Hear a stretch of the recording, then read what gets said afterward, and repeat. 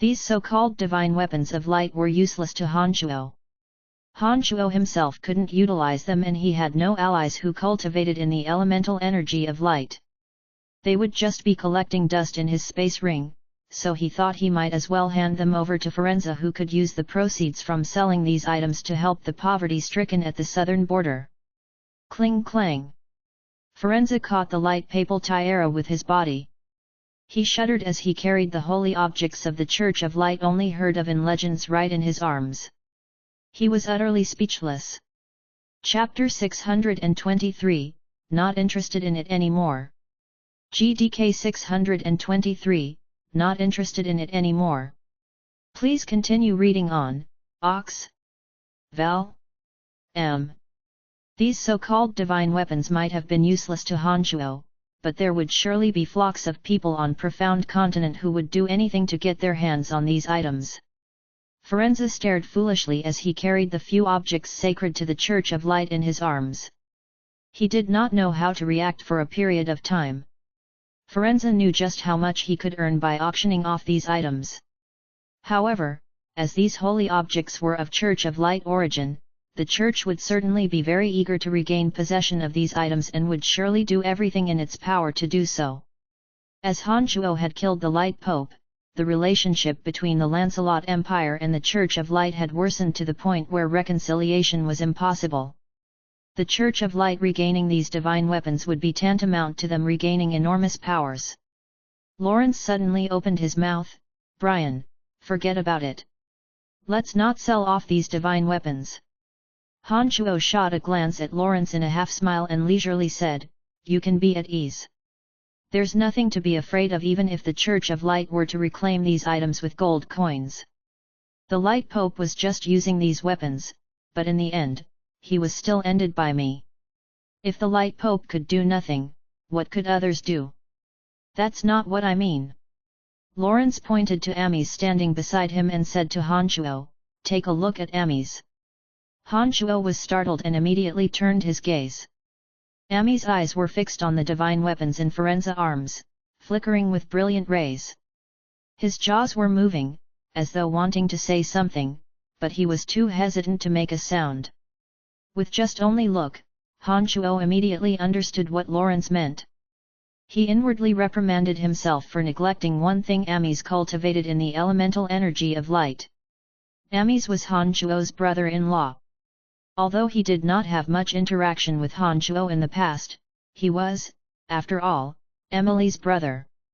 Besides, before Han Shuo rose in prestige, Amis had provided Han Shuo with plenty of assistance.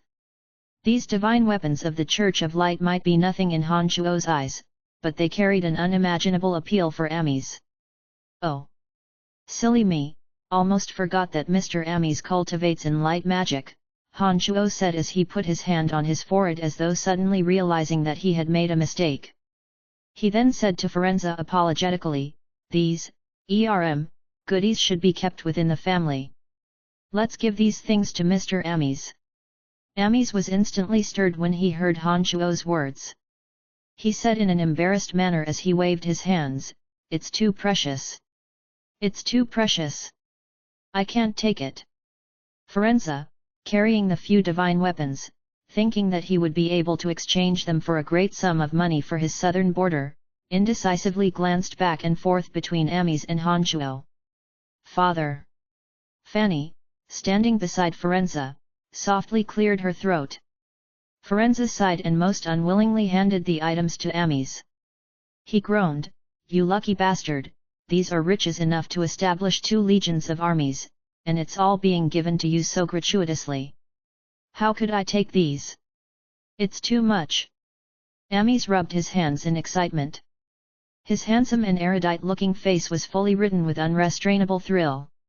Although he was saying that it was too much to accept, his 2 arms were spread wide open. Too much? Great, never mind then. Firenze detested hypocrites the most and he was annoyed to begin with. When the few divine weapons almost fell into Ami's wide-open arms, Firenze suddenly put on a serious face and pulled them back. Amis looked humiliated as he mumbled, this, no one knew what he was trying to convey. He. Fanny couldn't help but laugh when she saw Firenze deliberately teasing Amis out of annoyance. Others, too, found the scene funny and couldn't hold back their laughter. All right, I will ask Jack to get you some gold coins. Stop being so stingy. Hanchuo raised his voice and said to Firenze smilingly. Should have told me so earlier. Firenze muttered and handed those treasures to Amis. He groaned, hypocritical fellas like you are the most annoying of all. You obviously wanted the items but kept on acting like you don't. Pfft. Amis put on an awkward smile and remained silent. The treasures in his arms had washed away any unhappiness in his heart. He knew of Firenze's temperament and naturally would not hold a grudge for a matter so trivial. Brian, you must get me at least 1.5 million gold coins. Otherwise, I will not allow Fanny to tie the knot with you. Firenze gave Amis a supercilious look, let out a short, sinister laugh, and coerced Hanchuo. Father! Fanny shouted angrily and glared Firenze upon hearing his words. There was nothing and no one in the world that Firenze was afraid of, with the exception of Fanny. He immediately cowered his head when Fanny shouted at him. However, his gaze remained fixed on Hanchuo. He was ready to sacrifice his self-respect for the millions of citizens of his southern border. No problem. Hanchuo straightforwardly agreed as he was well aware of Firenze's concern for the people of the southern border and he was rather touched by it. Although Hanchuo had not been in Brettle City for a long time, he still had a clear understanding of its financial circumstance. For the past 5 years, Brettle City had not been burdened by wars. The city had been actively engaging in all kinds of high-profit margin businesses and had accumulated substantial wealth. Due to the unique political circumstances, Lawrence had no way of taking money from Brettle City and using it elsewhere. Only Hanchuo himself could do that. A mere 1.5 million gold coins would pose absolutely no issue for Brettle City. Besides, among the bounties that Greya and Pegasus had plundered from the Shrine of Ice, there were more than 2 million in gold coins. If the rest of the goods plundered were to be liquidated through the Boots Merchant Guild, he would gain more than 3 million gold coins. My good son-in-law, what a straightforward man! Haha, I'm liking you more and more. Firenze shouted and laughed heartily when Hanchuo gladly agreed to his terms. All right, things should be all right now. Ladies, gentlemen, you may dismiss, Hanchuo looked all around and warmly announced. Most of the aristocrats and bigwigs at the plaza had yet to sober up from their astonishment even till now. Their minds were still incredibly roused as they constantly replayed the conversation between Hanchuo and Lawrence. For these people, sacred grade experts were beings at the pinnacle of strength over the whole of profound continent. Demigod beings, those who transcended above the sacred realm, had only been heard of in the legends. Existences that exceeded the demigod realm were unheard of to these people. When they learned that Hanchuo might have attained a realm so terrifying that an average person would have difficulty imagining, they were completely staggered. However, most of them felt excited more than anything else, because Hanchuo was a citizen of Lancelot Empire. To their astonishment, they could vaguely picture the scene where Lancelot Empire ruled over the whole of profound continent. It filled their hearts with a new excitement for the future. Some even started to scheme on how to gain the greatest benefit from the soon-to-change situation on profound continent. Before leaving, Lawrence said sincerely as he tightly held onto Hanchuo's hand, I won't say anything superfluous, but it truly is a blessing for the Empire to have you. It is the people of the Empire who are blessed to have you. Hanchuo smilingly exchanged pleasantries and watched Lawrence leave with his imperial guards. Candide stood beside Hanchuo with a gloomy face. After everyone had left, he softly sighed and said, the Dark Mantle has indeed failed to fulfill its duty in failing to prevent the attack. You shouldn't blame yourself for this. The attackers were powerful beyond your imagination. Even if it was someone else in charge of Lancelot Empire's safety, they too would have no way of preventing it, Hanchuo comforted him.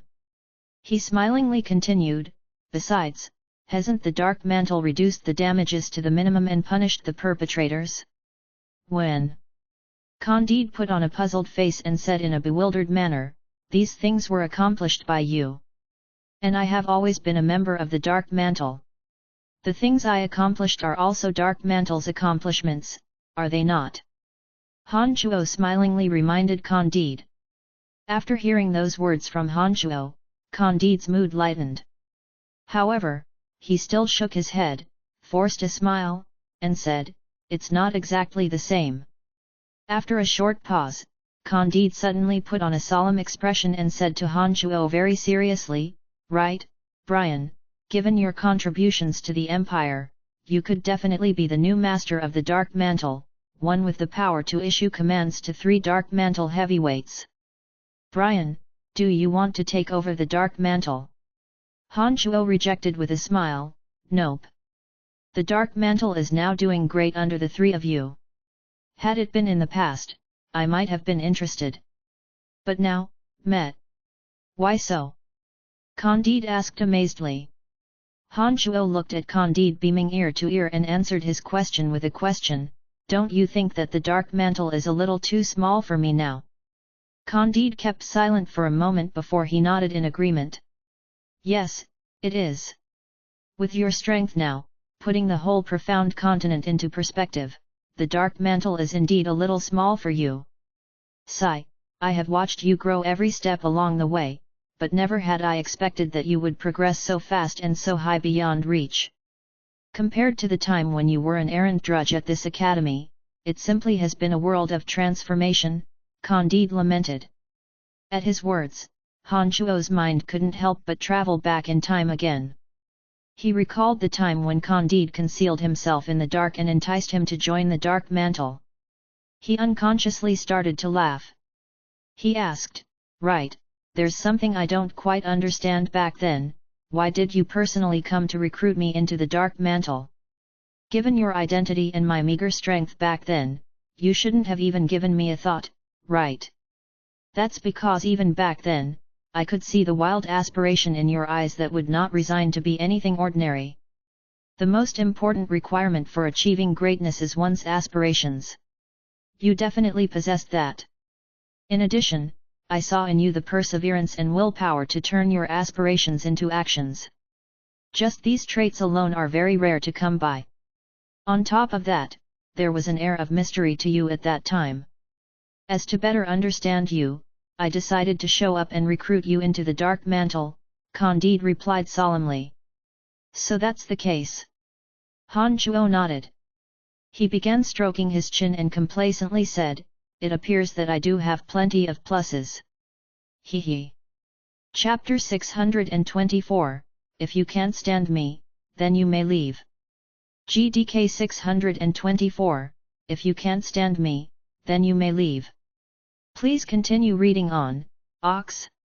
Val. M. Candide's spirits were slowly lifted after Han Chuo gave him a round of consolation. Emma, the former chancellor, had a brief conversation with him before returning to take care of various chores. Han Chuo gestured at Greya the Banshee from a distance. She immediately understood and left with Candide. Greya and Pegasus were the trump card experts that Han Chuo had slotted into the Dark Mantle. With the duo working for the Dark Mantle, missions that had previously been impossible were now a walk in the park. This allowed the Dark Mantle to better serve the Lancelot Empire. The aristocrats and influential figures of the Empire started leaving following Lawrence's departure.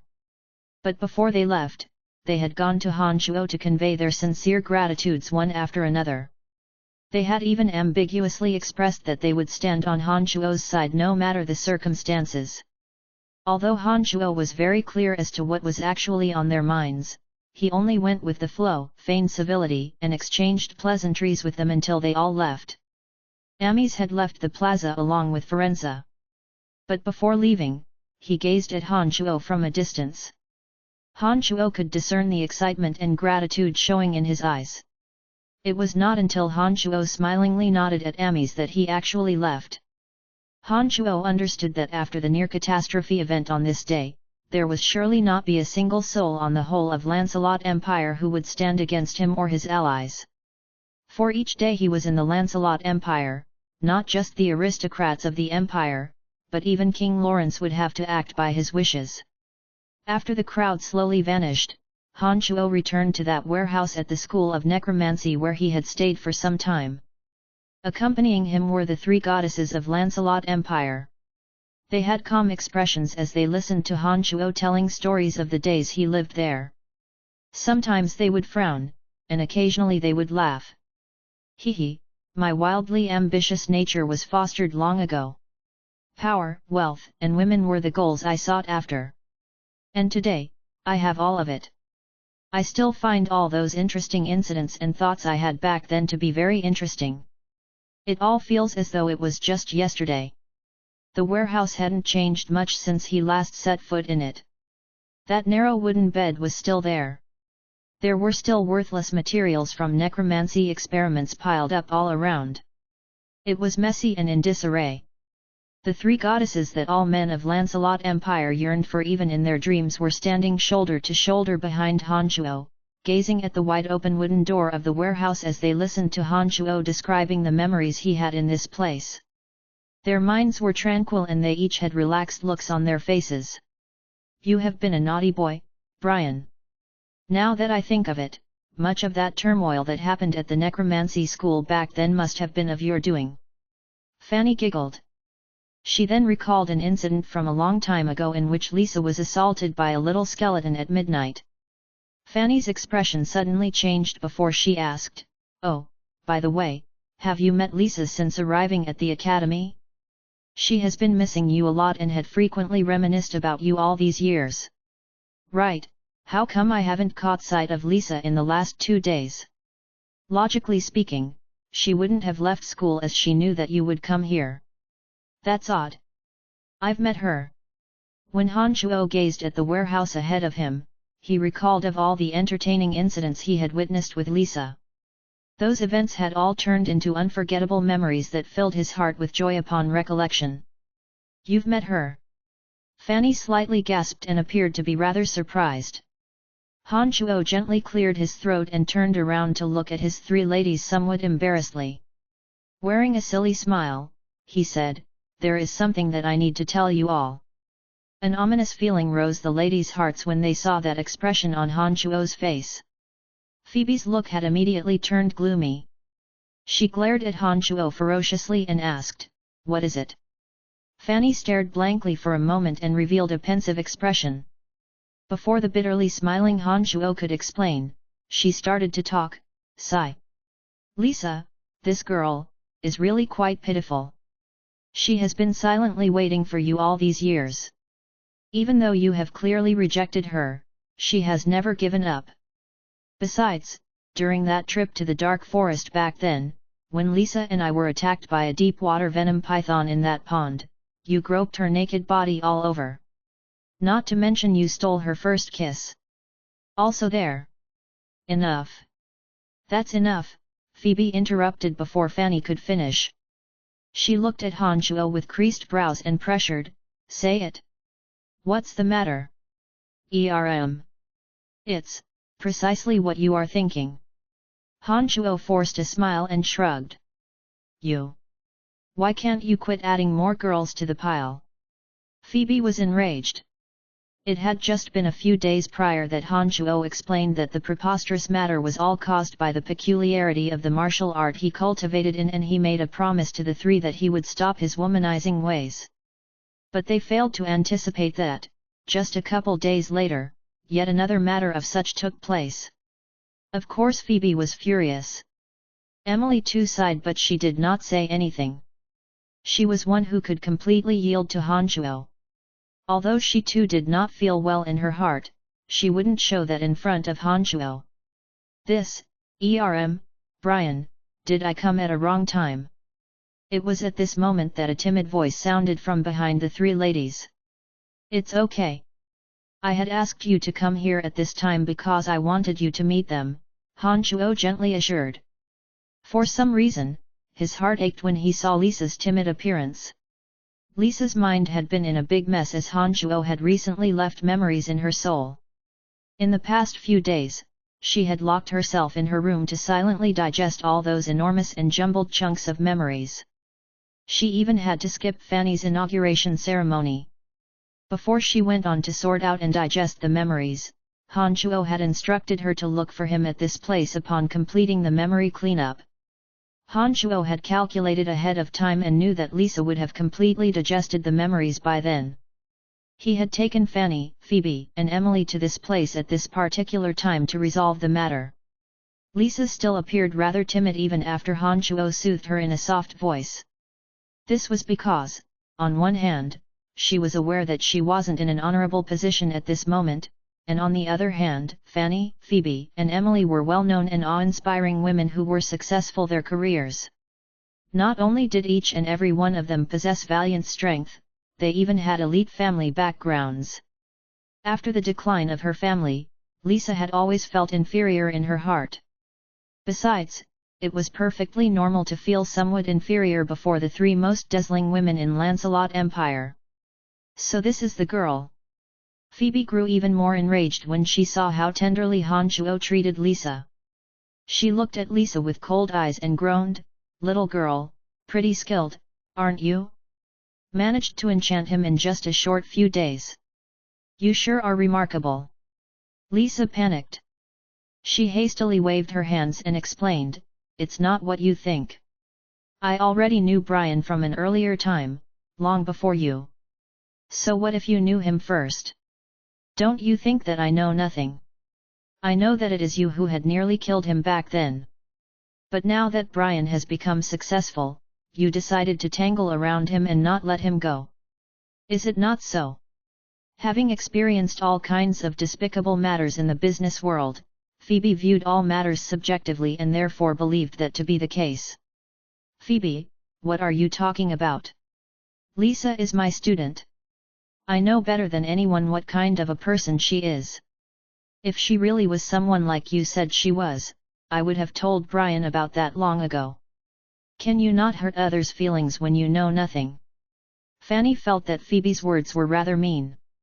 Although they were on the same battlefront, she couldn't bear to listen and do nothing. Phoebe and Fanny had become very close and without hostility since a long time ago. The three ladies had frequently met up to reminisce about the interactions they had with Han Shuo to lessen their intense longing for Han Shuo during his years of absence. Over time, the three had built up a close relationship. Phoebe did not refute Fanny's criticism but sized Lisa up with her brows furrowed. Perhaps it was because Han Shuo was being so gentle to Lisa, since no matter what, Lisa was just displeasing to her eyes. She continued with a cold voice, "As you can see, Brian already has the three of us. Regardless of what is actually on your mind, you should know when it is time to retreat. Whichever angle I try to look, you just don't fit in next to Brian." Lisa's eyes were instantly filled with tears when Phoebe told her so. I love him," she cried out as she stubbornly looked at Han Shuo. "Love? Do you know what love is?" Phoebe sneered. The more she thought of Han Shuo repeatedly getting into love affairs, the more her heart was filled with hatred. She furiously groaned, "Any kind of relationship mixed with benefits is not love." She did not acknowledge Fanny's words from earlier. She still believed that Lisa had seduced Han Shuo for his position and power. "I love him, completely and unconditionally," Lisa tearfully shrieked. After finishing those words, she looked at Han Shuo helplessly, as though he was her everything. "I don't believe you," Phoebe coldly scoffed. "I believe you." Unexpectedly, Emily, who had kept silent all along, and Fanny suddenly voiced at the same time. You too." Phoebe was stunned for a moment before she turned to squint at Fanny and Emily angrily. She had no idea why the two would prop up an outsider. "Enough!" Han Shuo coldly groaned. He then looked at Phoebe in a rather displeased manner and said, "Enough of talking about this. From now on Lisa will be your younger sister. As elder sisters, you should look after her and show her consideration. Don't make things so unpleasant for her. I will not admit her as my sister," Phoebe said coldly. The more Han Shuo sheltered Lisa, the angrier Phoebe got. Compared to Emily and Fanny, Phoebe was much more possessive. She had been repressing her grievance for Han Shuo's unfaithfulness for too long. And now, she finally detonated. Han Shuo had limited patience. Seeing Phoebe continue to be so menacing even as Lisa was crying her eyes out, Han Shuo was incensed from the heart. He fumed, "I don't care if you admit or not, if you can't stand me, then you may leave me. You don't get to veto over my decisions." What did you say?" Phoebe, who had been icily arrogant all along, suddenly pointed at Han Shuo in disbelief and said in a trembling voice. "If you can't stand me, then you may leave." Han Shuo repeated coldly out of anger. He then pulled Lisa away as she cried uncontrollably and left without giving Phoebe another look. Phoebe cried out bitterly as soon as Han Shuo left, "Ah! How could he be so heartless, how could he say that?" Chapter 625, Refining Spirit Demons. GDK 625, Refining Spirit Demons. Please continue reading on, Ox.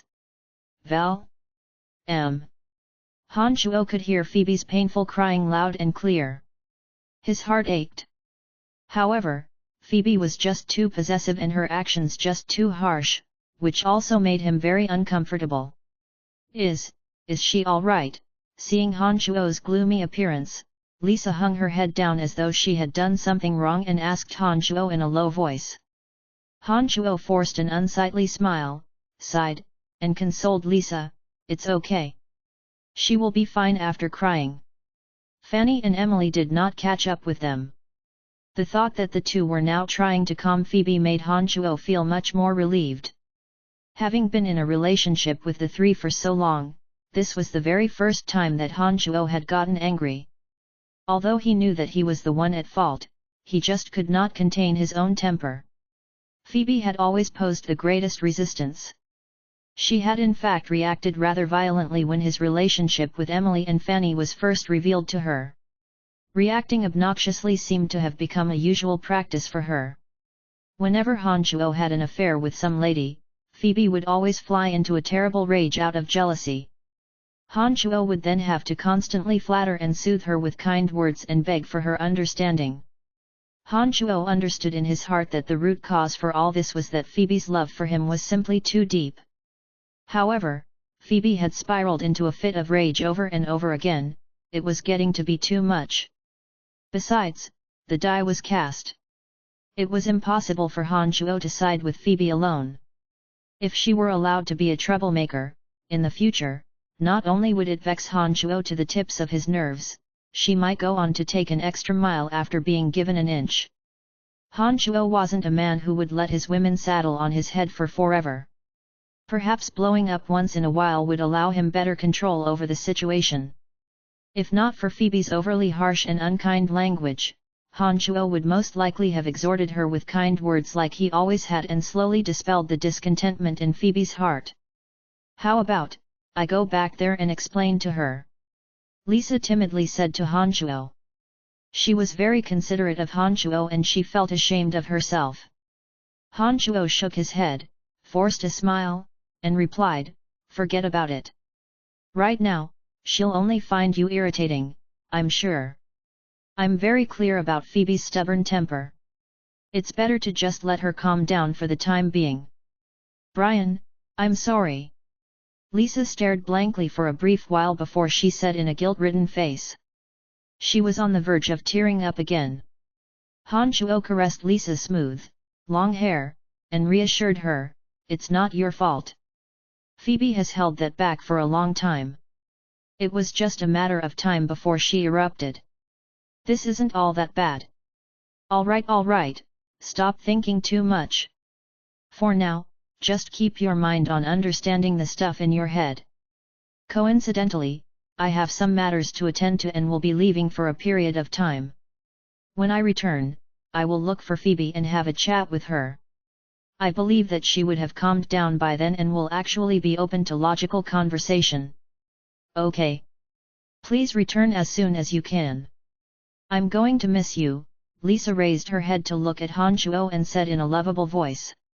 After talking to Han Shuo for a while, Lisa returned to the school of necromancy. Han Shuo circled around Phoebe using his consciousness and saw that she was no longer weeping, with Emily and Fanny consoling. His was slightly more relieved and silently left the Babylon Academy of Magic and Force. Han Shuo looked for Ermite Cotton and communicated with him briefly before leaving Asan City. By using the magical transportation matrices found in major cities, Han Shuo rapidly made his way to the Cemetery of Death at the Dark Forest. Inside, his two avatars were still slowly and silently recovering from the injuries they received from the last battle. As there was an intense presence of the element of death inside the Cemetery of Death, his avatar that cultivated in the element of death was recovering faster. He sufficed that it wouldn't be long before he would be as good as new. The avatar of destruction was recovering at a slower rate, but complete recovery wasn't too far away. Han Shuo had returned to the Cemetery of Death to uncover what was at the bottommost layer of the structure, as well as to refine spirit demons, the highest level of demon general, using the 3 souls that he had recently collected.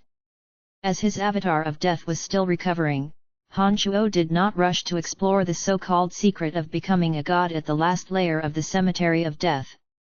Instead, he started out by deploying the formation to refine a spirit demon. After his 12 mystical demons perished, Han Shuo had been keeping an eye out for the materials required to refine spirit demons. In the Abyss realm, Han Shuo had acquired large quantities of rare and uncommon materials. To add to what he had plundered on the profound continent over the many years, he had gathered all the needed material for refining a spirit demon. That is, except for the most crucial part of the equation. He hadn't set about doing so earlier because he had not come to possess mighty souls.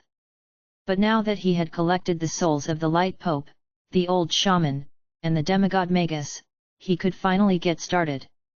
Han Shuo first etched on the empty ground ahead of the Cemetery of Death in accordance with the memory in his head. He carved out a complex diagram of a formation. To proceed, he summoned Earth Elite Zombie and asked him to carefully and neatly cut the ground accordingly.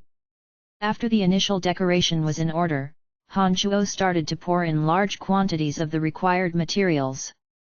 The uneven surface of the earth was densely covered with all kinds of bizarre materials. There were 3 oval holes at 3 sides of the formation. They would form a triangle if connected by lines. The holes were filled with bloody fluids that bubbled off. They filled the air with a nostril-assailing scent. After Han Shuo walked to the first hole, the skin on the tip of his middle finger ruptured and 3 drops of his blood essence fell into the hole. As soon as that happened, the bubbling bloody liquid in the hole suddenly boiled over. Colorful vapors rose in spirals.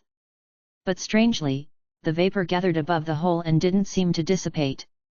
One after another, Han Shuo dropped 3 of his blood essences into the other 2 holes. Again, the mysterious, undissipating vapors took shape. Subsequently, Han Shuo sat on a protruded platform at the center of the formation. He pressed both his hands on the glossy, smooth and crystal-clear magical stone on the platform. An enormous amount of demonic yuan suddenly gushed out and pinholed right into the magical stone. In an instant, the magical stone burst out with gaudy magical lights. The dozen or so fine ditches that were connected to the magical stone, surprisingly, started to slither as though glowing serpents. If one were to look down directly from the top, one would see the fine ditches form a drifting spider web that was gently swaying and twisting. One could easily find beauty in its peculiarity.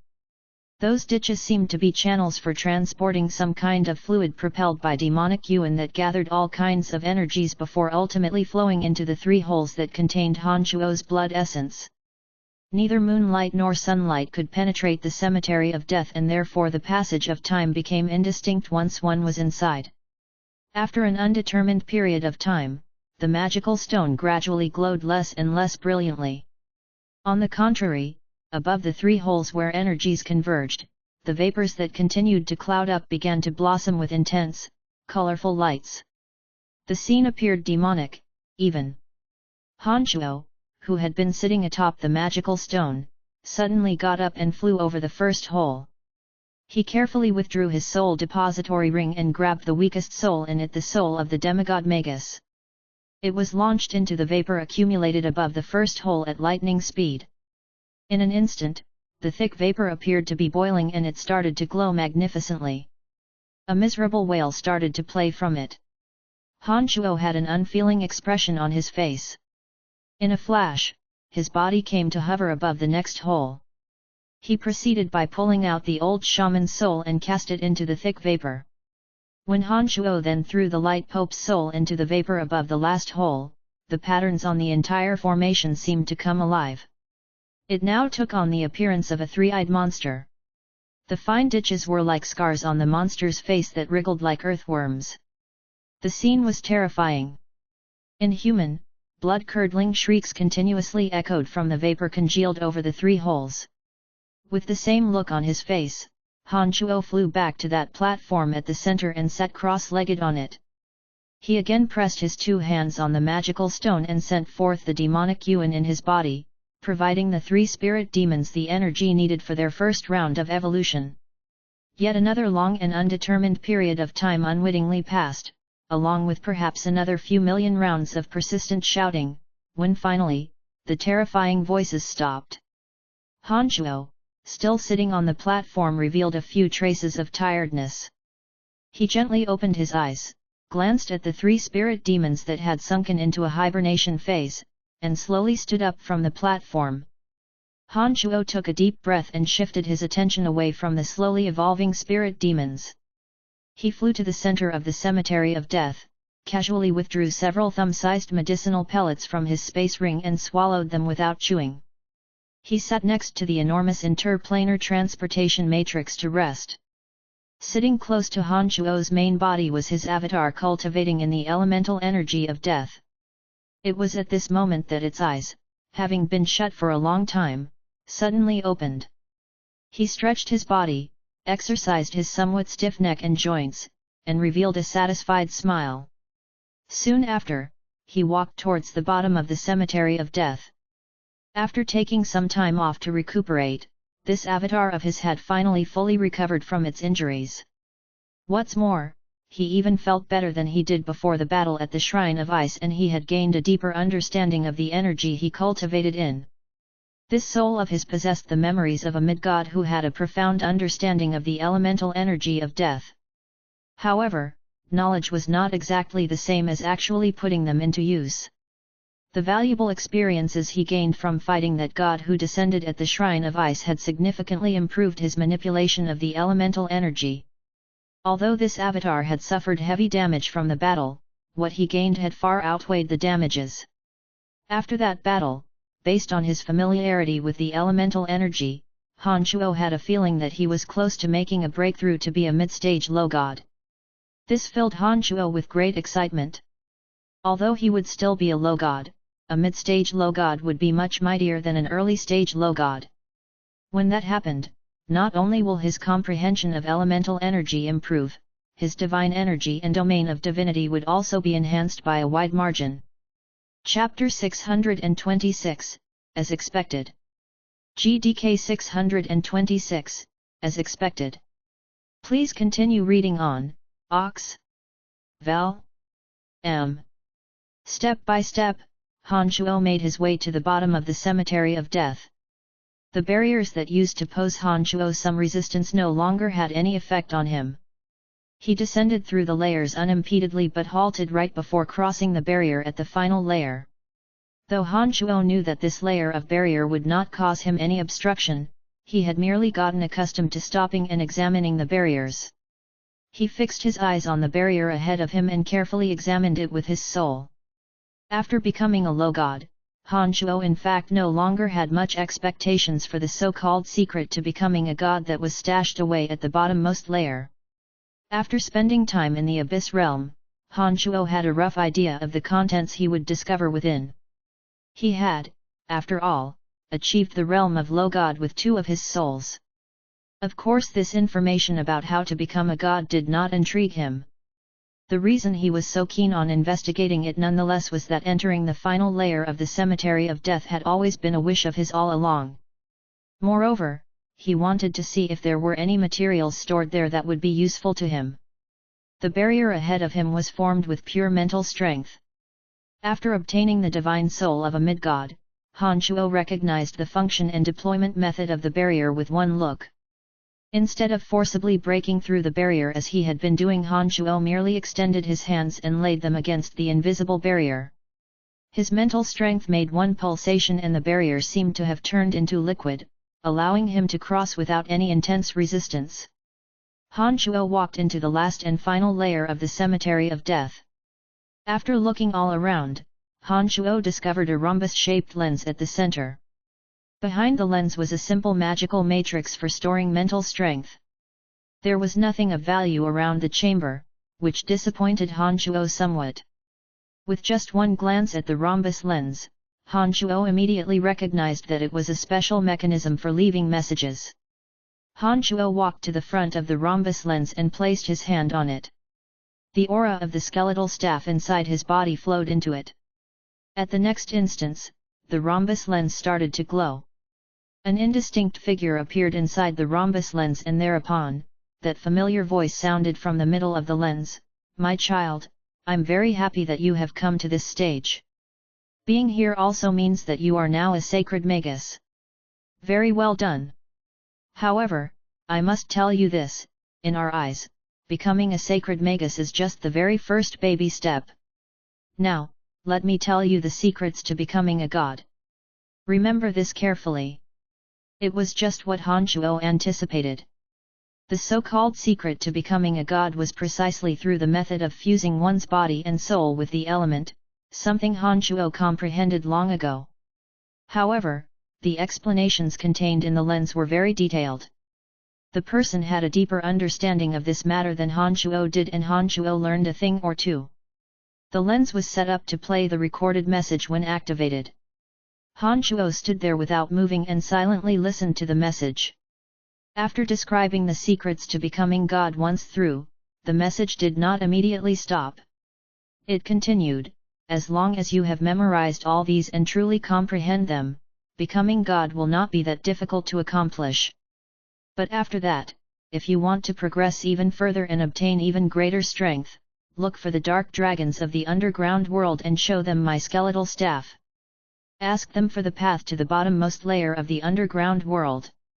There you will find great rewards. The cemetery of death isn't merely a place to hide. It also has attack mechanisms. First of all, inside the skeletal staff, you will find a deeper level of the understanding I have of the energy of death as well as basic knowledge about material planes. If you can master them, we might even have a chance to meet in person. Finally, best of luck." The figure within the rhombus lens started flashing until the lens fractured and disintegrated. As Han Shuo was already a god, the information inside the lens wasn't particularly exciting to him. After listening to the message left behind by that person, Han Shuo forced a smile and shook his head. He truly hadn't found anything particularly special or useful.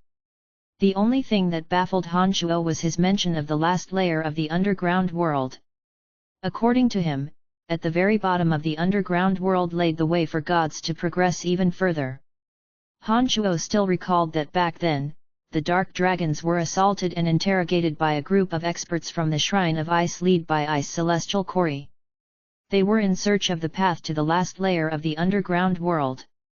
He had previously learned from Gilx, the patriarch of dark dragons, that the race of dark dragons had been living at the underground world to guard and protect the pathway leading to the last layer in accordance to the command of the original master of the skeletal staff. Upon reflection, he reckoned that there really could be something miraculous at the deepest layer of the underground world. Otherwise, those from the Shrine of Ice wouldn't have traveled thousands of miles just for some subterranean exploration, and the owner of the skeletal staff wouldn't have been so concerned about it for so long. Perhaps it was because his strength had been advancing by leaps and bounds. Han Shuo grew to lack expectation and excitement towards many things. After thinking through about the message, Han Shuo was sure that he hadn't learned anything new. His avatar of death walked back to the interplanar transportation matrix and sat cross-legged again on the same spot. He withdrew a divine essence of death he obtained from the void and silently digested the elemental energy of death contained inside. This divine essence of death was extremely precious and it hadn't been easy for Han Shuo to come by. It could provide him with enormous benefit in growing his divine energy. Han Shuo treasured the item very much. Han Shuo planned on recombining all three souls before heading to the Calamity Church headquarters. However, his avatar of destruction had yet to fully recover, while his main body that had exhausted a great amount of demonic yuan in refining the spirit demons also needed some time to recover. Hence, Han Shuo decided to have his avatar of death absorb the piece of divine essence during that period, as well as to properly digest the experience previously obtained from the great battle. Inside the cemetery of death, all three of Han Shuo's bodies were sitting cross-legged in silence. They were either recovering their energy or absorbing more. Time flew by swiftly and unnoticed. After an undetermined period of time, when all three of his bodies had fully recovered, Han Shuo finally left the cemetery of death. The three spirit demons were still in hibernation stages. Han Shuo knew that as spirit demons possessed the ability to constantly evolve, they would take a much longer time to refine compared to other types of demon generals. Upon completion, the spirit demons would be patiently waiting for Han Shuo to collect them. Han Shuo didn't need to keep watch at all times, and so he was comfortable with separating from the spirit demons. Han Shuo had no idea precisely how long he had stayed inside the cemetery of death.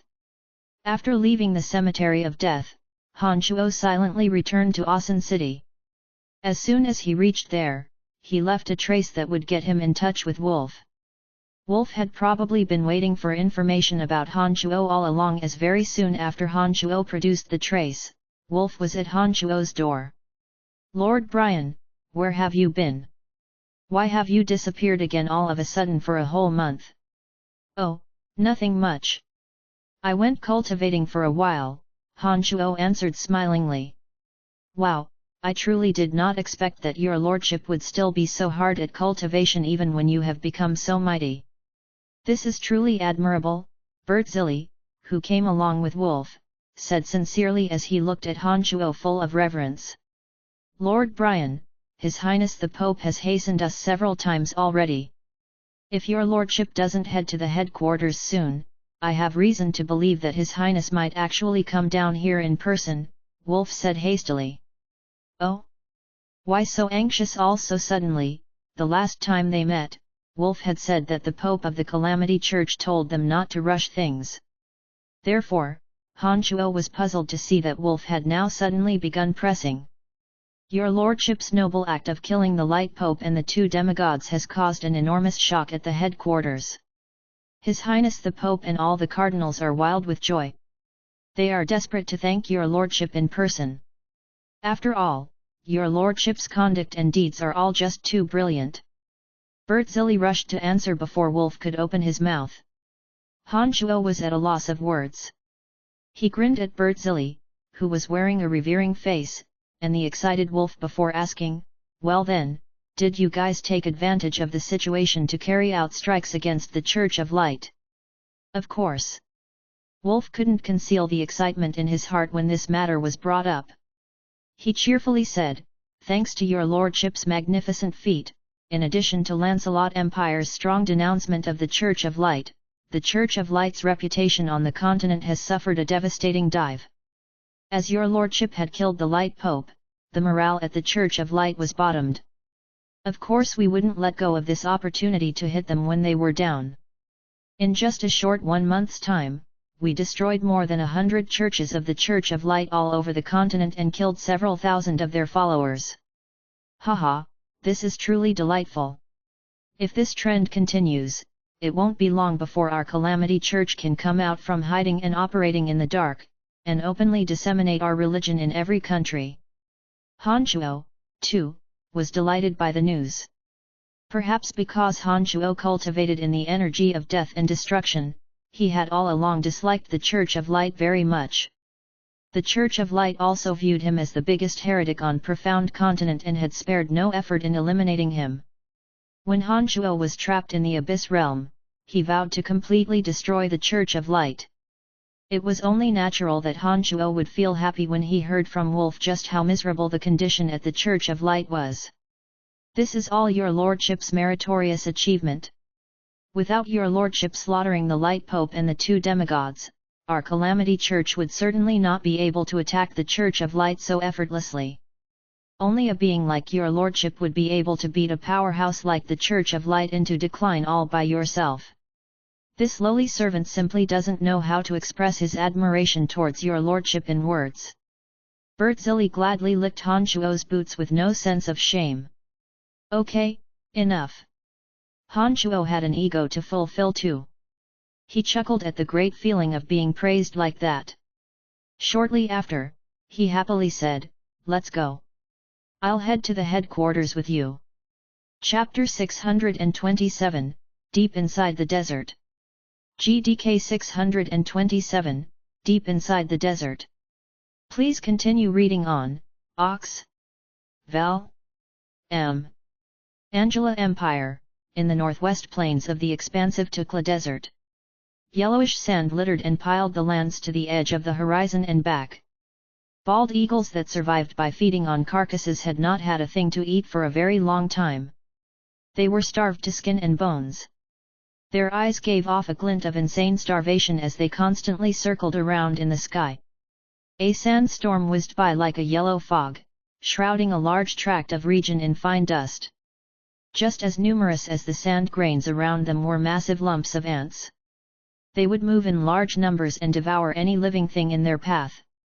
Some of the magical beasts that roamed in the deserts couldn't escape from those ants and were stripped to the bones. All throughout the journey, strange and rare skeletons of ferocious beasts could be seen all over the place.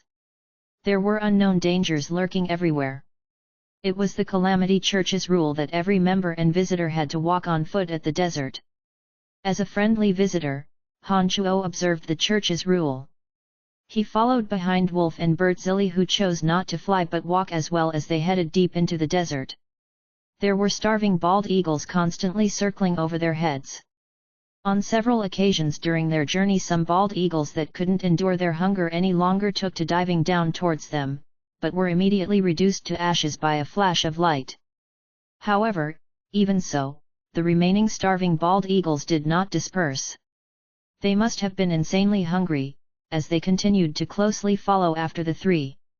These bald eagles are really annoying. You two have killed 7 of them in the journey so far.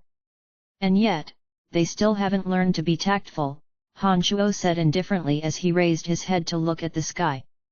For your lordship's information, in Tukla Desert, the primary source of food for these bald eagles are corpses of merchants. However, as the environment in Tukla Desert has grown worse and worse over these past few years, with all too many dangers, even the greediest of merchants dare not to traverse the Tukla Desert. Hence, these bald eagles did not have anything to eat for a long time and are starving like crazy. It's very difficult to come by another living soul in this place. It'd be a wonder if they would leave us alone. Bertzili smiled and explained to Han Chuo in a fawning manner.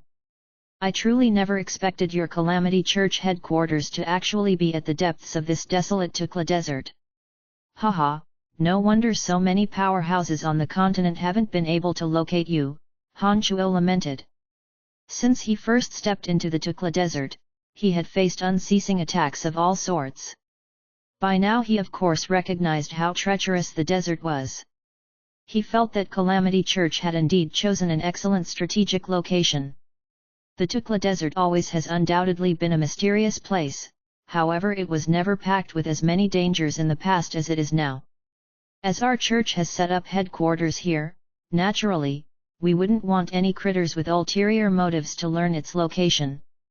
Of those man-eating ants, blood-sucking bees, and the mutated venomous desert scorpions your lordship saw along the way, a great majority of them were intentionally produced by us after we established ourselves in the desert.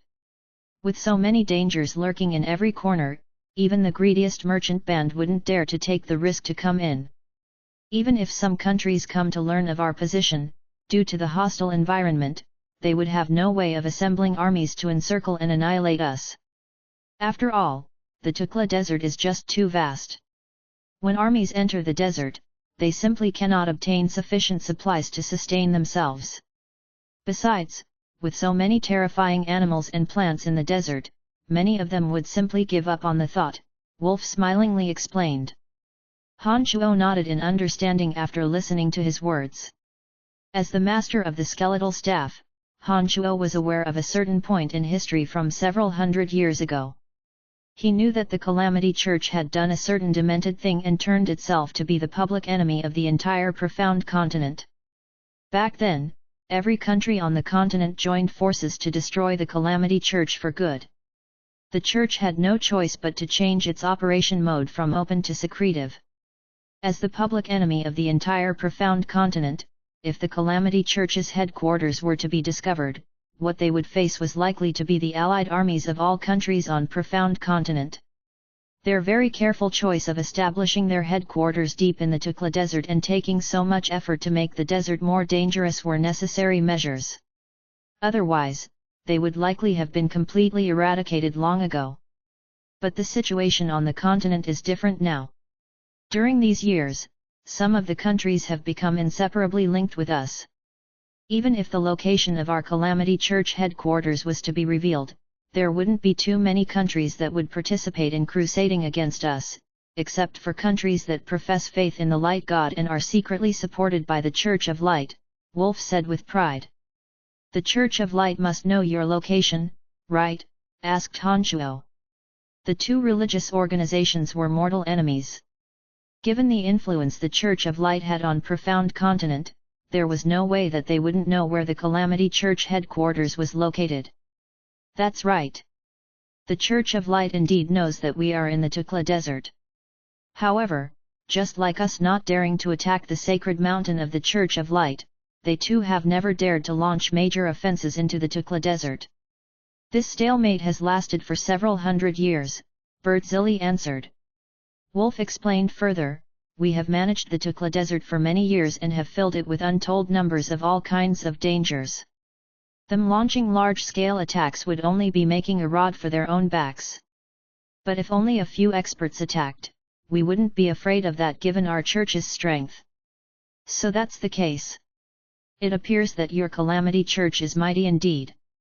Perhaps the only power on the whole of profound continent that could make the Church of Light feel apprehensive is your church, Han Shuo nodded and praised. Haha, my lord, you have misspoken. You mean our Calamity Church? Ever since the skeletal staff reappeared with you, the Calamity Church has considered your lordship as one of our own. It doesn't matter if you acknowledge that or not, but your lordship is always one of us. Even the Church of Light considers you so, Birdzilly laughed and said to Han Shuo in a cunning manner. He seemed very proud of himself. Han Shuo smiled and did not make any comment on Birdzilly's words. As most of the perils on the Tukla Desert were arranged there by the Calamity Church, they had the means of defusing them. Some of the most terrifying creatures such as man-eating ants and blood-sucking bees they met along the way were repelled by Wolf and Birdzilly using a type of exotic incense. While magical beasts that suddenly emerge from sand dunes which would be a nightmare for merchants were effortlessly taken care of by Wolf. Although they faced many dangers in their journey, the trio was unimpeded. Enduring the scorching sun hanging over their heads and the searing sand beneath their feet, step by step they walked into the depths of Tukla Desert. Although the three walked on foot, their moving speed was faster than that of an ordinary person sprinting. They would appreciate the bleak yet majestic scenery of the desert as they walked, or perhaps discuss certain insider matters of the Calamity Church. At a time where the chilling wind of nighttime was blowing wildly, Birdzilly and Wolf suddenly stopped at an enormous field of uneven sand dunes. Why are we stopping? Han Shuo asked confusedly as Wolf and Bird halted in their tracks. There were only big and small uneven sand dunes all around him with no man-made features visible. We have arrived, Wolf smiled and explained. Han Shuo raised his eyebrows. Han Shuo, who had been breathing in the beautiful scenery, suddenly unfolded his consciousness. He suddenly began to chuckle. He nodded and said, so, it's underground. Oh, I sensed numerous presences of life underground. The facility under there appears to be massive. Your lordship is indeed extraordinary to be able to sense the situation underground through all those barriers around the headquarters. Birdzilly exclaimed in admiration. He was aware of just how many concealment boundaries were overlaid from the sand dune to the Calamity Church headquarters.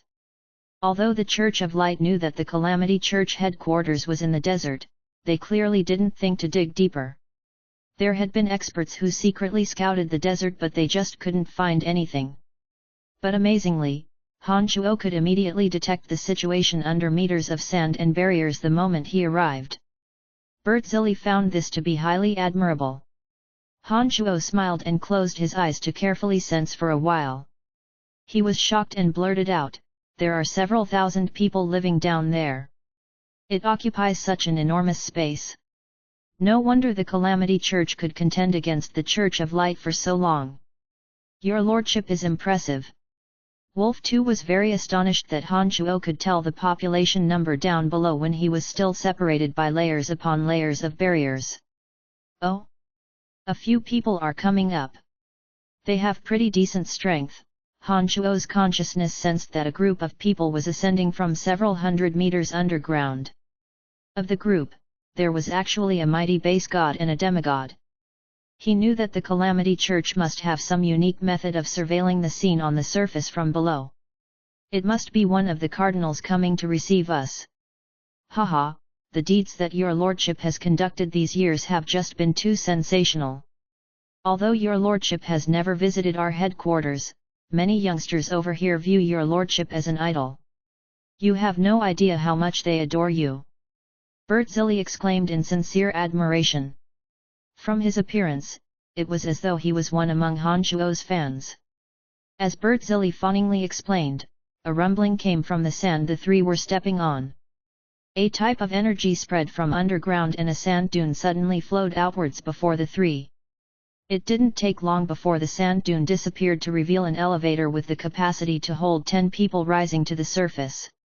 A big fatty with an extremely robust build occupied more than half of the space in the elevator. His small eyes swelled and sparkled as he drooled at Han Shuo and the party, beaming ear to ear. Han Shuo sensed a mighty energy of destruction from this big fatty's body.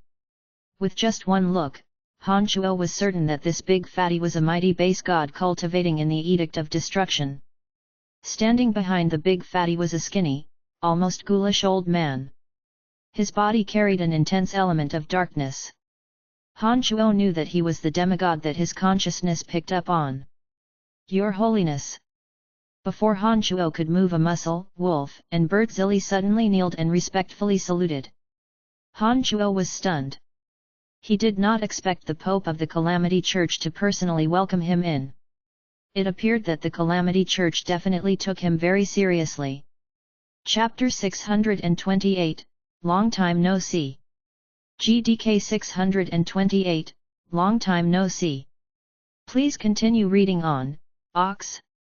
Val. M. Get up, called out the mountain of a man to the two enthusiastically. Shortly after, he walked off from the elevator and said to Han Shuo with a big cordial smile, "Brian, you have finally come. We have waited for this day for nearly 10 years. The big fatty was extremely welcoming. Although this was his very first time meeting Han Shuo, he behaved as though he had known Han Shuo for ages. He did not display the default reservation that one normally would when meeting a stranger. This caught Han Shuo by surprise. Han Shuo returned the attitude in kind.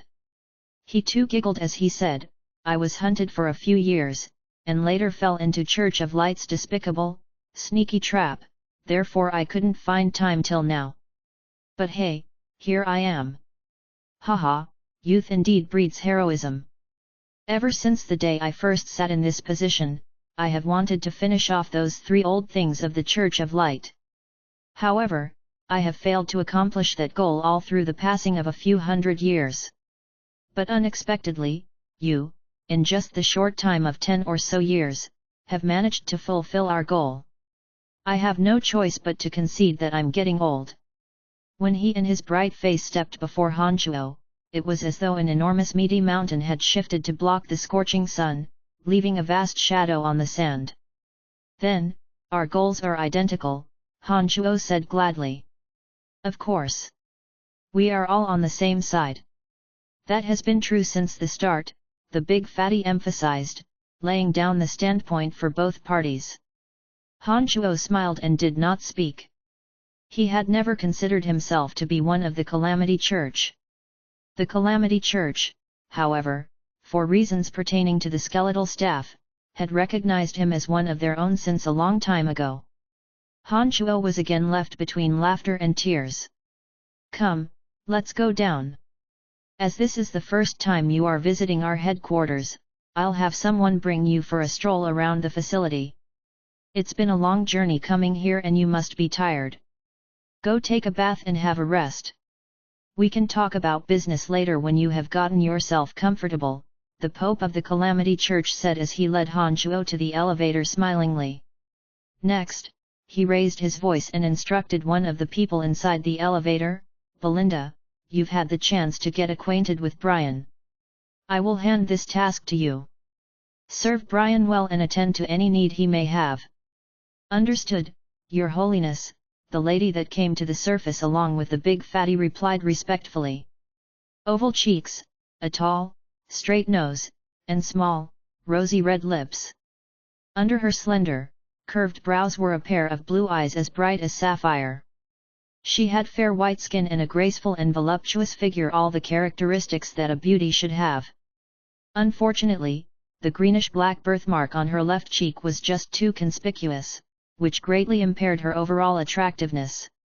She was Belinda, the first member from the Calamity Church that Han Shuo had met. Han Shuo felt giggly in his heart to meet this female alchemist again after many years. He still remembered that when he first met Belinda, he was deeply shocked by that golem she produced, as well as many of the previous interactions he had with her. The Belinda now appeared to be in fear and reverence when she faced Han Shuo. Back then, she had tried to kill Han Shuo and was subsequently held captive by him for a period of time. But when they met again this time, Han Shuo had become a character that she could not afford to offend. This worried her that Han Shuo might still hold a grudge towards her and therefore take some form of retribution. Standing beside Belinda was Dark Grand Magus Edwin.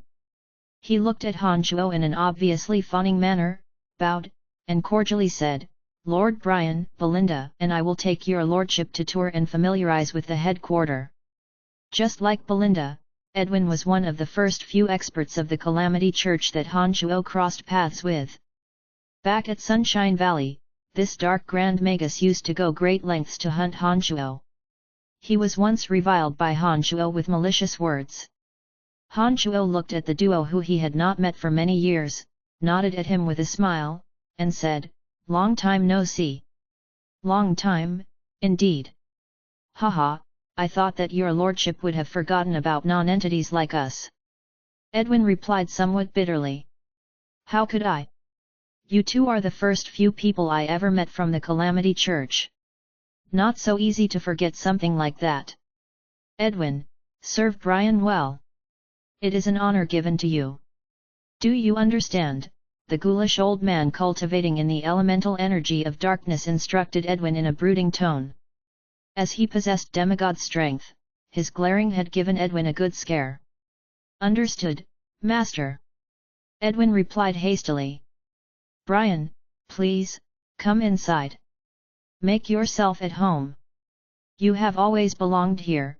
After giving Edwin an intimidating reminder, that skinny old man let out a hollow laugh, respectfully turned his body to the side and indicated for Han Shuo to enter the elevator.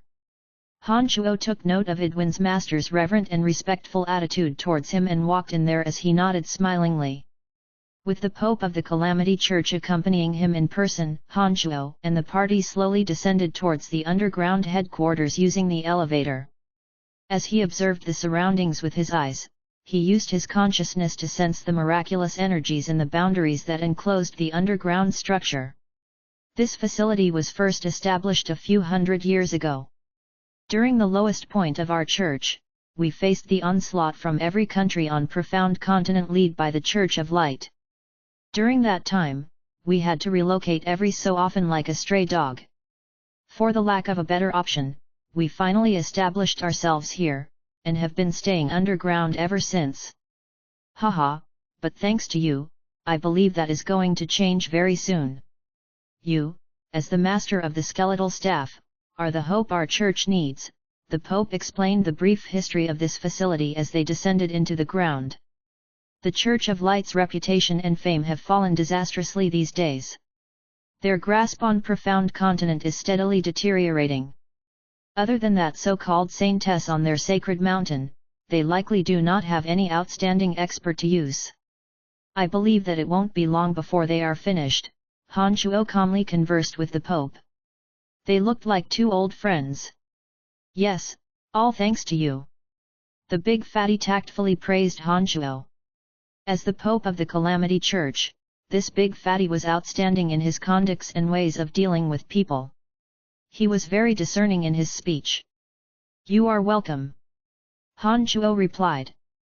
Han Shuo and the Pope happily chatted as the elevator they were in descended hundreds of meters. It finally arrived before a majestic doorway to an underground palace. Upon arrival, the big fatty did not continue chatting with Han Shuo. He told him, "All right, I'll let Belinda and Edwin take you on a tour to familiarize yourself with this place. I'm going to inform the cardinals of your arrival. We can talk proper business tomorrow after you have properly rested." "Sure." Han Shuo nodded. He was indifferent towards the arrangement. As Han Shuo's consciousness covered an extensive area, he already had some idea of the scale of the headquarters. Even the distribution of members inside the facility was clear to him under the probing of his consciousness. Although he had not surveyed the compound with his own eyes, he felt like he already knew this place. When the Pope and the slightly built old man left, Wolf and Bert Zilli followed after. They were probably going to report to the fatty about some of the things that happened outside. Edwin and Belinda appeared rather reserved when all these people disappeared. Their gazes towards Han Shuo were somewhat anxious and panicky. They were nervous and seemed to be at a loss for how they should interact with Han Shuo. Before, the duo wouldn't have been so uneasy when facing Han Shuo. However, the gap of identity and status between them now was just too great. They had no choice but to be very careful. "This Lord Brian, where would you like to visit first?" Edwin said with a flustered smile as he looked at Han Shuo with complicated emotions in his eyes. Han Shuo easily discerned that Edwin was in an awkward position and knew Edwin was worried about him still holding grudges for what he did back in those years. Belinda was the same.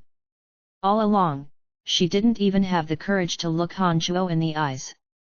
In recent years, she had unavoidably heard about the glorious achievements of Han Shuo's. She felt bitter as she watched Han Shuo stride giant step by giant step towards the pinnacle of glory. "Guys, do you really have to be so overcautious with me? After all, we could be considered acquaintances. Those things you did back then weren't that serious. Besides, I did not get injured or lose a hair because of that. What are you guys so afraid of?" Han Shuo asked as he smirked. Upon hearing Han Shuo's words, the two forced smiles on their faces. Edwin again respectfully bowed at Han Shuo and earnestly said, "Lord Brian, what we each did before was indeed wrong. But when we later learned that your lordship is in possession of the skeletal staff, we no longer dared to have any intentions of causing you harm. The Church of Light is our mortal enemy, and I had an immense blood debt with that Ferguson your lordship killed. I couldn't be more grateful to your lordship for killing Ferguson, not to mention all those experts of the Church of Light you slaughtered. If your lordship wishes to pursue matters we did back then, we will raise no objection. Yes, you are the hope for the Church, a character that even His Holiness the Pope would personally welcome. We will not resist, nor could we resist. Just do whatever you want to do to us," Belinda said with a low voice, asking Han Shuo to mete out the punishment like a sheep waiting to be slaughtered. Han Shuo couldn't help but burst into laughter. He shook his head and smilingly said, "I have long forgotten about those trivial matters. I didn't expect that you would still be haunted by them, and so deeply at that. Be at ease. Given my identity and strength now, how could I put you two to trouble for something so insignificant? You have been worrying for nothing." Upon hearing those words, their faces lit up. They carefully lifted their eyes onto Han Shuo and noticed that Han Shuo didn't look like he was joking. They let out a sigh of relief before hastily expressing their gratitude. "Thank you, my lord. Thank you, my lord. Let's go. I want to have a good look at this place. This is my first time in the Calamity Church and I'm rather curious," Han Shuo said, smiling as to dispel the nervousness of the two. All three of them knew that their attitudes towards each other had obviously changed because of their majorly contrasting identities. The two who used to behave arrogantly before Han Shuo now carried fawning smiles on their faces. They explained the circumstances of this place in detail and did everything they could to avoid Han Shuo's displeasure in any aspect. Chapter 629, It'd be too easy for me to just off you like that. GDK 629, It'd be too easy for me to just off you like that. Please continue reading on, Ox. Val. M. The Calamity Church headquarters was several hundred meters under the desert. Its compound was as vast as the sands. Compared to the Dark Mantle headquarters, not only was this facility infinitely bigger, it also had much tighter security. It was much like a mini-city. Although they were underground, the space did not appear eerie dark as Han Shuo had imagined. Bright magical illumination balls could be found at every corner, lighting up every inch of the surface. The facility was separated into several units. There were blacksmith workshops for refining all kinds of weapons and magical instruments, temples for consecrating and worshipping the evil god, training grounds for meditation and martial arts training, libraries where all kinds of ancient magical tomes could be found, storerooms containing precious and rare materials on magical beasts accumulated over hundreds of years. This place had everything that a solid religious organization should have. Other than those essential facilities, there were amenities for relaxation and resting. For instance, there was a bathhouse with pools of hot groundwater where people could relax their muscles, and an expansive promenade complete with patterns of countless unnamed evil gods carved into the walls where people could socialize and discuss their cultivation. Although the Calamity Church was a stringent organization, the people in this place did not appear heavy and down. Han Shuo, with a formal smile on his face, followed behind Belinda and Edwin who lead him through every region. He even tried out the hot bath and got a change of clothes. He was absolutely unwound. As those members of the Calamity Church that Han Shuo met along the way were not aware of his identity, they did not make a clamor. Han Shuo carefully observed around for a moment. He noticed that all those members of the Calamity Church he came across all seemed completely complacent, almost to the point of delight. It was as though they had met with something happy. This got Han Shuo curious. He didn't hesitate to ask Belinda beside him, "Did something joyous recently happen to the Calamity Church? Why is it that all those people we passed by appear quite happy?"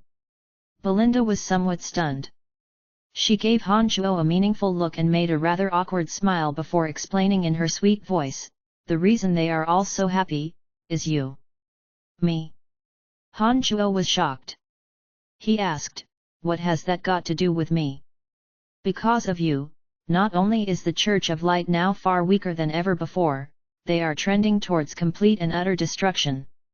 To us members of the Calamity Church who view the Church of Light as a mortal enemy, nothing can get more exciting than this news. In addition, they caught wind of your plans to come here. You are an idol to everyone here, all of them want to meet you."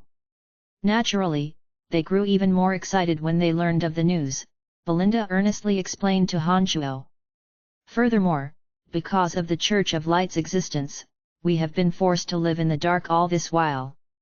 Generally, we wouldn't dare to openly state our identity before the commoners.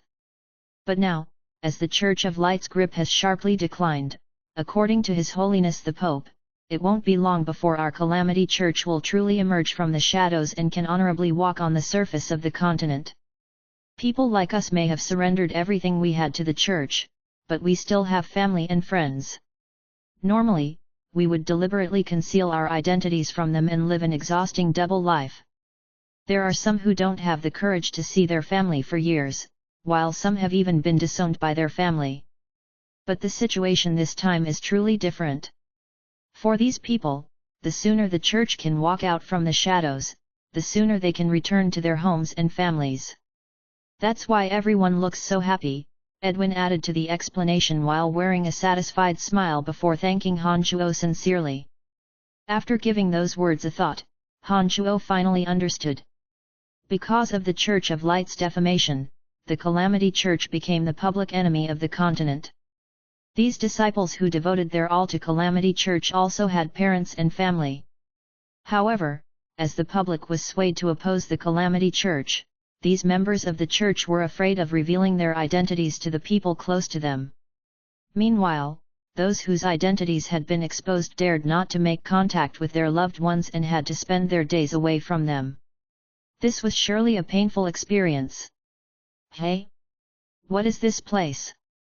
Following behind Edwin and Belinda, Han Shuo came to a region with a coarse architectural style which was sealed off by a big, dark door made of iron.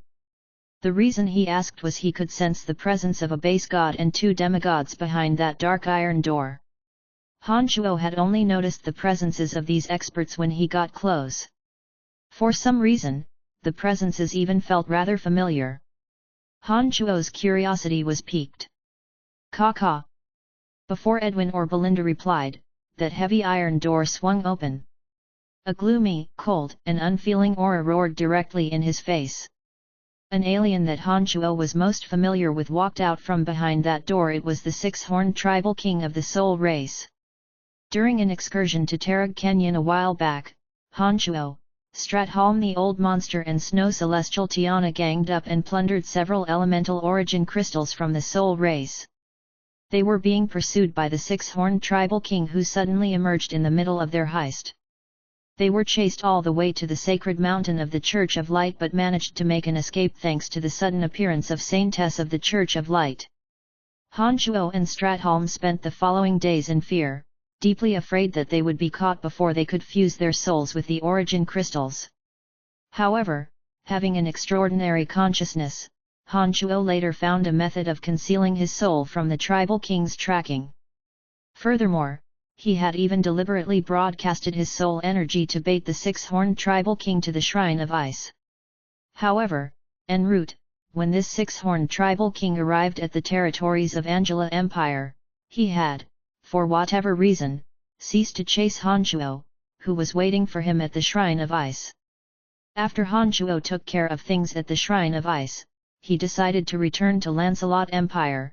On his journey which he encountered the Primordius Dragon at Dragon Valley right in the lush of the Dark Forest. There, he was betrayed by the Primordius Dragon and the Church of Light and was cast to the Abyss Realm. After returning to Profound Continent, he was busied with matters related to Lancelot Empire and exacting vengeance, and neglected this enemy.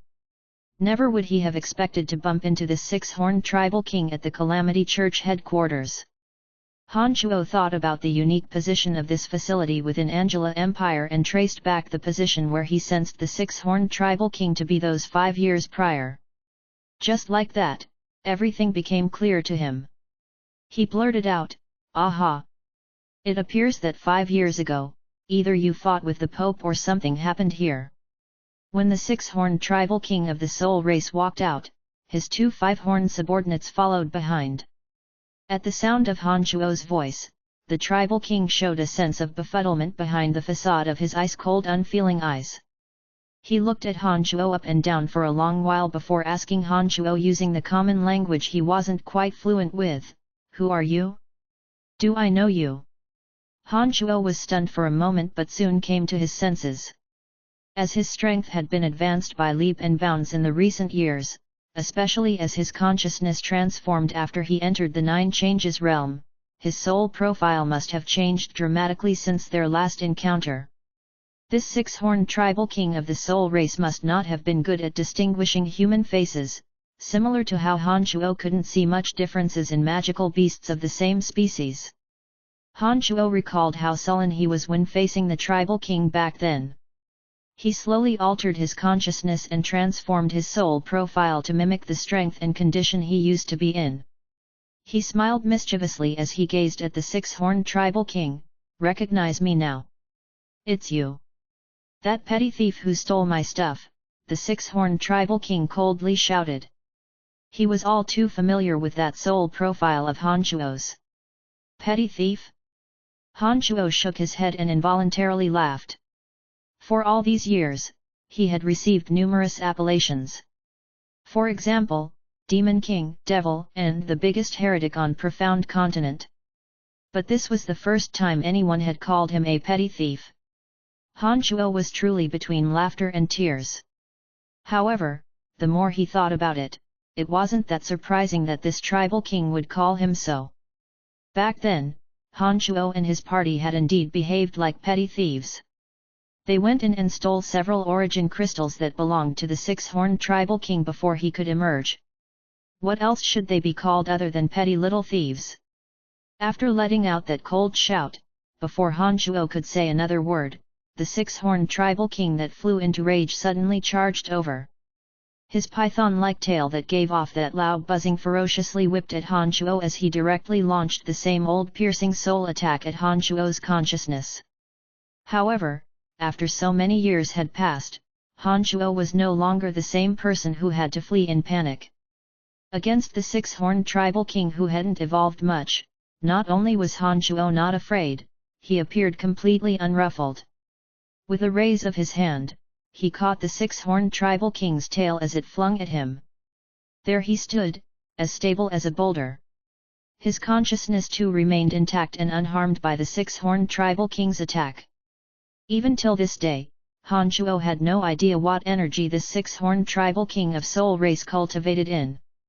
All he knew was that his strength could be approximated by counting the number of horns on his head. Han Shuo reckoned that the energy likely had something to do with the special ability of his race. How did you get so strong so suddenly? The six-horned tribal king of the soul race was startled when the dual attack on the body and soul was easily intercepted by Han Shuo. He stammered as he cried out in surprise. Han Shuo laughed mischievously. The demonic yuan in his body suddenly erupted. His other free hand shot out at lightning speed and dug into the tribal king's neck in an instant. He sent his enormous body straight against the dark ironstone wall right behind him and locked him firmly in place. Cling! The demonic blades were unfurled and stuck into the wall next to the six-horned tribal king's neck. The frosty aura that the blades gave off made the six-horned tribal king afraid of budging even by a hair's breadth. As of now, it'd be too easy for me to just off you like that. Do you understand? Han Shuo said indifferently as he looked at the six-horned tribal king with a smirk. The fear showing in the tribal king's eyes grew more and more intense. He stared straight into Han Shuo's eyes for a few seconds before nodding in a stupefied manner. Good. Then you better behave yourself. Let's have a chat. Han Shuo said composedly, letting go of his big hand pressing against his neck. Chapter 630, Petty Thief. GDK 630, Petty Thief. Please continue reading on, Ox. Val. M. All this took place in just the fraction of a second. Belinda and Edwin didn't even realize what was happening until it was well over. All they saw was that the six-horned tribal king was suddenly pinned down by Han Shuo and unable to move a muscle. After letting go of the tribal king, Han Shuo calmly looked at the tribal king still nailed to the wall and maintaining the same posture. Strange lights were flickering from the six-horned tribal king's eyes. He looked to be in deep thought. Lord Brian, this is our honored guest. Edwin suddenly came to his senses and stuttered to Han Shuo. Belinda looked deeply and attentively at Han Shuo with complicated emotions in her eyes. Her heart was filled with bitterness as she came to witness just how different Han Shuo had become. When this six-horned tribal king of the soul race caused havoc to the Calamity Church headquarters 5 years ago, Belinda just so happened to be there. She had witnessed with her very own eyes the scene in which this six-horned tribal king stood high and tall even as he faced the Pope and several other cardinals. She was very clear as to just how mighty this six-horned tribal king was. However, it was precisely this very same alien race expert who was being held down by Han Shuo so suddenly. Furthermore, this alien expert had even calmly admitted to the fact that he was inferior to Han Shuo. Belinda was appalled. It had merely been a dozen or so years. How could this person become so inconceivably mighty? Belinda felt even more fearful the more she thought about it. She was further humbled for the fear she might do something inappropriate and cause Han Shuo's displeasure. Honored guest. Han Shuo looked at the six-horned tribal king smilingly, kept silent for a moment, and nodded as he said, "That makes sense.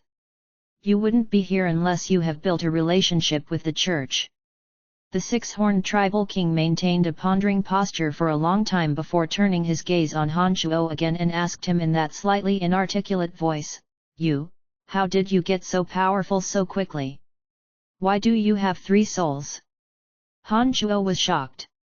He also appeared rather surprised as he asked, "How did you know I have 3 souls?" The 2 souls of Han Shuo's avatars were stored inside Han Shuo's body.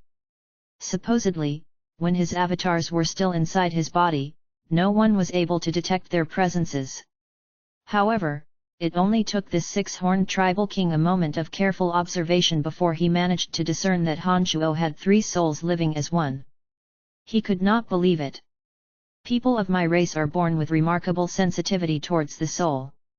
The reason that I could sense your position anywhere on the continent back then was thanks to this unique ability.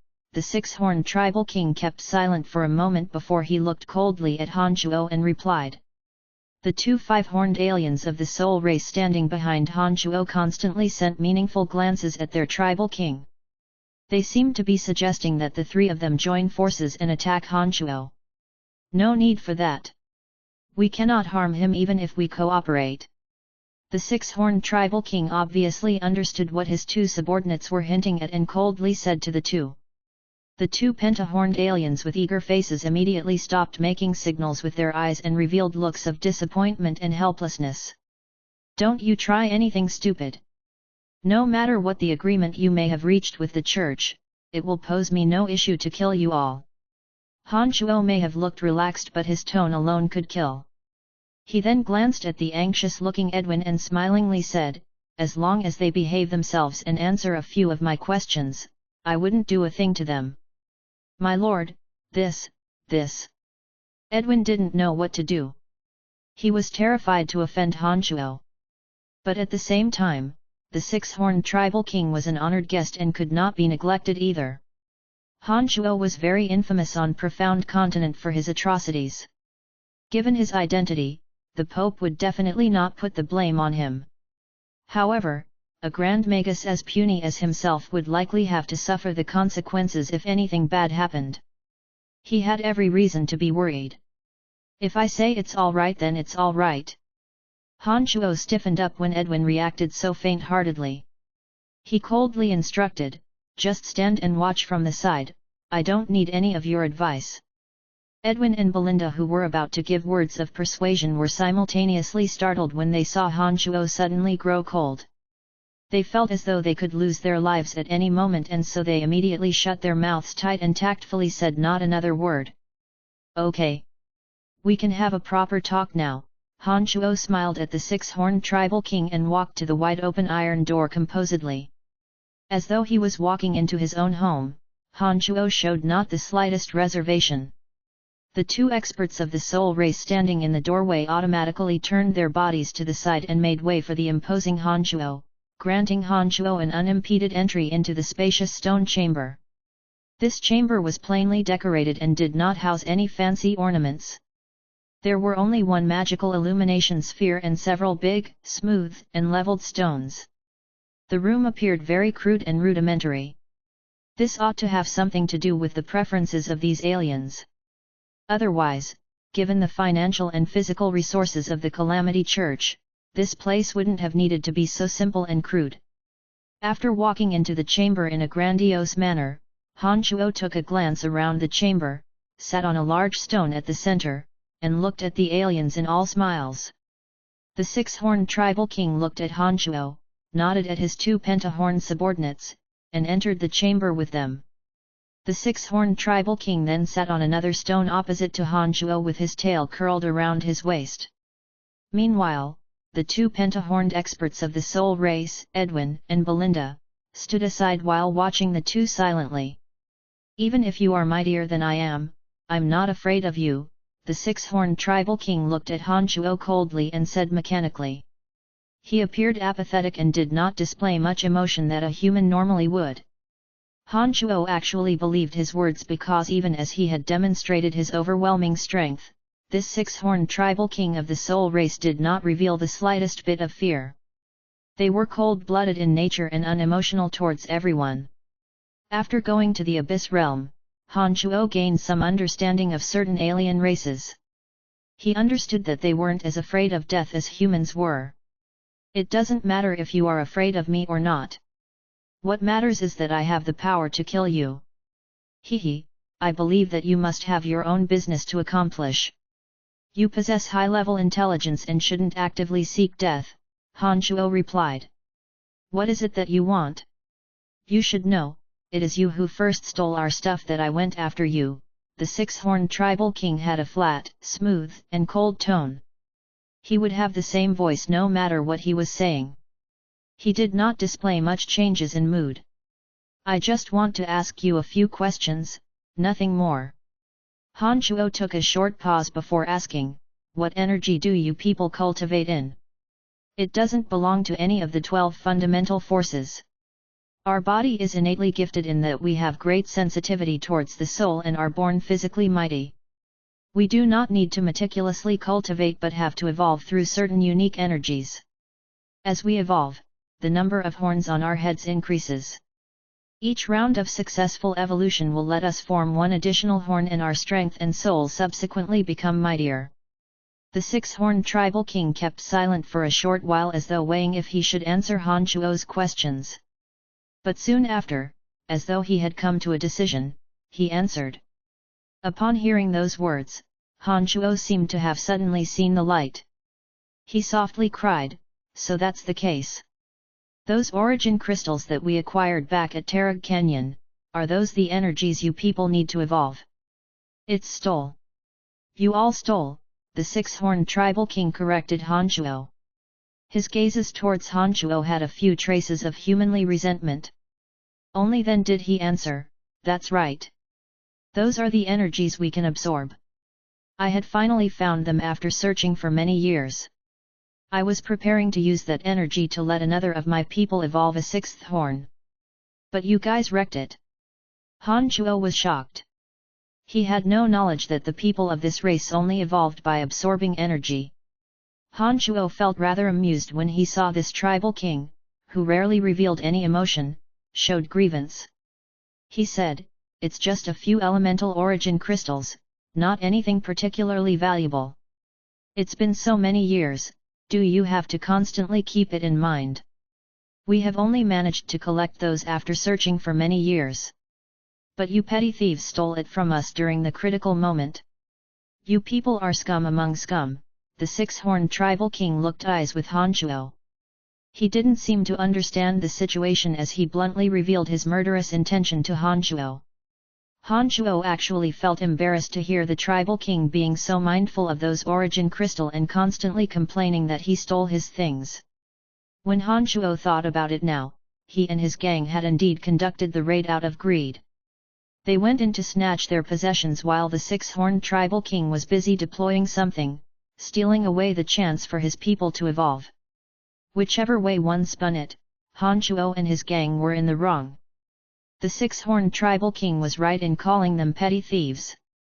But nonetheless, Han Shuo felt displeased to be called a petty thief. He coldly groaned, saying, can you not say petty thief every time you open your mouth? It's just a few broken crystals. Is it even worth remembering for all these years? If you return them, then I will stop calling you that. The six-horned tribal king was quite an amusing one. He wasn't afraid of death but persisted in taking back what was rightfully his. Han Shuo stared blankly for a moment and a thought crossed his mind. He silently checked the items inside his space ring. Afterward, the space ring gave off a flash and several crystals of different colors materialized in his hand. Among them were an origin crystal of water and a divine essence of fire. Han Shuo collected these crystals from that valley inside the void and had no use for them. Here, see if there's anything you can use. I will give it to you as compensation, Han Shuo opened his palm and revealed the crystal to the six-horned tribal king. The six-horned tribal king turned his expressionless gaze at it and immediately froze in place. For the first time ever, strange lights appeared in his cruel and merciless eyes. Han Shuo knew that those radiances screamed exhilaration and excitement. Chapter 631, Value. GDK 631, Value. Please continue reading on, Ox. Val. M. Han Shuo wasn't alone on this, even Edwin and Belinda standing not far away could tell the obvious change on the six-horned tribal king's face. They were puzzled on how those few colorful rocks in Han Shuo's hand could make the usually emotionless six-horned tribal king so excited all so suddenly. Han Shuo observed the glint flickering off the six-horned tribal king's eyes and all smiles. He was rather amused by the tribal king at this moment. So, what do you say? Is there anything of use to you? Han Shuo asked in a teasing manner. It would seem, the six-horned tribal king bluntly answered. Right after that, with great difficulty, the six-horned tribal king shifted his gaze from Han Shuo's palm, and stared at his face for a few seconds in silence before he asked, Those words you said just now, are they for real? What words? Han Shuo tried to clarify even though he already knew the answer. Words about compensating me, the six-horned tribal king said as he looked at Han Shuo in a deadly earnest manner. His voice sounded somewhat pressing. His behavior at this moment seemed greatly inconsistent with how he had behaved in the past. Of course. Tell me, which one of these could best compensate the losses you incurred the last time? The crystals in his hand all originated from the void. Han Shuo could recognize some of them, but some, Han Shuo didn't even know what function they served. However, as these crystals were acquired from the void, they had to be items left behind by those deceased gods. Items carried around by gods were hardly ever anything mediocre, Han Shuo was certain of it. Normally quick to respond, the six-horned tribal king became hesitant as Han Shuo spoke. There were tiny speckles that leapt about in his eyes, deeply focused on Han Shuo's palm. He seemed to be contemplating a major problem. From his performance so far, Han Shuo was certain that there were at least a few crystals that greatly piqued the interest of the six-horned tribal king. The two pentahorned aliens standing behind the six-horned tribal king were motionless. They seemed to have sunken into a daze with their gazes tightly fixed on Han Shuo's palm. It appeared that they too were deeply shaken. After a long while, the six-horned tribal king finally came to a decision. He extended his hand, pointed at a stone the size of goose egg that sparkled with a green shimmer, and said resolutely, Well, this one it is. Han Shuo stared blankly for a moment and carefully observed the greenish stone. Each and every stone in his palm had some fluctuation of energy waves within them, which Han Shuo could detect. And yet, Han Shuo had no idea as to specifically what function the misty green stone had.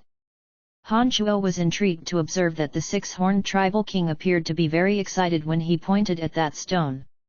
If you can tell me the function of this stone, I will give it to you, Han Shuo said after thinking for a moment. Green Ocean Deal Crystal. For people of my race, this crystal could extend the reach of our souls. It's very precious, the six-horned tribal king hesitated for a moment before answering. Take it. Whatever debt between us is now written off. If I hear you shout petty thief once more, I will happily beat the crap out of you. Han Shuo kept the name of the stone in his mind. He simply handed over the stone, which he had no use for. The six-horned tribal king was trembling slightly when he received the misty green stone from Han Shuo. After carefully putting it away, he closed his eyes for a moment. Then, as soon as he opened his eyes, he assured Han Shuo, Fine. I will make no mention of that anymore. Edwin and Belinda, who appeared rather nervous all along, finally heaved a sigh of relief at this moment. As long as there was no conflict between Han Shuo and the six-horned tribal king, the Pope of Calamity Church would not lay any blame on them. Their objective was to make Han Shuo comfortable and at home. Seeing that the tension between Han Shuo and the six-horned tribal king had greatly reduced, their moods naturally loosened up. Good, we will never talk about it again. Now I want to know, back then, why is it that you did not come to me when I provoked you? Han Shuo asked because he had always felt that the six-horned tribal king's absence at the Shrine of Ice before was truly regrettable. As I stumbled through this place, I was attacked by these people. That's why I was stuck here. The six-horned tribal king's explanation had confirmed Han Shuo's hypothesis. So that was indeed the case. Han Shuo nodded and muttered. Han Shuo had learned everything he wanted to know from the six-horned tribal king. Given this tribal king's presence at this facility, he surely must have reached some sort of agreement with the Calamity Church. To Han Shuo, the six-horned tribal king at present was merely another character that he could beat to a pulp if he wanted to, and Han Shuo didn't take him as a threat at all. Let's go, take me to my quarters. I want to rest. After stretching his body, Han Shuo glanced and calmly instructed at the extremely deferential Edwin and Belinda standing beside him. They were deeply afraid that a conflict may arise between Han Shuo and the six-horned tribal king. They couldn't be more eager for Han Shuo to leave from this place. They humbly bowed and hastily showed him the way. Han Shuo did not find out what the Calamity Church had arranged for him next. Edwin and Belinda led him to a spacious chamber located not far from the six-horned tribal king. Unlike the six-horned tribal king's crude chamber, Han Shuo's chamber was lavish and complete with any amenity he could need. Han Shuo even got the impression that he was staying inside a glorious palace. After dismissing Edwin and Belinda, Han Shuo did not indulge himself in the comfortable environment. Instead, he sat cross-legged on the bed, conveniently deploying an isolation barrier that would give him absolute privacy, and withdrew the Holy Grail that he obtained from the Light Pope. You finally thought to look for me. Right after Han Shuo grasped the Holy Grail, that very unlucky cultivator of the Edict of Space trapped inside transmitted a message to Han Shuo. Oh, I have been somewhat busy recently. Nearly forgot about your existence, Han Shuo replied apologetically and got straight to the point. Were you aware of the Overgod of Destruction and Overgod of Death joining hands? Of course. To obtain even mightier divine energies, the two overgods mobilized their subordinates to unleash havoc on every material plane they could get their hands on. That has never stopped. Everyone knows about this. Why are you asking me this? The soul inside the Holy Grail questioned, clearly puzzled. How much do you understand about the overgods of death and destruction? Han Shuo continued to ask. The soul inside the Holy Grail kept silent for a moment before it transmitted. I cannot assess the overgods based on my feelings. Beings of such level are beyond our comprehension. But based on the rumors, these two overgods are extremely wild and selfish. They have no misgivings about doing anything that would benefit themselves. They also seek revenge for the smallest grievances and are very protective of their subjects, even if they are in the wrong. They possess extensive influence over all major material planes. Apart from the other few overgods, no one would dare to provoke them. Han Shuo thought for a moment and finally decided to tell him the current circumstances. As this soul was trapped in the Holy Grail, Han Shuo believed that he wouldn't be able to play any tricks. As a god cultivating in the Edict of Space, having roamed about all major material planes, Han Shuo reckoned that he ought to possess extraordinary foresight. Hence, Han Shuo asked for his opinion. After keeping silent for a short while, Han Shuo explained his current situation to the soul inside the Holy Grail. After Han Shuo finished, the being inside the Grail kept silent as if to think about what Han Shuo had told him. But after some time, he replied, well, from your words, you basically have no second option. There are always grievances between the overgods, therefore the high-level material planes have never seen peace. Given your current strength, not only are you incapable of protecting this continent by yourself, you might even be in great danger. Your decision can be considered wise. To temporarily attach yourself to a greater power before you have come to possess sufficient strength is definitely a way out. In addition, the overgods of death and destruction are infamous for defending their subordinates even when they are in the wrong. If you could obtain their trust and favor, not only is your safety mostly ensured, you might even gain a myriad of benefits. So, you mean to say that there won't be a problem with my method? Han Chuo asked. There's no problem with the method, but there's one thing that you must pay attention to. Although the two overgods are extremely protective of their subordinates, they only behave so towards those showing potential or capacity. The experts under them have the same mentality. No matter who you reach an agreement with, you must demonstrate your value within a short period of time, make them feel that you are worthy of being taken under their wing. If they consider you to be of no value, they will not look after you and you will just be dispensable cannon fodder. The soul inside the Holy Grail paused for a short moment before warning Han Chuo, giving him a clue about how those in high in power worked. Han Chuo nodded his head heavily after listening to him. Having taken his time to slowly digest those words, Han Chuo smiled and transmitted, I think I understand what you mean now. On another note, we have known each other for so long but I don't know your name yet. McKinley, the voice inside the Grail replied. Pleasure. I'm Han Chuo. All right, I need some time to properly digest all this. Goodbye for now. I will look for you if I run into something. Before McKinley could reply, Han Chuo put away the Holy Grail and spent a long time reflecting on his decision. Just like the cemetery of death, neither sunlight nor moonlight could enter the underground facility. Time didn't seem to exist down there. Han Chuo felt that he had only been in his head for a short while before Wolf and Bertzilli came to invite him away. His Holiness the Pope has informed the cardinals of your arrival. They are currently waiting for you in the main hall. We are here to invite and lead your lordship over, Wolf said as he walked. After a short pause, seeing that no one was around them, Wolf hesitated for a moment before he snitched to Han Chuo, the eldest cardinal in the church seems to be displeased about your arrival. He was the only other existence in the church as powerful as the Pope. He cultivates in necromancy magic. He is advocating the cardinals to demand that you hand over the skeletal staff or else have it stripped from you, saying that your accomplishments were all dependent on the skeletal staff. Oh? Interesting. Well, we'll see about that. Han Chuo sneered. Chapter 632, Cunning.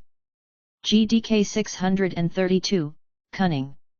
Please continue reading on, Ox. Val. M. As Han Chuo headed for the Cardinal's Hall, Wolf described everything about the eldest cardinal to Han Chuo in great detail. Han Chuo felt sick to the stomach just hearing about the cardinal, having not even met him. This cardinal named Qiran Lo had not just helped establish the Calamity Church. In fact, the whole reason that the entire Profound Continent joined forces in cracking down on the Calamity Church several hundred years ago was entirely thanks to this very person. Why? Because back then, he had indiscriminately released the plague all over the Profound Continent, turning commoners of many countries into undead creatures overnight.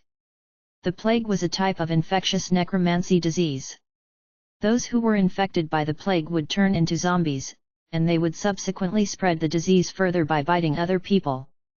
Thanks to that nutjob Qiran Lo, who released the plague in each country, turning a great number of the populace into creatures of the undead, every single nation on the continent was outraged.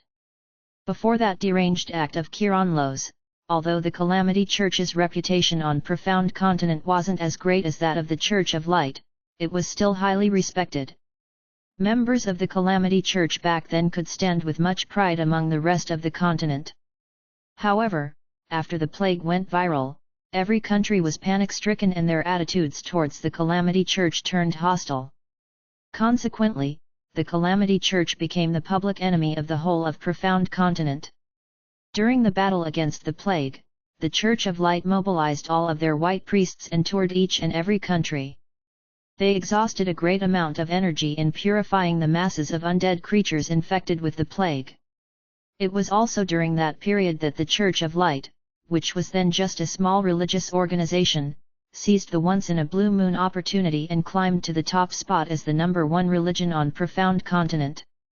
Meanwhile, the Calamity Church became loathed and despised by all countries and had to flee into constant hiding. It was also around that period that this underground headquarters of the Calamity Church was established.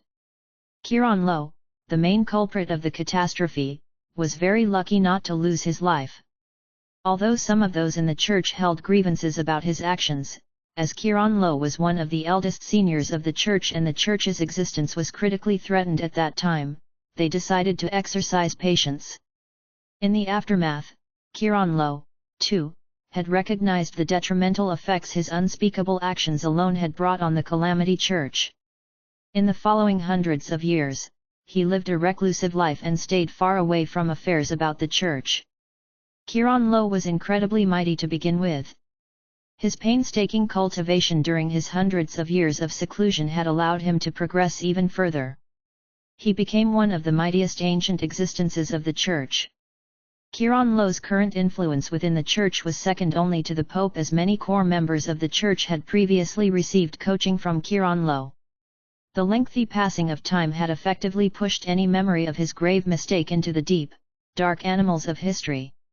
After keeping low profile for many years, when he saw that the Church of Light was on the brink of destruction, he decided to emerge and stir up havoc yet again. The Cardinal's Hall was located at the center of Calamity Church headquarters. The hall had a solemn and heavy atmosphere. There was a bright magical lamp hanging from the ceiling made of dark stone and patterns of various evil gods carved onto every inch of the walls around them. Comfortable hides of some magical beasts were laid over the hard stone seats. White bones arranged into bizarre shapes were placed at the four corners of the Cardinal's Hall. When Han Shuo entered the hall, the dozen or so cardinals and that big fatty pope had their gazes focused on Han Shuo. They were all of varying strengths. The mightiest was a base god, while the weakest were sacred grades. They all looked extremely old and gave off an intense aura of wickedness, while their eyes glittered either cruel, sinister, or unfeeling radiances. Apart from the big fat pope, there were altogether 13 cardinals. Among them, one was a base god, 3 were demigods, and the rest were all sacred grade experts. Most of them cultivated in the energy of death, darkness, destruction, and summoning. Wolf had described Kiran Lo's appearance to Han Shuo beforehand. But without even deliberately sensing using his consciousness, at first glance, Han Shuo could tell that the tall and thin Kiran Lo with devilish green light radiating off his eyes was the guy. His body gave off so much aura of death that almost no presence of life could be felt from him. He had more similarities with an undead than a human. While Han Shuo was scanning the crowd gathered in the hall, the crowd too were sizing Han Shuo up, especially Kiran Lo. Not only did he not care to conceal the hostility in his eyes, he would not stop examining Han Shuo with a gaze that would make an ordinary person feel their blood run cold. Suddenly, a pulse of soul-probing energy from Kiran Lo came rapping at Han Shuo. The corners of Kiran Lo's mouth had even curved to make an eerie sneer when that soul energy was launched. It appeared that he wanted to humiliate Han Shuo. Han Shuo, who came in with a stratagem, wore a genial smile all along and sized Kiran Lo up with a big smile on his face. Then, his consciousness struck. A soul energy much more powerful than that of Kiran Lo suddenly pulsated and fiercely pounded on Kiran Lo. Ow! Kiran Lo cried out in pain and held his head sorely. That inhuman appearance of his became even more malevolent and horrifying. How dare you attack me? Kiran Lo, who was smitten, after the pain in his head slightly eased, shouted and glared at Han Shuo with his gloomy and cold eyes. Han Shuo did not respond. Instead, he looked at the big fatty in all smiles and said in an innocent manner, "Your Holiness, who is this person? I have just entered and haven't even taken a seat. Why is he trying to slander me?" All those present there were of decent strength. Although most of them were incapable of knowing what actually happened, they could faintly sense with their souls that the two had a confrontation. That innocent face of Han Shuo's appeared very genuine. He had obviously gotten the better of Kiran Lo, and yet he could pretend as though he was wrongly accused, and appeared so genuine at that. He immediately won the unanimous approval of everyone present for his skills in deception. Truly a terribly despicable and malicious one. Indeed, one of our own. No wonder the Church of Light couldn't prevail over him. Many of the cardinals in the hall inwardly lamented. As sinister, cunning, and wicked people themselves, these people found Han Shuo's practice to be admirable. The plump pope was left between laughter and tears when Han Shuo had obviously pained Qianlong and yet pretended to be innocent.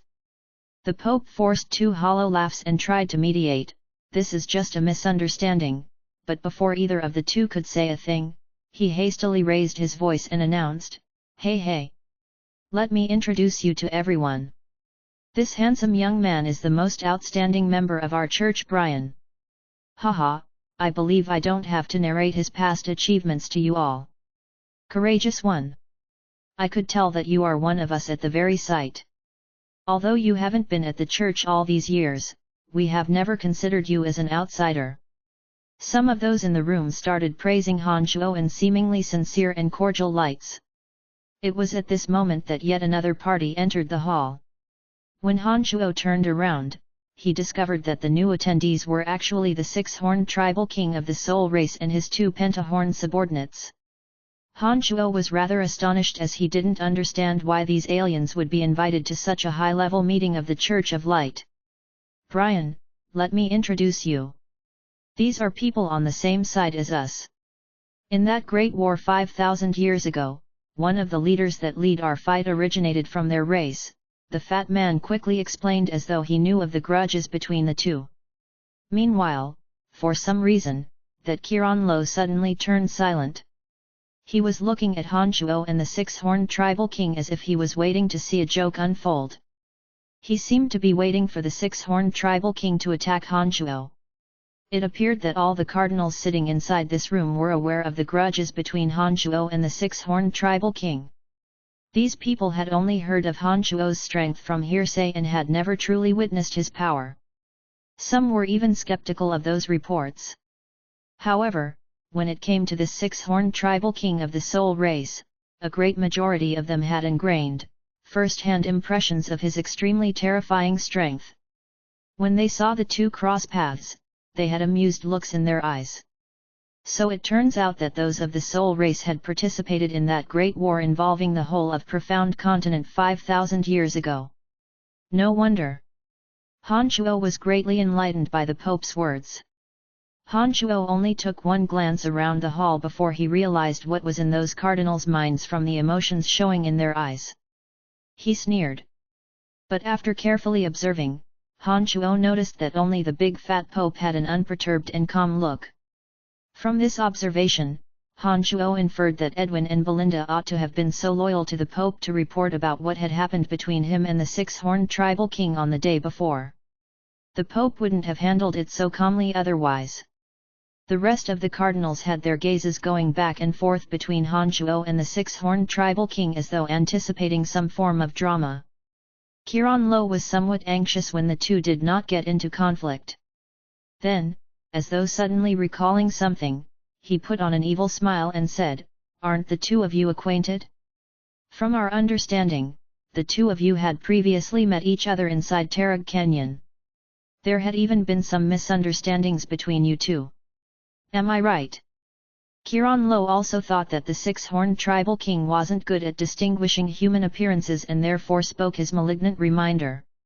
He couldn't wait to see Han Shuo be humiliated. However, how was it possible Han Shuo wasn't aware of this? "Haha, that's right. Back at Tarag Canyon, we did indeed run into some misunderstandings," Han Shuo plainly acknowledged the fact. Everyone in the room tensed up as though they were all expecting something to happen at the next instance. Their gazes were completely concentrated on the six-horned tribal king, waiting for him to strike. They knew that people of their race were cruel, ruthless, and did not have as much misgivings as a human would. It was only natural that they would expect that the tribal king would attack Han Shuo at once. Qianlong was sneering in his heart. As he had previously personally fought with the six-horned tribal king along with the Pope, he knew better than anyone just how formidable the six-horned tribal king was. Seeing that a showdown was about to play out before them, the excitement in his heart had ballooned so much that he nearly couldn't contain himself. However, contrary to what the crowd had anticipated, the six-horned tribal king did not strike. The whole room was completely puzzled and they couldn't understand what the six-horned tribal king was waiting for. It was Brian who took your belongings, wasn't it? Back then you even told me that you would kill him instantly if you saw him. What's wrong? Kiran couldn't wait any longer and explicitly reminded. Chapter 633, Are You Worthy? GDK 633, Are You Worthy? Please continue reading on, Ox. Val. M. Cardinal, mind your words, the plump Pope chided in a displeased tone. Within the Calamity Church, only the Pope could make Kiran feel apprehensive because, in the whole religious organization, he was the only person on his level in terms of strength. Therefore, when Kiran was scolded, he immediately realized that he had spoken inappropriately and needed to exercise some restraint. He is stronger than I'm, the six-horned tribal king said in an indifferent voice after he glanced at Hanchuo. What? He is stronger than you? Kiran was deeply shocked and at a loss. He found the six-horned tribal king's words very difficult to believe. Except for the big fat Pope, many of the cardinals in the hall couldn't conceal the appall in their hearts and stared at Hanchuo with wide-open eyes that flickered like strobe lights. They were rapidly turning over in their minds, perhaps recalculating their schemes. Yes. He is stronger than I and stronger than every single person in this room. The six-horned tribal king gave recognition to Hanchuo's valiant strength, leaving the cardinals no room for doubt. The crowd in the room knew that the six-horned tribal king was definitely not one to talk nonsense. Their unanimous instinctive response was to be more mindful towards Hanchuo. Some of those cardinals who had reached an agreement with Kiran in private beforehand even started to reconsider if they should actually honor the agreement. Impossible! Impossible! Kiran murmured to himself in disbelief. His heart was in confusion and disarray. Although the two were in the base god realm, their actual strengths were not precisely equivalent. Having previously fought the six-horned tribal king along with the Pope, Kiran recognized that as the six-horned tribal king possessed a unique method of attacking the soul, his true strength was slightly above that of himself and the Pope's. As the only remaining original cardinal of the Calamity Church, Kiran had previously dealt blows with the Pope of the Church of Light. He knew that most of the Light Pope's great power was dependent on his use of divine weapons. However, even in that case, the strength that the Light Pope possessed was around the same level as his and there wasn't much of a gap between them. Based on that understanding, Kiran surmised that Hanchuo could finish off the Light Pope by mere luck, but likely wouldn't be able to defeat the six-horned tribal king. That was the reason behind his unceasing provocation. He wasn't just hoping for the six-horned tribal king to humiliate Hanchuo, he wanted to get rid of him.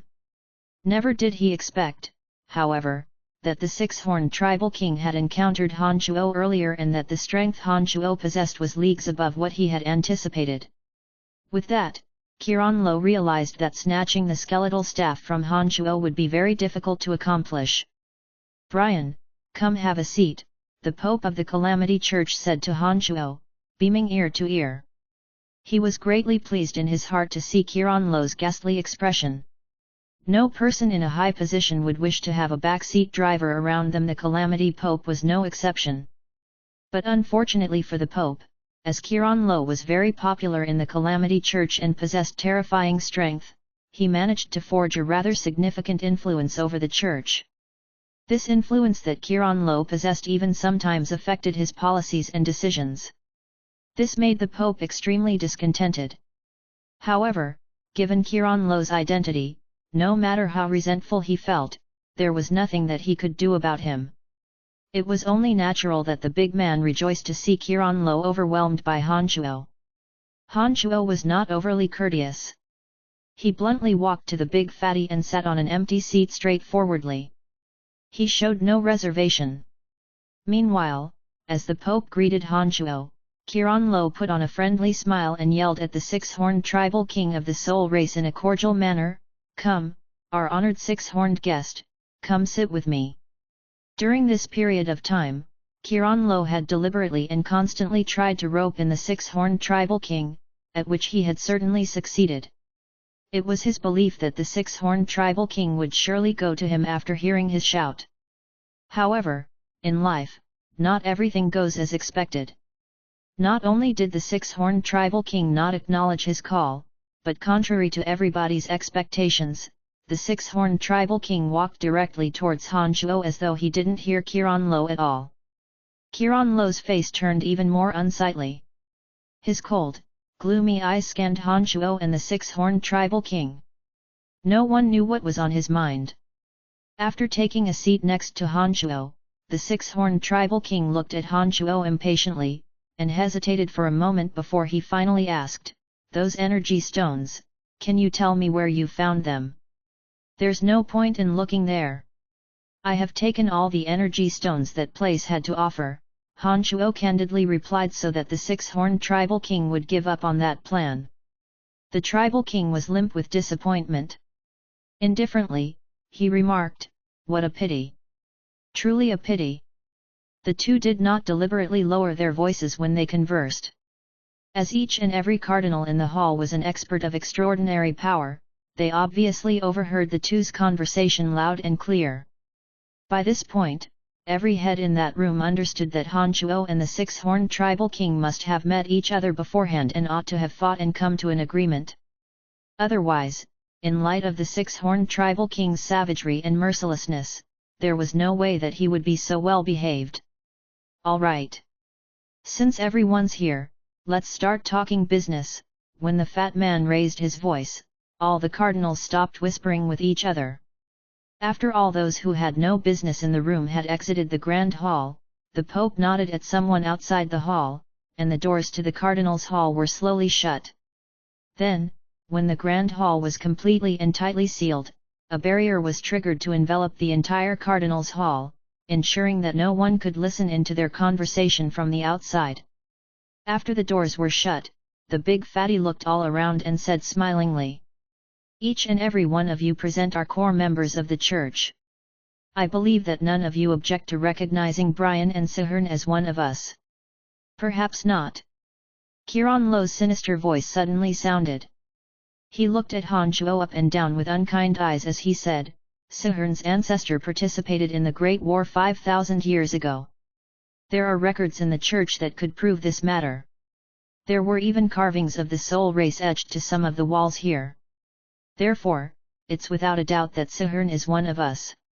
However, Brian was merely someone who came to possess our church's sacred weapon, the skeletal staff, by mere fluke. The church has tried searching for him multiple times to seek confirmation with him, but all along, he firmly refused to admit that he was one of us. If he himself did not consider himself as one with the church, why do we have to be so eager to acknowledge him?" Agreed. Brian had not made his stance clear this whole time. Perhaps he was repelled to our church, a sacred grade magus that also cultivated in the elemental energy of death, hastily echoed after Qiran Lo. As a cultivator of the elemental energy of death, he had received guidance from Qiran Lo and therefore stood with him. He is the master of the skeletal staff, of course he is one of us. There is nothing to dispute. The reason that he did not acknowledge his identity sooner was because he wasn't clear about the inseparable relationship that the skeletal staff has with our church. Brian has now come here in person. Isn't this proof enough of his sincerity? The big fatty always wore a big smile on his face by default. But when his stern face came to light, the overbearing demeanor of one who occupied a high position for a long period of time was instantly unleashed, giving those who were in opposition to him immense pressure. Han Shuo observed that when the Pope displayed his disgruntlement, many of the cardinals in the hall immediately forced smiles onto their faces and were afraid of voicing their opinion. From this, Han Shuo immediately determined that the Pope indeed possessed absolute, unchallenged influence over the Calamity Church. His stern image at this moment was very much unlike how he usually carried himself. Han Shuo couldn't help but give a few more glances at him out of amazement. When the rotund Pope saw that the crowd was too intimidated to speak, he coldly groaned, put on a smile, and asked Han Shuo, "Brian, isn't that the case?" "Of course. The skeletal staff isn't simply in my possession, I cultivate in necromancy magic. I have come here to make my stance clear to everyone, Han Shuo said in an honest and guileless manner. Truly despicable. Many of the cardinals had the same thought in their heads.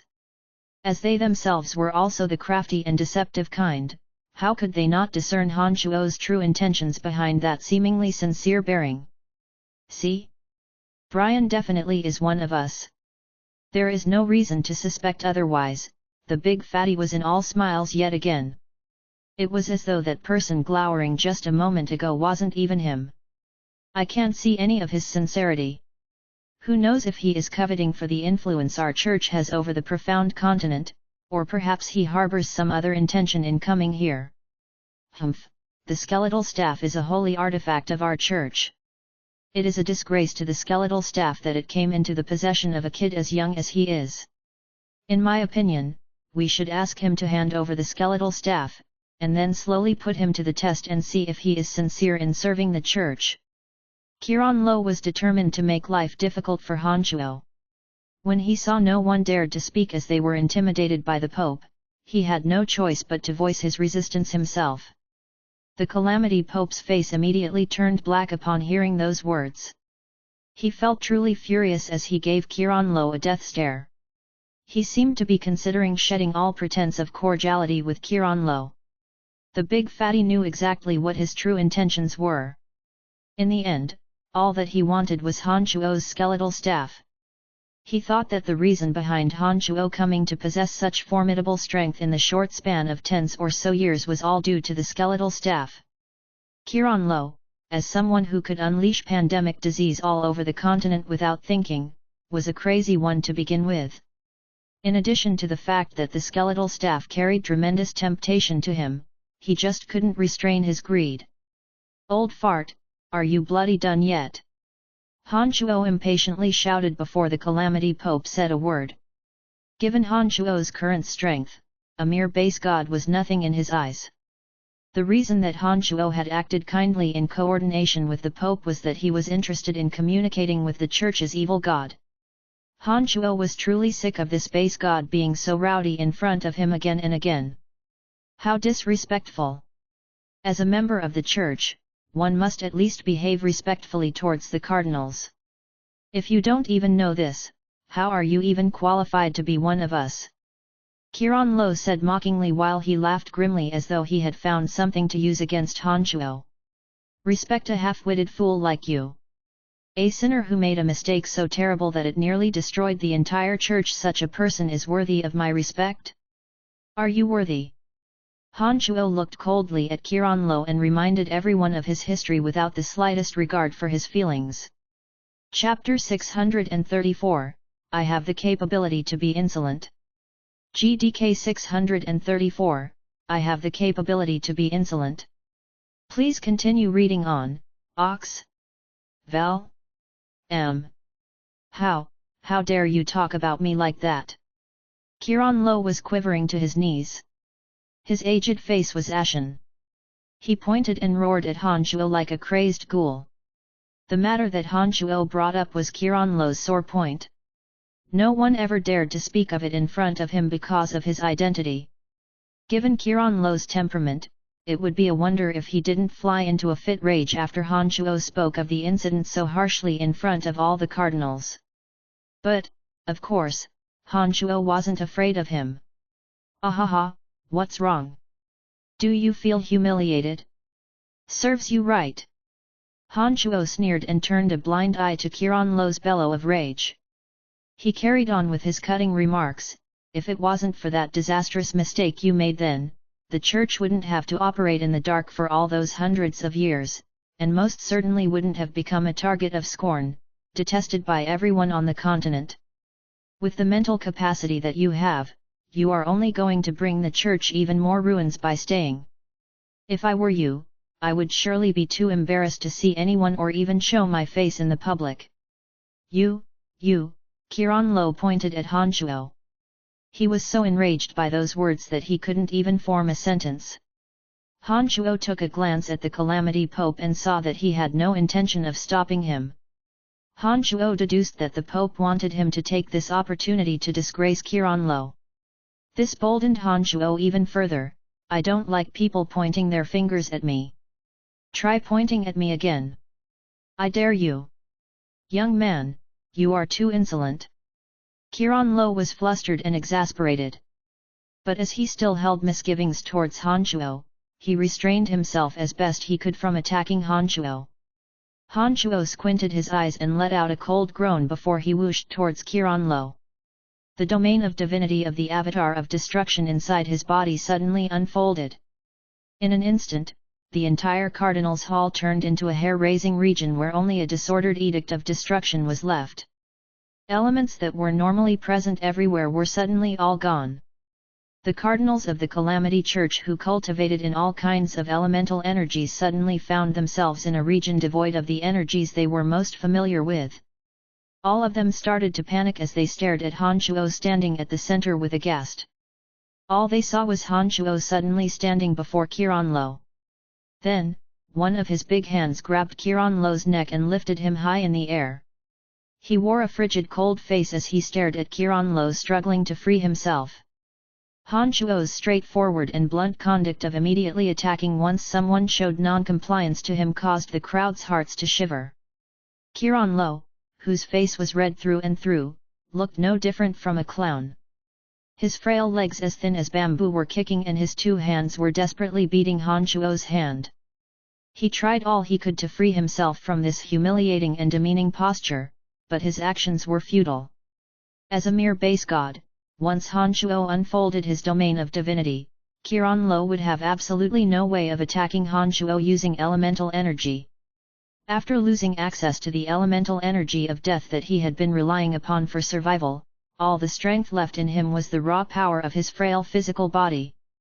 Against Han Shuo's physical body which was in the Nine Changes realm, Qianlong was like a mantis trying to stop a chariot. He had exerted all his energy and yet was unable to free himself from Han Shuo who was binding him with just one hand. Suspended in midair, Qianlong found it more and more strenuous to breathe. His face reddened and looked as though it was smeared with blood. Qianlong, this grand cardinal of the Calamity Church had been revered by most for hundreds of years. He was struggling like a bird on a leash without any power to resist. A few of those cardinals who had good relations with Qianlong had intended to assist him, but were now frozen in terror. Every last one of them had flickering eyes that could not turn away from the cruel scene. They timidly lowered their heads as they didn't have the courage to look at Qianlong in the face while he slowly wilted away, as though he might die from suffocation at any moment. The bizarre atmosphere devoid of any elemental energy to use also suddenly left those in the room in panic.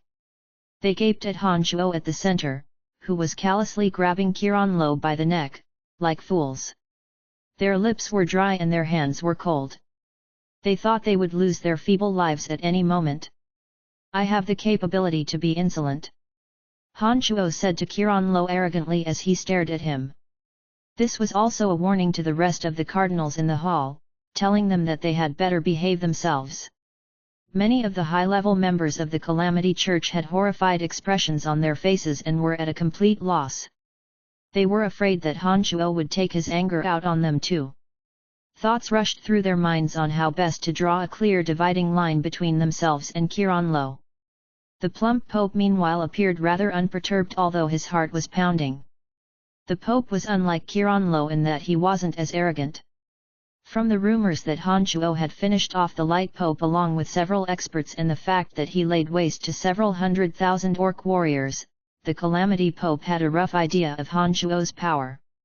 However, even in that case, the Pope was rather shocked to see Han Shuo restrain Qianlong so starkly, allowing him not the slightest ability to resist. If Han Shuo could do this so effortlessly, this also meant that Han Shuo could finish him off just as easily. This fact left him very uneasy but he did not reveal it. The fat man saw Qianlong's face getting redder and figured he might stop breathing at any moment.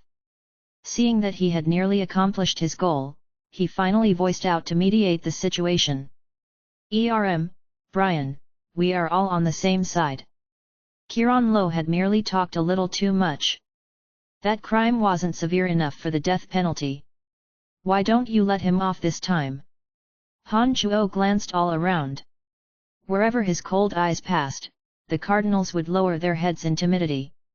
They dared not to look Han Shuo in the eyes. Han Shuo nodded contently and said in a cold voice, "Fine. I will give you face and spare his lowly life this time, but his middle finger that kept on pointing at me still has to go." Snap! As soon as Han Shuo finished those words, a clear snap and crackle sounded from that middle finger which Qianlong had used to point at Han Shuo. Han Shuo then casually flung him away and sent Qianlong flying. He made a loud thud when his body smashed into the solid wall. Qianlong, who could finally breathe properly again, let out a stifled groan, then a blood-curdling screech as he held on to his severed middle finger. After doing so, Han Shuo's figure suddenly blurred. He flew in reverse and returned to his seat as though he had never moved an inch at all.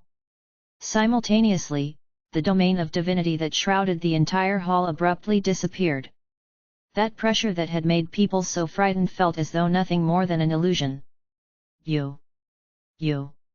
After shrieking miserably, Qianlong glared at Han Shuo with his resentful eyes but remained stationary. Han Shuo's performance just then was too terrifying. From the ordeal, Qianlong came to realize that even if everyone in the hall joined forces against Han Shuo, it would take Han Shuo less than a minute to finish all of them. It was also at this point that he was truly convinced of the words of the six-horned tribal king. He finally figured out why the merciless and cruel six-horned tribal king would be so well behaved before Han Shuo. "You don't even have the qualifications to take vengeance on me. You better give up on that thought. Otherwise, you are merely digging your own grave," Han Shuo said disdainfully as he looked at Qianlong arrogantly. Qianlong fixed his resentful eyes at Han Shuo without saying a word, even as his heart was brimming over with agony. This was all that he could do in showing that he had yet to yield. He understood that against such a powerful enemy, he truly wasn't even fit to exact vengeance. He felt utterly helpless. All right, how about we forget whatever happened here and just let it pass? We are all on the same side. Let's not make it like we are opposing forces on the battlefield," the big fatty hastily mediated. He could foresee that after this incident, there wouldn't be a single opposition to be found in the whole of the Calamity Church, and Han Shuo would become a member of the church without the slightest resistance. Even if there were objections, they would just keep it in their hearts and not speak out. "I have shown you courtesy, but you insisted on not taking it. What for?" The corners of Han Shuo's mouth pulled to make a grin as he talked to himself. However, all those in the room could hear his soliloquy. They all forced smiles and did not say a word as they inwardly thought that Qianlong was truly unfortunate to have met his nemesis. Of all the remaining matters to discuss, Han Shuo indeed was met with absolutely no resistance whatsoever. Whenever the Pope brought up anything remotely related to Han Shuo, the cardinals, who would usually engage in constant debate and stalemate, all had identically favorable views during this meeting. Furthermore, they even scrambled to express their stance of endorsing Han Shuo, fearing that Han Shuo would be displeased otherwise. The big fatty, having observed it all, was taken aback and in awe. For all the years he presided over the meetings, every time he raised any matter, those cardinals would always stand by their own positions and argue with each other dismissively. It would always be heated and chaotic, just short of having a brawl on the spot. Who would have expected that after Han Shuo's arrival, these cardinals would transform into different people altogether? Not only did they all share unanimous views and opinions, but they also declared their positions quicker than the last. Indeed, sometimes, brute force is the best tool in resolving disorder and chaos. The Calamity Pope thought to himself. Han Shuo, at the young age that he was, became one of the honorable cardinals of the Calamity Church without meeting the slightest resistance, and took up an important role in the Calamity Church. Every single operation of the Calamity Church within Lancelot Empire and Brettle City was now being transferred fully under Han Shuo's management. Information about every member of the Calamity Church in those locations and the distribution of power were delivered to Han Shuo by the Pope. Wolf and Bertzilli, members of the Calamity Church who originally operated in the Lancelot Empire, were reassigned to be Han Shuo's direct subordinates, and they would report solely to Han Shuo. In addition to this, all the agreements that the Calamity Church had discreetly reached with countries on Profound Continent, the contact locations and methods, as well as the methods of activating the military forces, were all revealed to Han Shuo by the Big Fatty, as Han Shuo had gained the privilege to utilize those forces. After briefing Han Shuo about some other minor matters, the Fat Pope finally told Han Shuo about the most important affair of this meeting. In 5 days, they would begin the ceremony to pray to their evil god, and Han Shuo needed be present at that time. Paying particular attention to the offerings required was the least of their problems. The ceremony had to also take place during suitable timings. 5 days was enough time for the Calamity Church to make all the necessary preparations, and Han Shuo could rest during this time. After the meeting was over, all the cardinals rushed to exit the hall in fear and trepidation. It was after they got far away from Han Shuo that those cardinals, Qiran Lo included, heaved a heavy sigh of relief. That 6-horned tribal king of the soul race, however, remained cold and indifferent all along. But before he left, he took a glance at Han Shuo. It appeared that he still felt sorrow about those energy stones. When only the Big, Fat Pope and Han Shuo were left in the hall, the Pope suddenly burst into a tumultuous laughter. The fats in his cheeks were bouncing up and down from the laughter. He then said in a cheerful tone, "Brian, you really are quite something. For so many years, I've never seen that expression on Qiran Lo's face before. That is truly amusing." It was apparent that the Pope was in a great mood. Chapter 635, Cheering Crowd. GDK 635, Cheering Crowd. Please continue reading on, Ox. Val. M.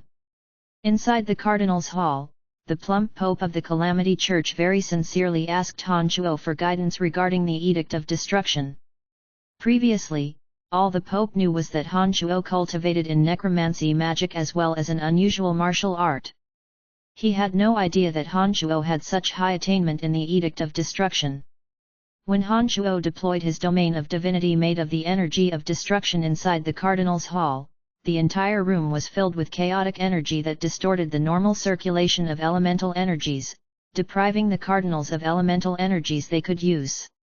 His magnificent performance of turning all those powerful experts into sitting ducks had not only filled the Big Fatty's heart with reverence, but he also saw the hope of making a breakthrough in his cultivation. One of Han Shuo's avatars was a low god of destruction who had a much more profound understanding of the Edict of Destruction compared to the Pope. There was an insurmountable gap between a base god and a low god. Han Shuo only needed to speak a few sentences before the Big Fatty soon felt as though every problem he had became clear at once. This made him behave even more respectfully towards Han Shuo. After giving the Pope some guidance, Han Shuo thought for a moment and expressed his stance while no one was around. "Just so you know, you don't have worry about me. I have no interest in the Calamity Church. I won't be like that old thing, Qiran Lo, and constantly interfere with your decisions.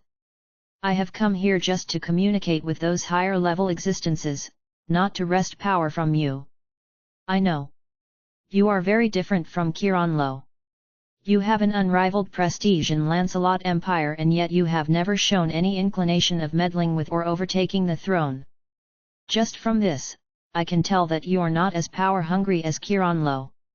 Therefore, I'm very much at ease about you," the fat man respectfully declared.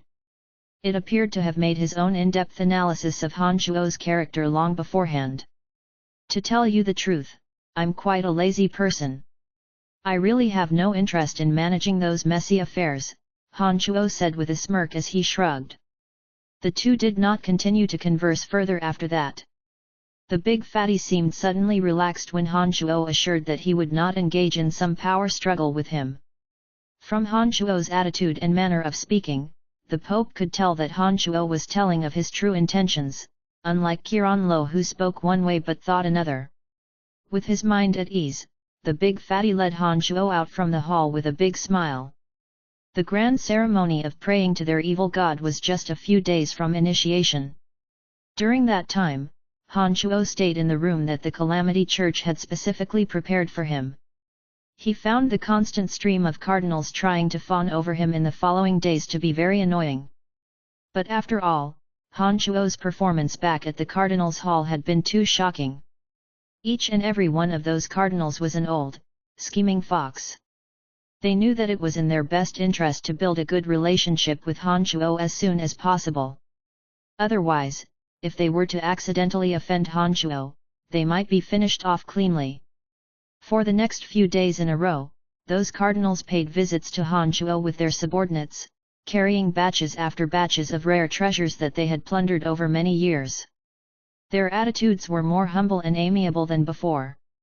Wolf and Bertzilli, as direct subordinates under Han Shuo, riding on Han Shuo's coattails, watched as their identities and statuses rose higher and higher. At present, wherever they went, all those that the two came across would wear mixed expressions of envy and admiration. Some of the bigwigs in the church who previously wouldn't even notice them started treating them cordially. This left them overwhelmingly flattered. "Hey, Bert, now can you see just how wise that decision of mine back in those years had been?" Wolf had a complacent grin on his face as he stared at the gifts that piled up like mountains on the table. He felt very proud of his distinct foresight. Han Shuo was annoyed but thought that it would be a waste to reject the gifts, so he left the task of sorting out the items to Wolf and Bertzilli. He even told the two that if there was anything they liked, they could take it for their own use without reporting to him. "You indeed have great foresight. Ha ha ha, this is indeed the best decision you have made in your life," Bertzilli said in a smile so wide that his eyes were mere slits below his forehead. When he recalled he had obtained a summoning ring of the highest quality from these gifts, his heart was all the more cheerful and delighted.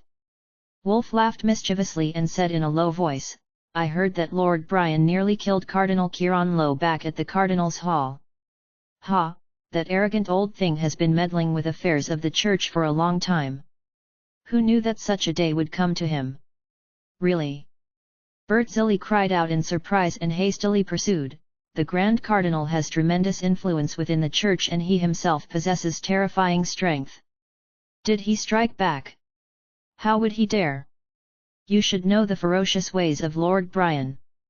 After a short pause, Wolf sneered, "I heard that the Grand Cardinal did not even have the power to resist. He was restrained by Lord Brian in an instant and couldn't even budge. If it wasn't for the Pope's plea for leniency, Lord Brian might have killed that old thing already. Although his life was spared, Lord Brian broke off one of his fingers as a lesson for him." "Ha! Lord Brian could possess such strength at such a young age. With such conviction and his systematic way of working, his lordship truly has boundless prospects," Bertzilli exclaimed in admiration. "Of course," laughed Wolf heartily. "And naturally, the two of us, as followers of his lordship, will be climbing higher and higher up that same ladder of position and power." The two looked at each other and chuckled. They felt extremely proud of their wise decisions. The altar, which the Calamity Church used to worship their evil gods, was erected high and tall at the center of a solemn, dignified shrine. All the major characters of the church entered the shrine one after another. They came to participate in the ceremony. Meanwhile, Han Shuo was personally guided by the Calamity Pope to the shrine. Along the way, all those young disciples who had heard of Han Shuo's name watched him attentively without concealing the admiration in their eyes. There were even some of the young and pretty disciples watching Han Shuo with their beautiful and fiery eyes. They brazenly cast coquettish glances at him as though wishing they could throw themselves into Han Shuo's embrace, surrounding themselves in the scent of such an overwhelmingly powerful man. Unlike the Church of Light, the Calamity Church held a much more liberal attitude about relationships. Besides, the Calamity Church was a religious organization that didn't give much scruples about their conducts. Han Shuo's conduct and deeds throughout the years, deliberately publicized by the Pope and others, had simply become the behavioral norm for these church members. The crowd of young disciples was suddenly swept by an atmosphere to worship Han Shuo. It was more intense than anyone had imagined. The Paji Pope led Han Shuo into the colossal shrine. After hailing their Pope, the crowd began to chant the name Lord Brian over and over. Most of these were youngsters aware of Han Shuo's glorious achievements. They were blazing with passion. The Pope, who originally intended to give a brief speech, was struck that, everywhere in the shrine, people were losing their voices for Lord Brian. An awkward look stretched across his face and he was left momentarily speechless. He understood in his heart that the reason these disciples were all so passionate was because of Han Shuo's thunderous actions. He first destroyed the shrine of ice and then proceeded by killing the Light Pope and their 2 demigods. Under the publicity of the Calamity Church, these deeds had left an extremely deep impression on these people's hearts. They were like gasoline-soaked rags that would burn vigorously with one small spark. After all, since the day these people joined the church, they were brainwashed to take the Church of Light as their mortal enemy. The longer they spent living in the dark trying to hide their identities, the more deeply they recognized the inconvenience and threat that the Church of Light caused them, and subsequently, the deeper their hatred flowed. It goes without saying what Han Shuo's deed of annihilating the top 3 leaders of the Church of Light meant for these people. Surrounded by the clamorous cheers, the Calamity Pope forced a smile through his awkwardness and said to Han Shuo, "I honestly did not expect that you would be so well received. Why don't give a few words and satisfy their enthusiasm?" Han Shuo, too, was in great discomfort. He did not foresee that just by walking into the shrine, he would snatch all the limelight from the fatty, overshadowing the host as a guest. After thinking for a moment, Han Shuo lifted his 2 hands and made a gesture for silence. As Han Shuo stood at nearly 2 meters in height, among the crowd of disciples, his magnificent body was as noticeable as a crane in a flock of chicken. In addition to the fact that everyone had been attentively watching him, when he made that hush gesture, the crowd turned silent in no time. It appeared that although Han Shuo hadn't previously been part of the Calamity Church, as his deeds were just so astounding, he had long accumulated great prestige within the church. After raising his hands high for a few seconds, the shrine packed with people went from being as noisy as a food market to being so silent that one could hear any odd footstep. Everyone was looking at Han Shuo with excitement. They gazed at this terrible demon who had, by himself, killed several 100,000 orcs, destroyed the Shrine of Ice, and killed the Light Pope, as they waited for him to give a speech. I must say that after coming to this place, I realize that the Calamity Church is very different from what I had imagined. This place is like a small city. It has almost everything and life here seems comfortable. However, no matter how comfortable this place is, it is still buried miles beneath the ground, hidden, never to see the light of day, just like the identity of our church members on the surface of the continent. It must always be hidden. Han Shuo suddenly changed his tone and raised his cold voice. The crowd turned to put on complicated emotions and sighed incessantly. "But, it's about time we rise from the dead and walk among the world, out in the open." Han Shuo looked all around, took a short pause, and continued sternly, "We deserve to live on the surface, and to not be holed up under the earth. And we will kill anyone who dares obstruct us. It will not be long before we can openly tell people that we are members of the Calamity Church and be respected for it. All of you will see that day." Han Shuo shouted with confidence. After completing the speech, the crowd kept silent for a few seconds before they collectively erupted like a volcano and started cheering as though they had won a war. "Brian, you seem to be more suitable to be a leader than I am. I would never have expected you to be so good at giving motivational speeches," the Pope said frankly as he looked at Han Shuo. These words were from the bottom of his heart. The big fatty was truly in awe to see Han Shuo make those already fanatical church members even crazier with just a few sentences. He didn't think Han Shuo would have such skills, despite his outstanding strength. Han Shuo let out a hollow laugh and shrugged, but did not reply. Chapter 636, Conversing with a High God of Destruction. GDK 636, Conversing with a High God of Destruction. Please continue reading on, Ox. Val. M. After that invigorating speech from Han Shuo, the shrine remained in a hubbub for a period of time. It was when the crowd's emotion gradually dampened that the big fat Pope announced the beginning of the worshipping ceremony. Some living magical beasts were placed on the altar and then sacrificed. Their fresh red blood flowed to the pool of blood at the center of the altar. All the cardinals and followers of the Calamity Church started to respectfully kowtow as they softly chanted in an ancient language. Even the Pope prostrated himself. Hanchuo swept his eyes across the hall. He bent his legs slightly to crouch but did not actually kneel down. During this solemn and sacred moment, everyone was focused on muttering their prayers.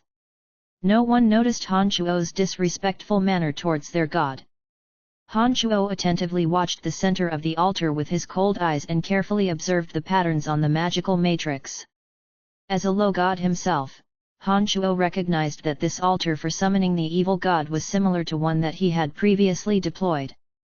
With all those offerings they sacrificed and their devout prayers passing through the abstruse patterns on the altar, the evil god that the Calamity Church worshipped, located on another material plane unknown light years away, could indeed hear the call from profound continent. It was now up to the evil god to decide if it was willing to answer the call, manifesting itself to communicate with them. The ceremony was held in a solemn and grave atmosphere. Everything went along as planned. Midway into the ceremony, the pool of blood on the altar suddenly started whirling. A most bizarre atmosphere started to slowly spread throughout the shrine. Hanchuo looked around with furrowed brows. As he closely watched the changes happening to the blood pool with his eyes, he sensed that a god from a great distance away was slowly injecting his energy into the blood pool by some bizarre miracle. The pool that was filled with the blood of magical beasts gradually whirled faster and faster. A kind of dignified and imposing atmosphere started emanating from the blood pool to fill the entire shrine. After some time had passed, the blood began to gather and took the shape of a humanoid with an indistinct face. A pair of eyes abruptly popped open. It turned immediately to Hanchuo, who was attentively gazing at it from below. When that pair of eyes landed on Hanchuo, a feeling of powerlessness and inability to resist rose from his heart, taking him by surprise. It was as though that blood figure could take his life at any time if it wanted to. I am Taruk, High God of Destruction.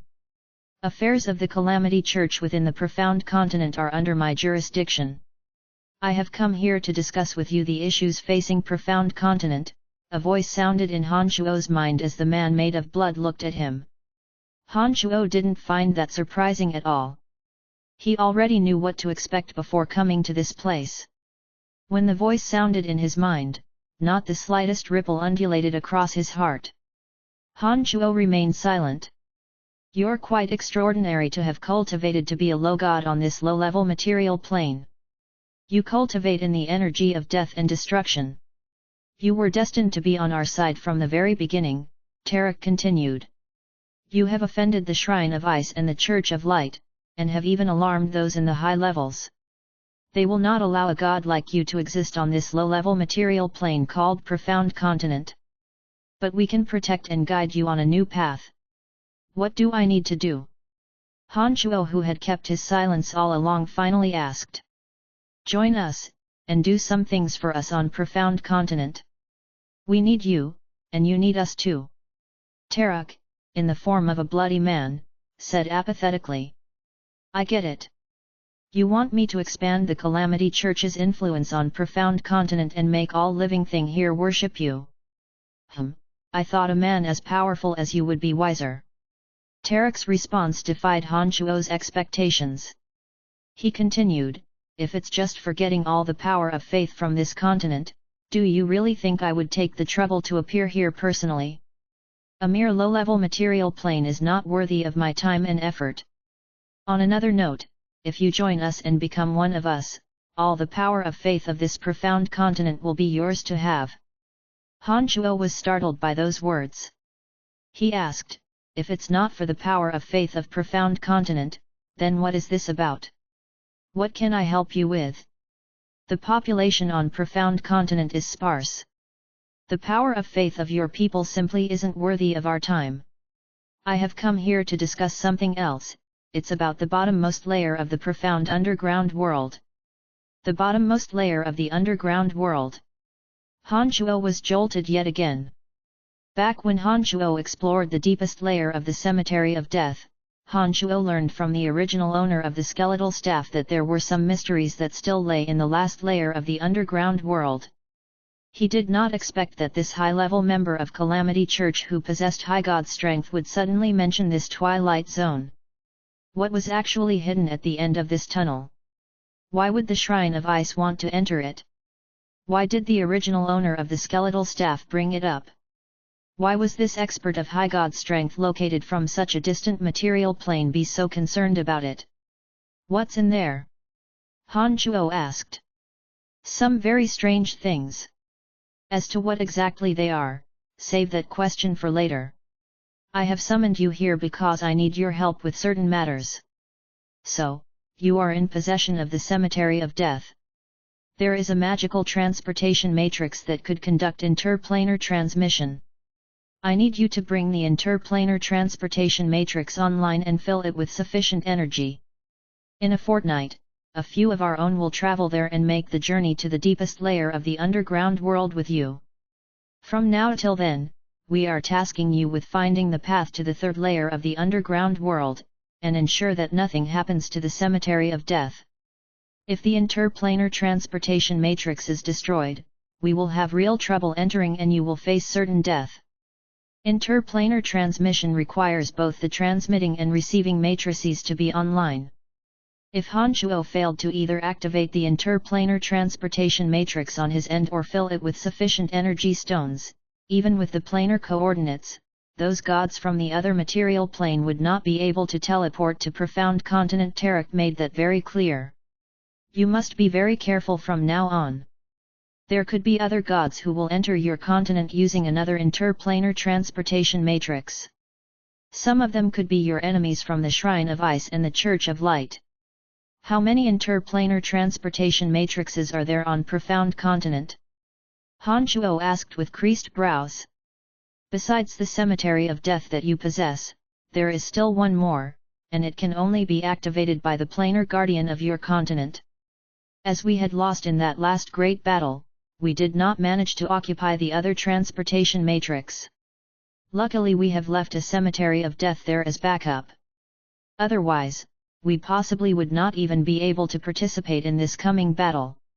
Upon hearing those words, Han Shuo suddenly recalled that in the battle 5,000 years back, fighting on the side of the Calamity Church were the evil gods, the original owner of the skeletal staff, and the ancestors of the soul race. But in the end, they suffered a crushing defeat and had to flee from Profound Continent. The planar guardian of Profound Continent was none other than the primordious dragon Han Shuo's mortal enemy. He ought to have been one of those in the opposing faction to the Calamity Church back then, and he certainly would allow experts from the Church of Light or the Shrine of Ice to use his interplanar transportation matrix. By then, Han Shuo would be confronted with truly might gods. This was unavoidable. What if I could kill that planar guardian and destroy the other interplanar transportation matrix before that happens? Then it would be very hard for them to enter, wouldn't it? Han Shuo asked suggestively. The enemy might be thinking of doing the exact same thing to you. However, you should know that the interplanar transportation matrix isn't set rigidly in one place, and it can move just like the Cemetery of Death. Not only that, it would have unique barriers to prevent others from discovering it. It wouldn't be easy for them to locate yours, and it would be just as difficult for you to locate theirs. Under the unique circumstances now, I believe that the planar guardian will conceal himself and his transportation matrix until their allies arrive. I really doubt that you'll find it. Han Shuo was alarmed. This was news to him. After learning the secrets of the Cemetery of Death, Han Shuo knew that he indeed could move the Cemetery of Death anywhere that he wanted to. In addition to that, that mysterious boundary around the structure was indeed marvelous. Before, he had managed to escape from the soul tracking of the soul race's six-horned tribal king by hiding in the Cemetery of Death. That was proof that the Cemetery of Death really could block detection by other. When Han Shuo first returned to Profound Continent, he bathed the Dragon Valley with dragon blood. However, when he conducted even more massacre on Profound Continent, the primordious dragon did not come looking for him. It appeared that he was keeping himself veiled until his allies arrived. All right. As the offering is limited, so is the length of our conversation. This is as much as I can tell you. Remember, at this point in time, to help us is to help yourself. You have no choice. But as long as you can handle the matter on Profound Continent well, I will make sure that you are rewarded well. Tarek's voice in Han Shuo's mind gradually grew weaker and weaker as the pool of blood that was rapidly whirling turned slower and slower. The conversation between Han Shuo and High God Tarek, that started halfway into the ceremony, ended just as the ceremony came to an end. Inside the shrine, all those followers of the Calamity Church were still maintaining their pious kowtowing posture while silently reciting words of prayer. Meanwhile, great waves surged through Han Shuo's heart. After conversing with Tarek, Han Shuo knew that there had to be some great secrets in the last layer of the underground world. Otherwise, all those gods and powerhouses from distant high-level material planes would never come to a material plane as insignificant as Profound Continent. Upon learning this fact, Han Shuo's mood was incomparably heavy. By that point, the only well-matched adversary Han Shuo had on Profound Continent was the Primordius Dragon. However, once those experts from alien material planes inevitably descended, Han Shuo feared he would not have sufficient strength to even survive. Profound Continent may have seemed beautiful and pleasant. However, if what was about to happen next was not properly handled, not just Han Shuo, but all those close to him, and perhaps even everyone in Lancelot Empire would have to pay an unimaginable price. Han Shuo took a deep breath. He knew that even if not for himself, for all those that he cared about, he had to pull himself together and give those experts from the distant material planes hell. This was a crisis, but wasn't this also a turning point? Demonic arts cultivators rose above the others through constant, cruel bloodshed. Why would this crisis be an exception? Han Shuo's mind grew more and more resolute as he thought to himself. Chapter 637, Here He Comes. GDK 637, Here He Comes. Please continue reading on, Ox. Val. M. The lengthy ceremony was finally over. Every church member on the floor who had been crouching on the ground raised their heads and gathered their gazes on Han Shuo at the center. Although the crowd couldn't hear the dialogue between Han Shuo and the High God, the unnatural atmosphere inside the shrine gave them the sense that something must have happened during the ceremony.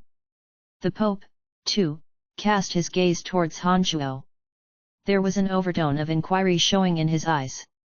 Han Shuo knew what the Pope wanted to ask and nodded his head to affirm that he indeed had communicated with an evil god. They were above words here. He had a rough understanding of the will of some evil gods of the Calamity Church. As, in the end, he was merely a base god, too puny to be regarded by actual gods, Han Shuo saw no point in revealing any more details of the matter to him. The next realm after base god was low god. Although the divide between mortals and gods was just the difference of one realm, the chasm was very, very difficult to cross.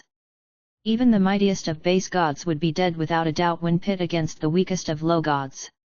To the gods, base gods weren't characters worthy enough for them to talk to directly. Without divine energy, a divine soul, or a domain of divinity, base gods were as puny as ants to the actual gods. They may have been the strongest among the ants, but ants nonetheless. Han Shuo did not explain to the fat man, nor did the fat man ask about it. As the Pope of the Calamity Church, he could discern exactly what questions he should and shouldn't ask as well as what information he should and shouldn't know. That was the reason he was able to fill the position he was in. As the ceremony had concluded, at the command of several cardinals, the Calamity Church members dispersed orderly. These people who had participated in the ceremony made out that, from the peculiar atmosphere in the shrine as well as Han Shuo's behavior, the evil gods they worshipped had communicated with Han Shuo alone. This made them revere Han Shuo even more than they already did. Those who used to have close relationships with Qiranlo, after attending the ceremony where Han Shuo communicated with their gods, managed to open their eyes to the true state of matters, and they very straightforwardly burned the bridges with Qiranlo. They were afraid that any ties with Qiranlo might affect their relationship with Han Shuo. After communicating with that high god, Han Shuo did not linger around at the Calamity Church any longer. He left the headquarters after a brief chat with the big fatty. Han Shuo had to traverse the vast desert on foot to come to this place. But when it came time to depart, he merely used a magical transportation matrix and arrived at a secret base of the Calamity Church in Lancelot Empire. As Han Shuo's identity in the Calamity Church had changed, and so had the treatment he received. Wolf and Bertzili, who accompanied Han Shuo to headquarters, were previously in charge of the issues in this region. However, they now answered only to Han Shuo. It was the largest secret operation base of the Calamity Church within Lancelot Empire. It was located in the Kurlan Valley near the Sunshine Valley. It was situated in between a group of many mountains. Thick mist obscured the air and the terrain seemed a complex combination. After walking out from the transportation matrix, Han Shuo left Wolf and Bertzili with a few instructions and departed the valley. He returned to the Cemetery of Death right away. The 3 spirit demons he refined had entered their final stages. Han Shuo observed for a moment and made sure that there wouldn't be a problem with them before he walked to that large-scale interplanar transportation matrix at the center of the Cemetery of Death.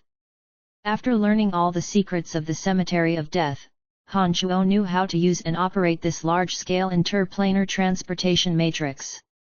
To ensure that nothing could go wrong, Han Shuo carefully inspected the transportation matrix and replenished it with energy that could sustain interplanar transmission. Only then was he at ease.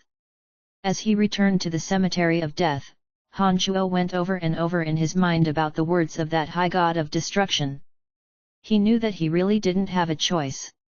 Once the Primordius Dragon welcomed experts from foreign material planes, then he wouldn't have only the Primordius Dragon to face, but very possibly mightier gods of greater realms.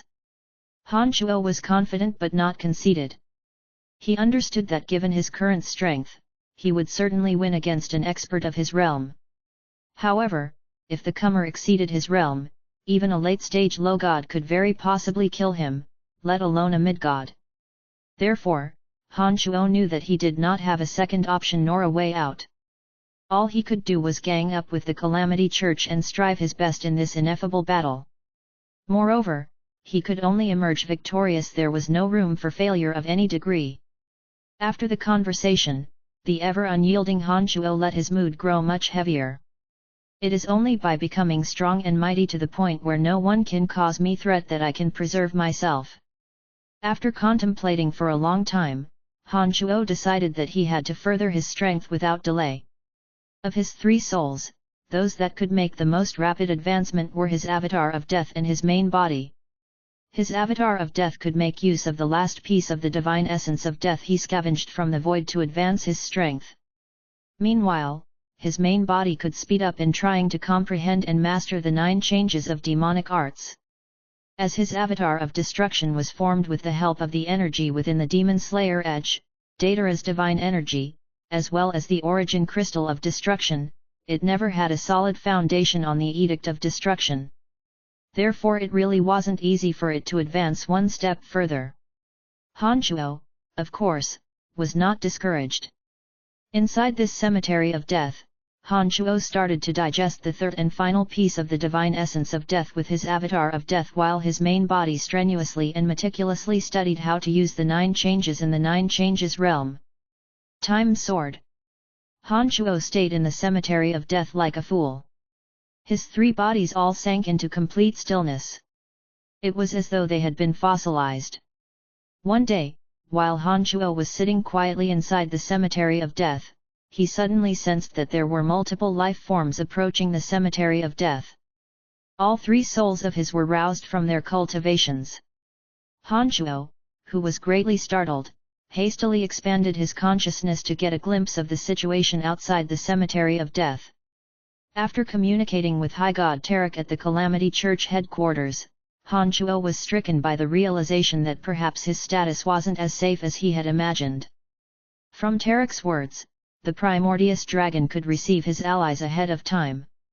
This also meant that if the Primordius Dragon were to detect his location now, he would possibly be confronted with grave danger. Especially worrying was that the Cemetery of Death was also located in the dark forest and wasn't that far away from the Dragon Valley that the Primordius Dragon presided most of the time. After a pulsation of his consciousness, Han Chuo heaved a sigh of relief. The comers had weak auras which obviously didn't belong to the class of existence as powerful as the Primordius Dragon.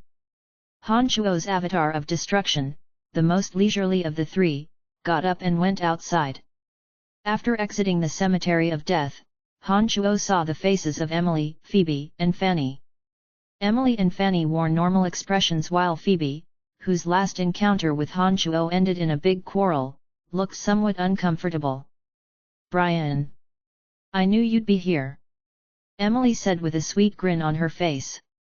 She then grabbed Phoebe's lily-white hands, walked towards Han Chuo, and said, "Whatever happened before, just let it pass. Phoebe has gotten over it now. You should shake off that temper of yours too." It appeared that during the time Han Chuo was away, Phoebe finally yielded to Emily and Fanny's persuasion. Perhaps they thought that the reason behind Han Chuo's disappearance was that he was still blaming her for being selfish and overly possessive. Phoebe looked at Han Chuo, abashed and embarrassed, yet red with anger. She could hardly look him in the face as teardrops formed below her eyes. She bit her lip and said in a hateful tone, "How could you be away for such a long time and not even think of consoling me?" Guilt was the last thing Han Chuo expected to feel that day, but that was just what he felt when she said those words. As Han Chuo thought about it, it dawned on him that it was he who was in the wrong. He had only lost his temper when Phoebe reacted with a bad attitude. But now when he saw Phoebe on the verge of tearing up, a completely different person from her usual icy arrogance and undeserving self, Han Chuo's heart ached. After the trip to the Calamity Church, Han Chuo came to recognize the dangerous situation that he was in and felt as though he could lose his feeble life at any moment. His mind wasn't as relaxed as before. Now, after hearing Phoebe's words, his heart had sunken so far that he feared it would never see the sun again. He forced a smile, gently wiped away the tear on the corner of Phoebe's eye, and said, "I'm sorry for being so over the top that day. How about we put it behind us?" "Who?" Contrary to expectations, Phoebe couldn't hold back her tears when Han Chuo treated her so tenderly. She cried louder and louder as though wanting to vent all the grievances accumulated during the many days prior through her tears all at once. Emily and Fanny had indeed built a genuinely close relationship with Phoebe as of late. When they saw that torrents of tears coursing down her face, they rushed over to console her. They were a little flustered. With that, Han Chuo too was a little flustered. He tried his best to calm Phoebe. After a long while, Phoebe got tired of weeping into his chest and finally stopped crying. Han Chuo heaved a gentle sigh of relief. It was at this moment that he recalled the possible threat he faced and he said in a deep voice, "You all must return without delay. Do not come back unless I tell you to. This place just too dangerous right now." "What's wrong?" Fanny was startled. But soon after, she smiled and said, "Brian, you are not welcoming us to your secret hideout, are you?" "Ha, the profound continent may be big, but who could possibly harm you? It sounds like you don't want us here." "Humph." Obviously, Fanny thought that Han Chuo was joking with her. She absolutely did not believe that anyone on Profound Continent could lay a finger on him. Emily and Phoebe had the same thought, thinking that Han Chuo didn't want them to disturb him. They all put on the same disgruntled appearance. The three ladies had blind faith in Han Chuo all along and were ignorant of the situation. Han Chuo didn't know if he should laugh or feel proud of it. However, the situation wouldn't allow for any slacking. Han Chuo put on a stern face and said solemnly, "This is not a joke. Profound Continent is huge and there indeed are people who can pose me a threat." "Who?" "We aren't buying your lies," Fanny said, giggling and not taking him seriously at all. Han Chuo wanted to sigh, he wanted to roll his eyes, alas he stopped himself short. Just before he could reply, his eyes widened and his lips stiffened. He sighed and said in a low voice, "Here he comes." An ancient dragon aura came gushing without one bit of concealment. Han Shuo could tell that the primordious dragon had sunken into a fury. He was charging straight at the barrier of the cemetery of death with terrifying momentum. Han Shuo glanced at the three ladies who were at a loss and realized that the primordious dragon must have found his way there through the three unsuspecting dames. Chapter 638, After killing you, I will be the new planar guardian. GDK 638, After killing you, I will be the new planar guardian. Please continue reading on, Ox. Val.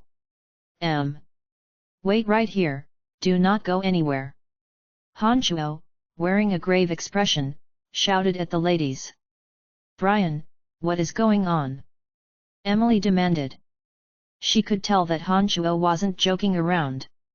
The unprecedented nervousness showing on Han Shuo's face told her that something major was about to happen.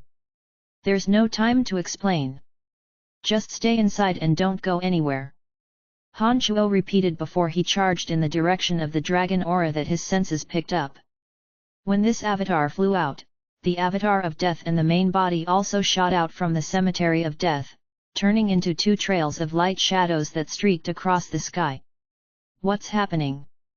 What's actually happening? Phoebe asked flusteredly. He must have run into great trouble. Given his strength now, this enemy that he has to treat with such graveness is certainly not one that we could touch. We should just stay inside, as he said, lest we be a burden to him. Emily, who had seen and experienced all kinds of situations, said to the other two ladies calmly. Emily, his enemy came to his door soon after we came over. Is it because of us? Fanny wore a culpable face as she said hesitantly. Possibly. Forget about it. Now is not the time to blame ourselves. But if there's anyone to blame, it has to be me.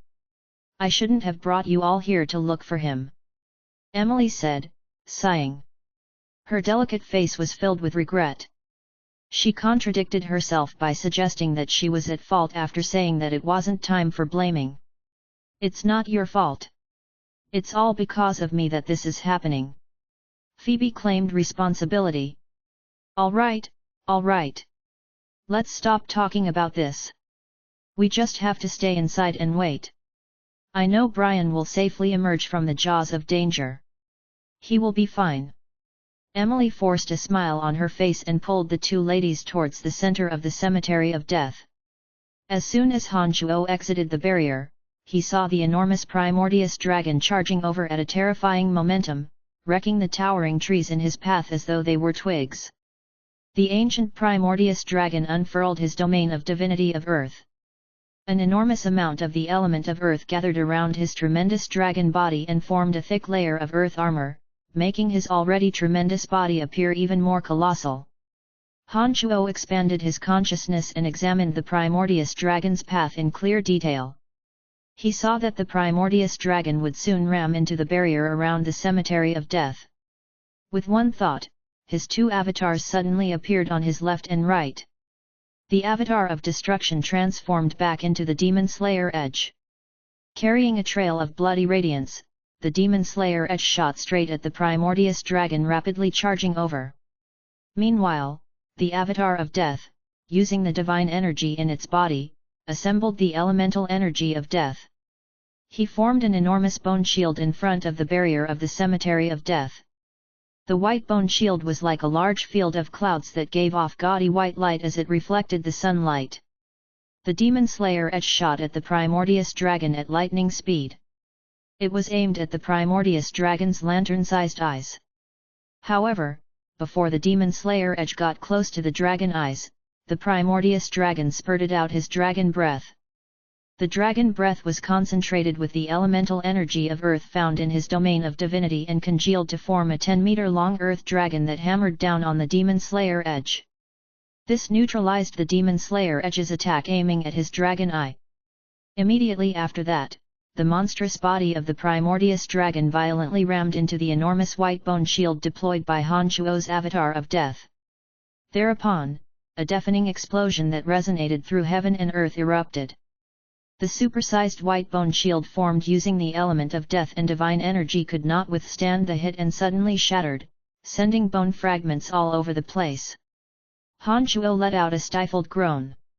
His avatar of death had a pale look. That strike managed to completely shatter the supersized white bone shield of Han Shuo's avatar of death. His body was merely halted for a moment before he continued to ram into the barrier surrounding the cemetery of death. At this very moment, Han Shuo's main body of almost 2 meters tall suddenly grew to become a giant more than 30 meters in height. Before the Primordius dragon could reach the barrier, Han Shuo's hands grabbed the Primordius dragon's enormous body, lifting him into the air. The demonic yuan rapidly spurred, fueling Han Shuo's mighty physical body with energy. He flung the big dragon away with all his might. A loud rumble rocked the earth when his body smashed into the ground 200 meters away. Rocks were shattered, the earth trembled, and sand went sent flying through the clouds. A row of ancient trees of all sizes were either snapped or uprooted. Han Shuo first used his avatar of destruction to force the Primordius dragon to spurt out his dragon breath as he charged towards him, then followed by using the white bone shield with his avatar of death to block his quick and violent strike. Taking advantage of the instant the Primordius dragon was stopped, he let the energy in his main body detonate, transforming Han Shuo's main body into a giant before tossing the dragon far into the distance. This series of actions took place within fractions of a second. All three bodies of Han Shuo's struck with perfect synchronization and precision. Thanks to their excellent planning, they managed to block down the Primordius dragon's devastating strike, stopping him from destroying the boundary around the cemetery of death. After just a short few seconds of battle, much of Han Shuo's energy had been drained. It was as though he had fought a long war. The Primordius dragon was indeed worthy of being the planar guardian of Profound Continent for several thousand years. Han Shuo had to exert all the strength of his three bodies just to take one fierce strike of his. He was indeed the last well-matched adversary of Han Shuo's on the continent. After hurling the big dragon away, Han Shuo's gigantic main body heavily panted before his breathing resumed to normal. He took one giant leap and landed in the region where he had flung the Primordius dragon. By now, the Primordius dragon had regained his footing. Standing his ground, he raised his head up and looked all around with eyes red with fury. After making that strike, Han Shuo understood that the Primordius dragon was covered in a layer of earth armor that gave him immense defensive power.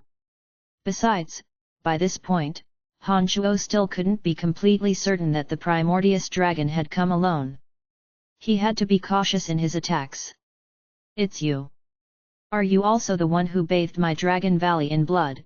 the Primordius dragon roared furiously when he saw the carefully approaching Han Shuo. He appeared extremely enraged. "That's right. All those greater dragons in the Dragon Valley died at my hands." Han Shuo nodded and admitted nonchalantly.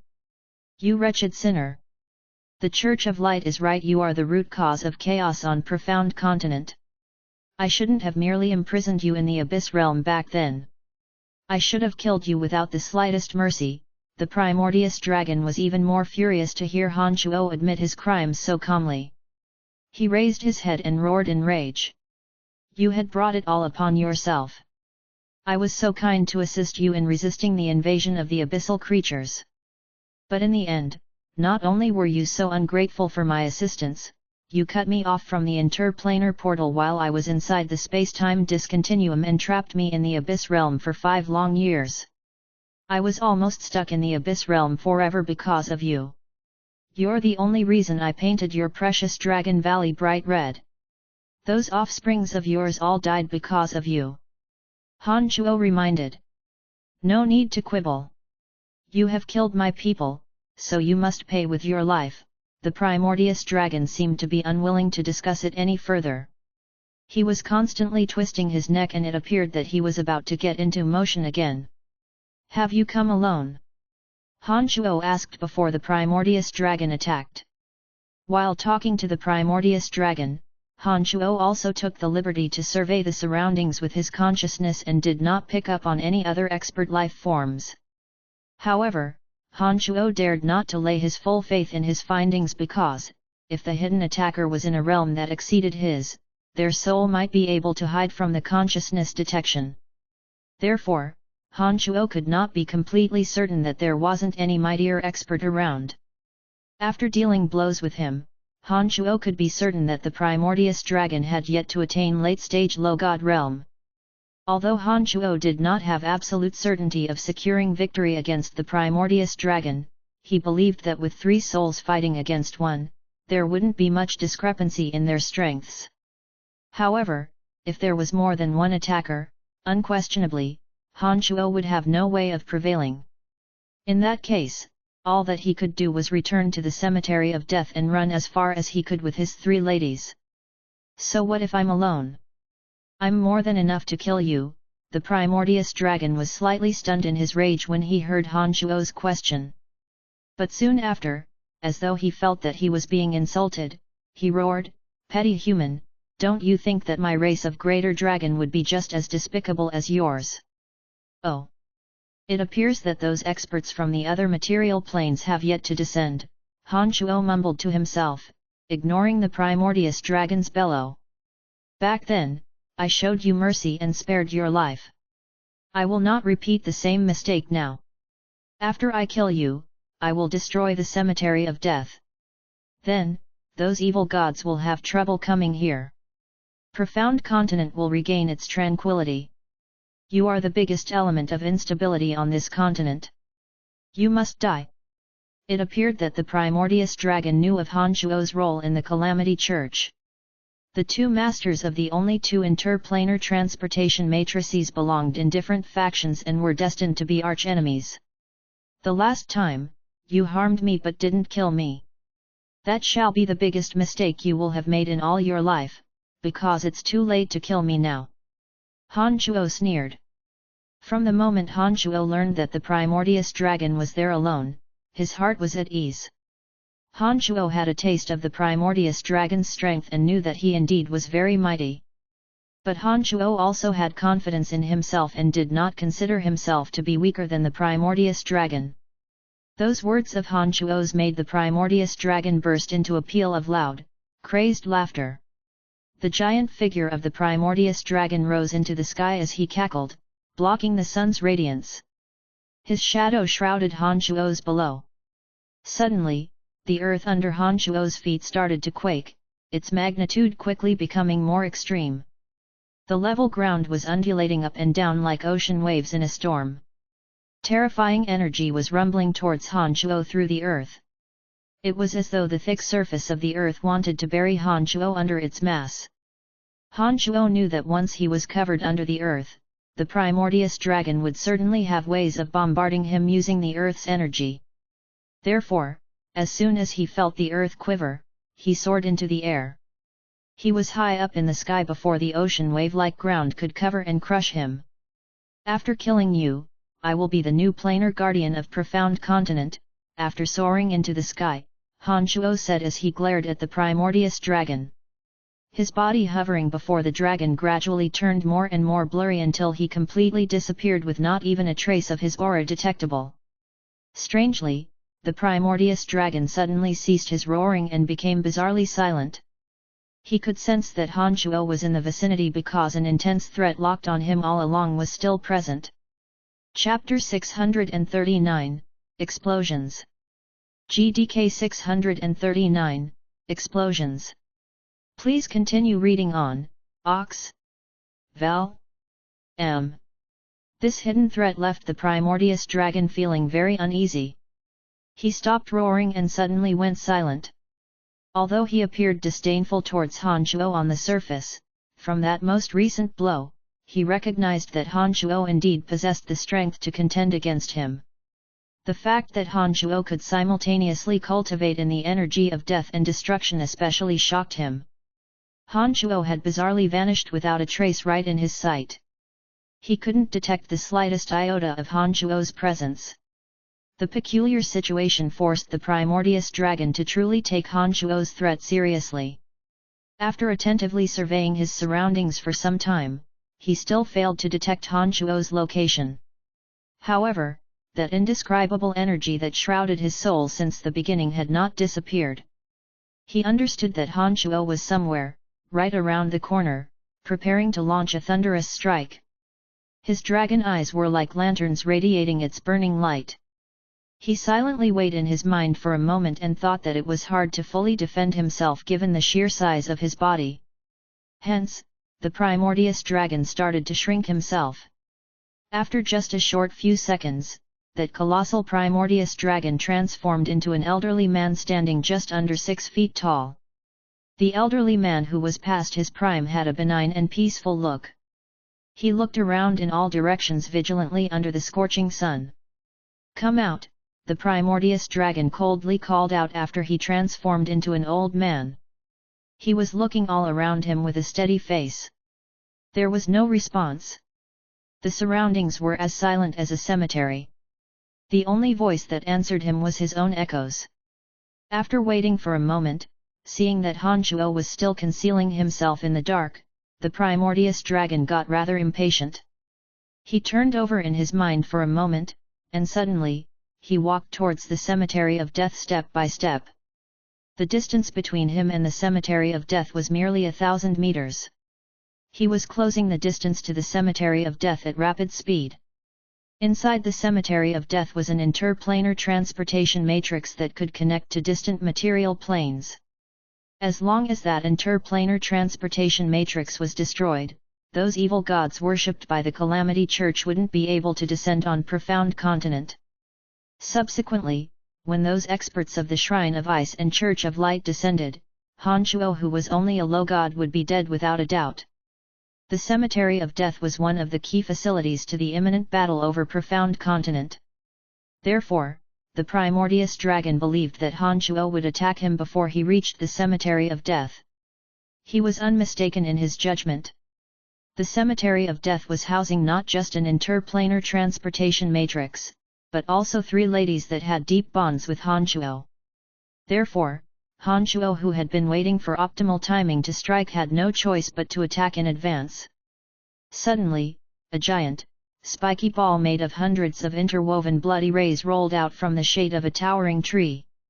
It was shooting at extreme speed towards the primordious dragon as he marched towards the Cemetery of Death. Simultaneously, swarms of bone spears materialized out of thin air in waves, each more intimidating than the last. They shot towards the primordious dragon in an orderly manner. "Ha, what use would such attacks even have?" the primordious dragon, in the form of an elderly man, coldly groaned. He did not make any apparent movement, but the rich element of earth in the ground gathered and formed a thick earth wall in front of him. All the bone spears were intercepted and none could penetrate his wall. Surprisingly, the bloody sphere covered with spikes continued to shoot at the primordious dragon with terrifying momentum right after defeating the earth wall with a loud rumble. "Hey!" the primordious dragon was somewhat astonished and let out a soft cry of surprise. He took a baffled look at the bloody sphere and suddenly opened his mouth to spurt out a stream of dragon breath at it. The bloody sphere that shot towards him in a straight line seemed to have its own intelligence. When the primordious dragon spouted his dragon breath, the sphere abruptly maneuvered away from it. It flew in strange, curved paths with unpredictable trajectories. The primordious dragon actually wasn't astonished at the firepower of the bloody sphere, he was shocked that the energy in the bloody sphere didn't belong to any of the 12 most commonly known fundamental forces. Then, when he saw that the bloody sphere had actually altered its course to avoid his dragon breath, his heart was even more startled and he took Han Shuo's threat much more seriously. All of a sudden, dark clouds overtook the bright clear sky. Bloody rays pierced out the thick, dark clouds like lightning bolts. A sinister and gloomy aura was faintly discharged from that dark cloud. It punished its beholders with intense pressure. Rumbles. The dark clouds overhead rapidly gathered and formed an enormous dark canopy that directly came covering down. In an instant, the entire region plunged into complete darkness. The primordious dragon was stunned. He raised his head to look at the abnormal sky. He simply could not make out the kind of energy that Han Shuo deployed inside those dark clouds. He sensed the presence of the element of death, the edict of destruction, and also an unknown but extremely ruthless, sinister energy. Those three energies were mixed together and materialized as the dark cloud. The terrifying energy contained within felt as though it could annihilate the world. Even the primordious dragon felt an extreme sense of threat. Seeing that the dark cloud was bearing down from above his head, the primordious dragon knew that he had absolutely no time for hesitation. He stomped on the ground and sent the divine energy in his body coursing through the earth. Under the effects of his divine energy, a terrifying earthquake was suddenly triggered under his feet. As the rumbling continued, the earth was torn to form several bottomless ravines before multiple hills rose from the ground and shot at the dark cloud. The scene at this moment was exactly like one would envision hell on earth, with the heavens falling and the earth rending. The energies gathered by the two mighty beings converged in a duel of powers and created an incredibly violent reaction. The flat land that was originally covered with verdant, lush plants was now an enraged wild beast. That dark cloud in the sky was like a weeping ghost. Beams after beams of bloody rays struck down like lightning bolts. The ruthless energy harbored the intention to destroy all things. The primordious dragon, taking the form of an amiable old man, started to roar furiously yet again. He activated some kind of energy and forcibly altered the flight trajectory of an unidentified meteorite falling from the sky. He accelerated the meteorite to 10 times its speed and bombarded downwards. The meteorite dragged a red trail several hundred meters long. That meteorite came down at an extreme speed and arrived at its target in the blink of an eye. It slammed against the thick dark cloud and pressed it straight into the ground. An impact crater several hundred meters in diameter was produced. Blazes were sent flying in all directions. Towering ancient trees that touched the sky were scattered and collapsed before they caught fire. The boundary that enveloped the cemetery of death only 1,000 meters away from this region warped for a moment to counteract the shock wave produced from that terrifying attack. The dark cloud that was meant to be floating in the sky was suddenly knocked down into the ground. However, not only did the dark cloud not scatter, it was rapidly warping and twisting, much alive a living demon. "You are so screwed," groaned the primordious dragon as he shot towards the lump of dark cloud. The moment that the meteorite pushed the lump of dark cloud into the ground, the primordious dragon, who hadn't been able to detect one bit of Han Shuo's aura all along, suddenly sensed his aura coming from within the dark cloud. The primordious dragon was overjoyed at the discovery and prepared to give Han Shuo the fatal blow. Midway into his charging at the dark cloud, the primordious dragon transformed back into his dragon form. After taking a fraction of a second to arrive at the dark cloud, he pounced on it, determined to rip apart the dark cloud with brute force and therefrom, uncover and tear Han Shuo limb from limb. "Haha! Let's see where you escape to this time." The enormous body of the primordious dragon suddenly pushed down on the lump of dark cloud. His enormous claws were tearing the dark cloud ferociously. "I'm not planning to escape." Han Shuo's unfeeling voice actually sounded from within the lump of dense dark cloud. The primordious dragon howled with laughter, causing heaven and earth to shake with it. It was as though he had seen Han Shuo lacerated into pieces in his claws. He had first shelled the lump of dense dark cloud by launching hills into the sky. Shortly after, he proceeded by using his divine energy to alter the flight course of a meteor and sent it in the direction of the dark cloud. He was fully confident that Han Shuo had been seriously injured after receiving the two waves of attack. The primordious dragon again grew furious when he recalled the scene of the dozen or more carcasses of greater dragons. Taking into consideration that Han Shuo had threatened his position as the mightiest being on this continent, especially since Han Shuo was in possession of the cemetery of death, there was absolutely no way that the primordious dragon would tolerate Han Shuo's existence and allow him to live. However, the primordious dragon who was indulged in the excitement did not notice from Han Shuo's unfeeling voice that he was still ever so calm and unperturbed. Just as his dragon claws that resembled giant iron anchors grasped the lump of dark clouds and started to wildly scratch and tear, strange yet colorful radiances sparkled from within the lump of dark cloud. Soon after, extremely terrifying energies erupted from the dark cloud which engulfed the colossal body of the primordious dragon all of a sudden. During the successions of rumbling explosions, the soul piercers fiercely shot into the primordious dragon's soul. Green blazes violently surged out from the dark cloud and swamped the primordious dragon abruptly. Even that earth armor of formidable defensive power seemed to be combustible in the green flame. It turned dry and brittle and made popping noises as it started to crack. All the remaining pearls of annihilation he had, as well as the cyano-demon blaze which Han Shuo had refined using all sorts of rare materials in the Abyss realm, were all packed into the dark cloud. All those demonic treasures that Han Shuo had meticulously refined were set to erupt all at once, while the primordious dragon recklessly tore the dark cloud, overwhelming the primordious dragon without warning.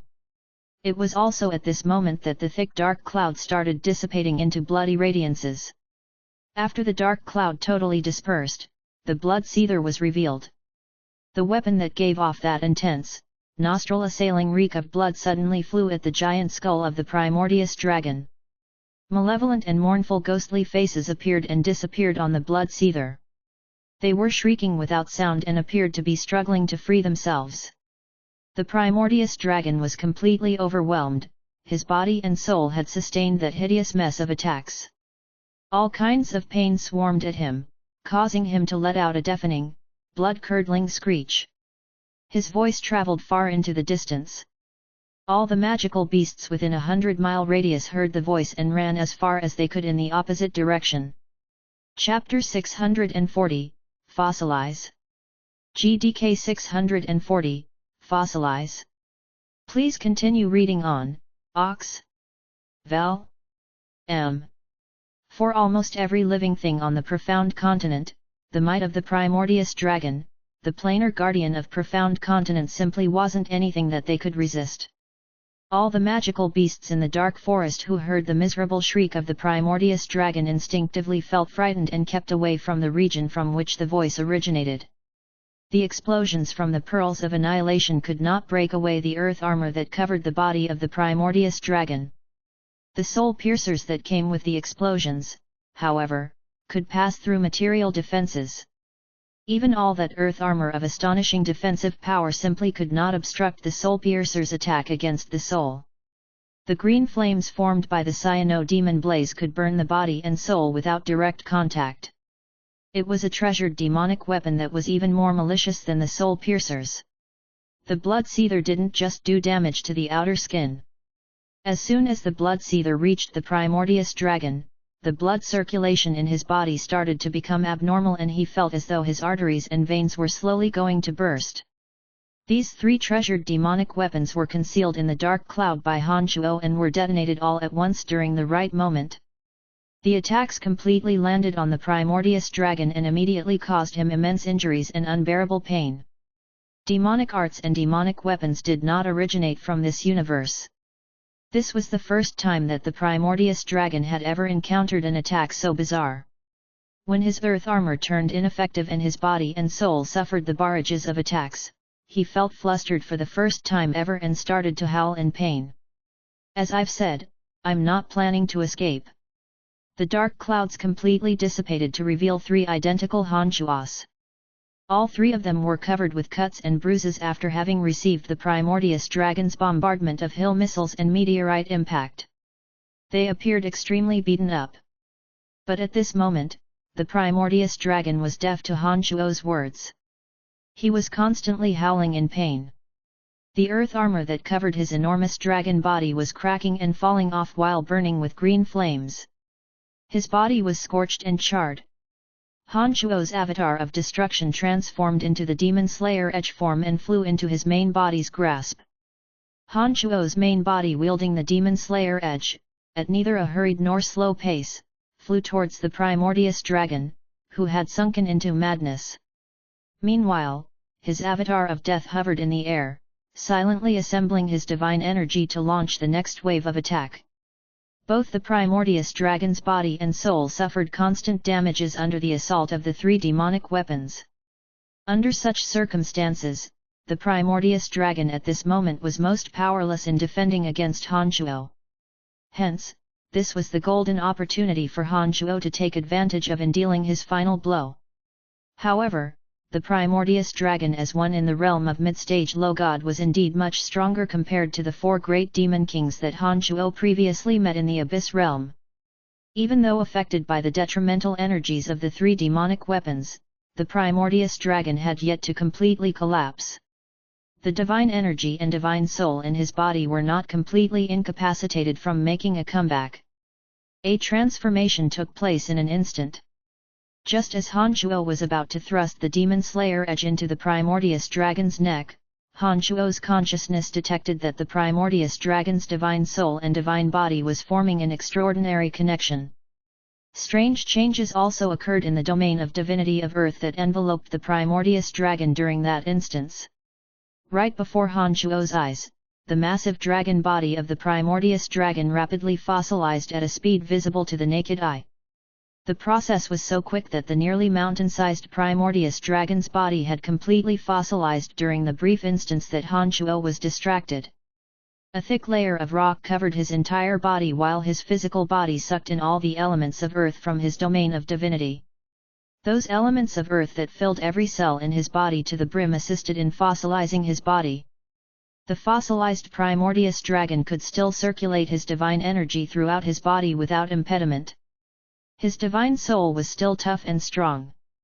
Hanchuo soon realized that although the Primordius Dragon had lost mobility, his awareness was still present as before. The Cyano-Demon Blaze and Blood Seether had immense destructive power towards the physical body and blood. However, after the Primordius Dragon fossilized his own body, the large quantities of the element of earth that filled his flesh and blood altered their original properties, nullifying the incredibly damaging power of the Cyano-Demon Blaze and Blood Seether. In regard to the soul piercers, as they targeted only the soul, although the fossilization avoided him the harms of the Cyano-Demon Blaze and Blood Seether, it did nothing to stop the soul piercer's attack. He still had to give all-out effort in eliminating the soul corrosive energy of the soul piercers from his soul. If it wasn't for the Primordius Dragon suddenly making this masterstroke, Hanchuo believed that under the attacks of his three treasured demonic weapons, with the thrust of his incisive Demon Slayer edge, the Primordius Dragon who had guarded the profound continent for many years would have perished on that day. However, in life, not all things go exactly as planned.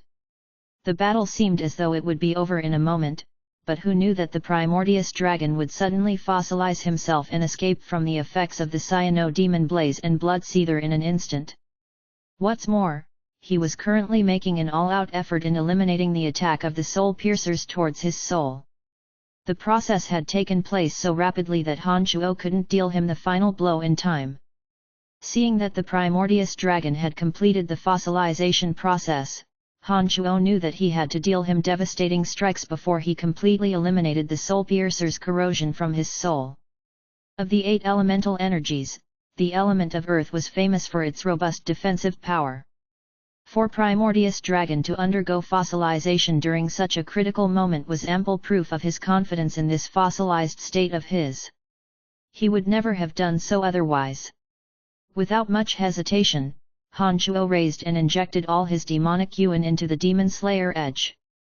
Combining it with the chaotic energy of destruction within, the Demon Slayer edge towed a trail of dark radiance as it shot down at the Primordius Dragon's fossilized back.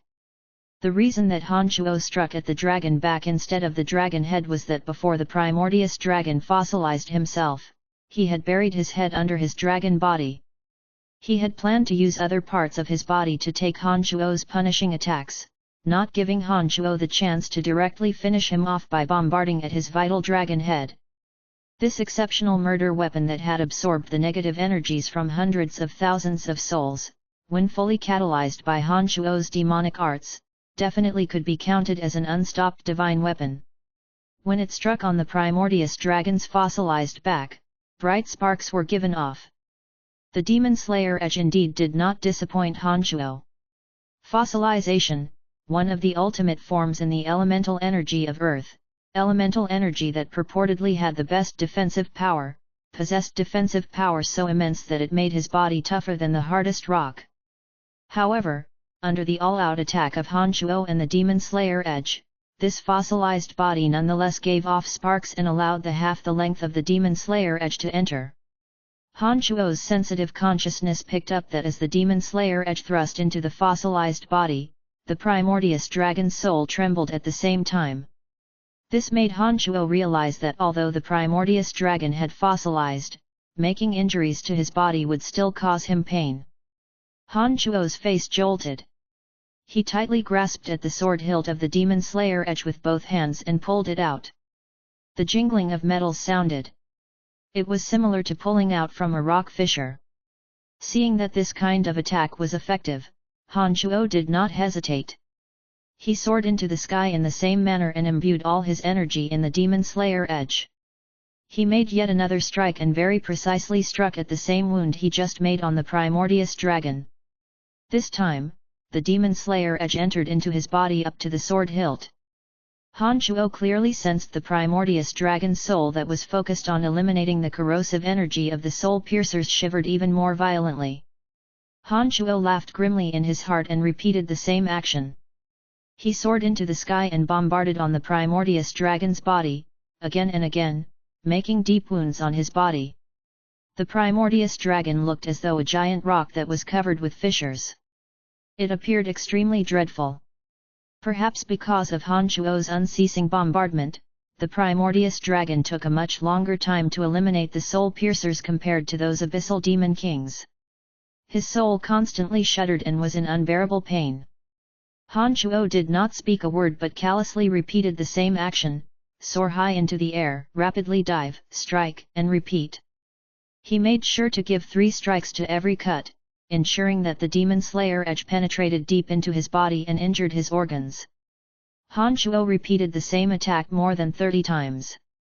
Other than his dragon head, most vitals of the dragon body were deeply wounded by Han Shuo through that method, severely injuring him.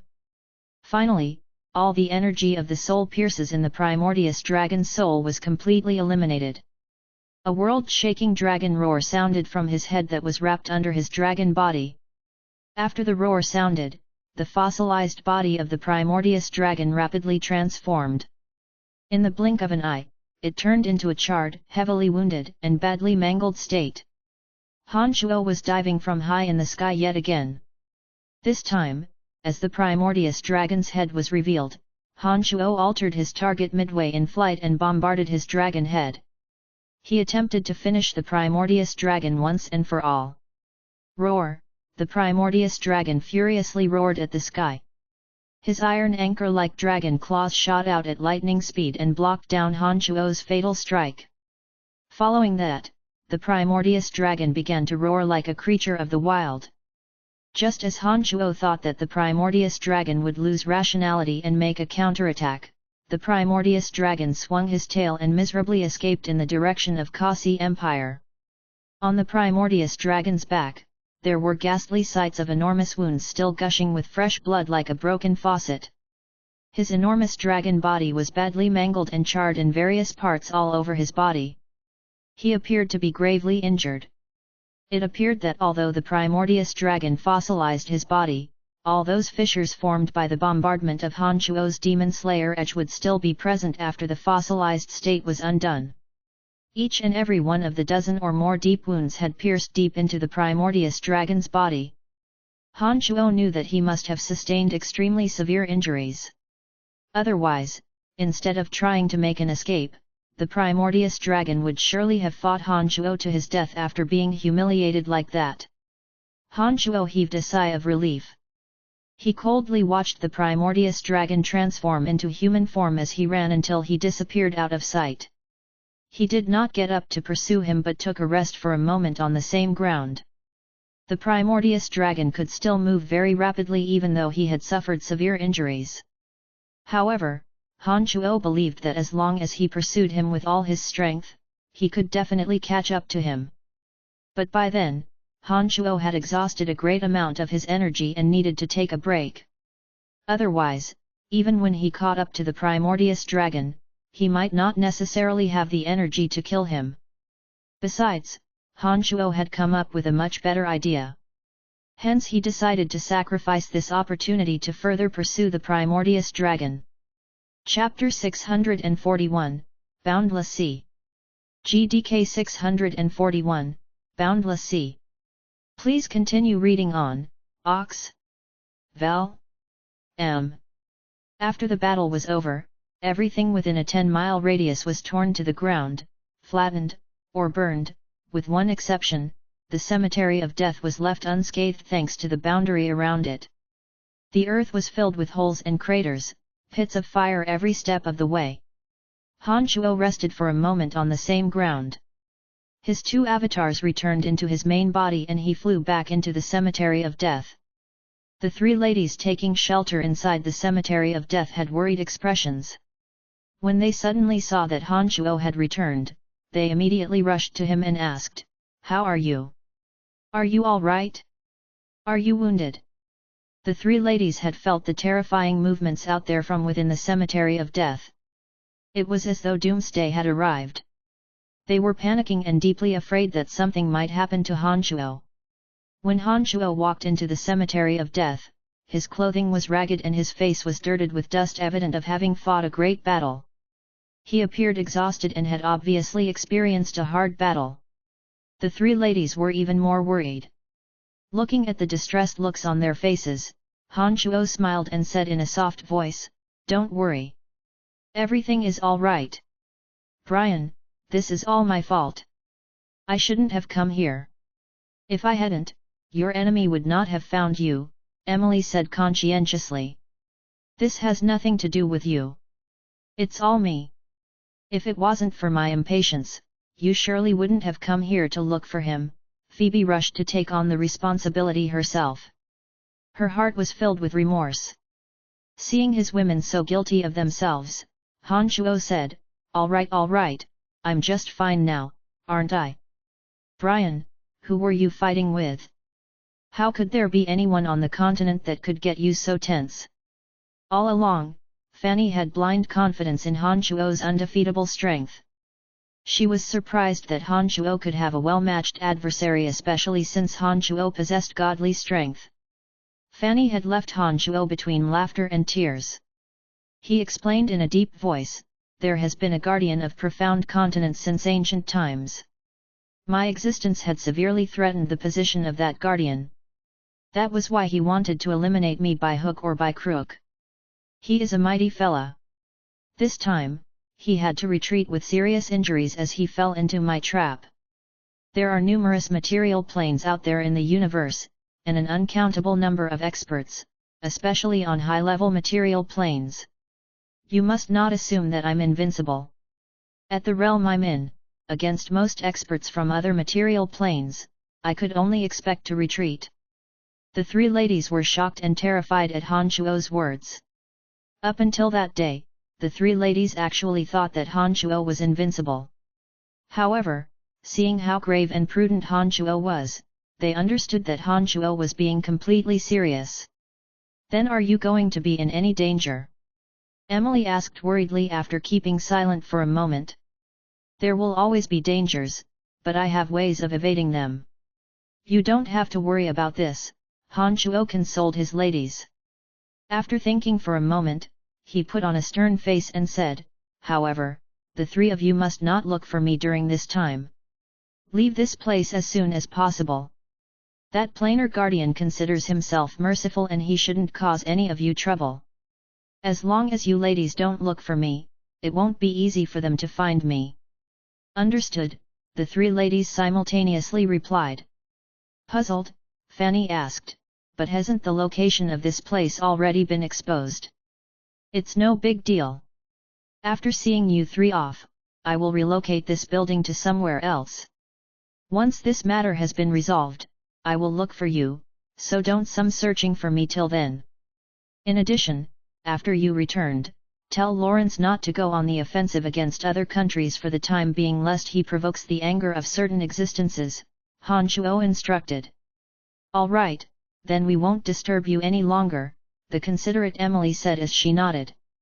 She then turned to Fanny and Phoebe and said, "Ladies, shall we go now?" Fanny and Phoebe were tactful people. Although they were reluctant to part with Han Shuo, they agreed with Emily.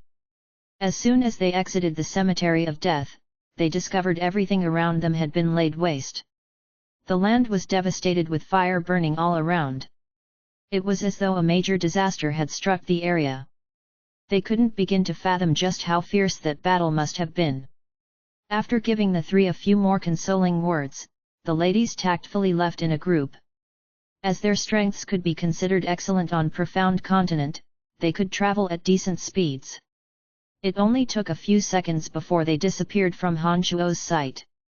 After seeing the three ladies off, Han Shuo immediately returned to the Cemetery of Death and came upon a hall where the interplanar transportation matrix was located. He closed his eyes for a moment to recall some information pertaining to the Cemetery of Death. When he opened his eyes, he directly headed to the bottommost layer and located a magical console. He filled the magical console with energy crystals, transformed his avatar of death into the skeletal staff, and placed it into a slot at the center of the magical console. As soon as the skeletal staff was inserted, his avatar of death seemed to have formed a wonderful connection with the Cemetery of Death. In all of a sudden, rich amount of the element of death from all directions started gathering towards the Cemetery of Death and attached to the boundary that enveloped it. The element of death inside the Cemetery of Death also grew richer as time passed. If one were to observe from a distance, the Cemetery of Death, which was usually undetectable with the naked eyes, currently transformed into a giant sphere that gave off faint greenish shimmers. It appeared extremely strange and mysterious. The earth started to shake as the Cemetery of Death rumbled like a rocket engine. With plenty supply of energy, the Cemetery of Death, which took the shape of a giant greenish sphere, slowly lifted off from the ground and soared high into the sky. The element of death continued to gather towards the Cemetery of Death from all directions. Han Shuo, whose soul had formed a bizarre connection with the Cemetery of Death, flew the structure high into the sky. After identifying the direction, he flew it above the clouds and away from the dark forest. As the Cemetery of Death was high in the sky, the faint green light that it gave off was unnoticeable during flight. Separated by such great height, no one on the ground would discover the abnormal flying object in the sky. Besides, the boundary around the Cemetery of Death had the ability to block the soul-sensing power from experts. Therefore, Han Shuo was confident that no one would notice that big flying building of his. Han Shuo charted a course and piloted the Cemetery of Death straight to his destination. Through the magical console in the Cemetery of Death, Han Shuo could see the view outside. After flying at full speed for a day, Han Shuo and the Cemetery of Death arrived at the boundless sea at the western shore of profound continent. The boundless sea was a vast ocean. It was told in the legends that the ocean was the edge of the world. It was vast, remote, and uninhabited. Only ocean creatures could survive there. After flying over the boundless sea for some time, Han Shuo discovered a region scattered with big and small uninhabited atolls. He noticed an island that resembled the shape of a gourd below him. When he unfolded his consciousness, he discovered that there were only sporadic weak and small wild beasts that inhabited the island. Hence he piloted the Cemetery of Death to slowly descend from the sky. The earth shook more and more violently as he descended. Finally, the building plowed into the ground like an asteroid. It landed in the middle of a jungle and its underground section was buried just like it had been back at the dark forest.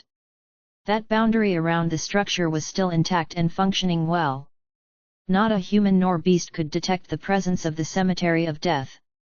When the Cemetery of Death first lifted off from the dark forest, Han Shuo had taken certain meticulous measures so that the piece of land where his spirit demons were being refined would be carried along. Hence, when the Cemetery of Death now landed on this place, the formation that was refining his spirit demon remained in good condition and was supplying the three spirit demons with an unending stream of energy as before.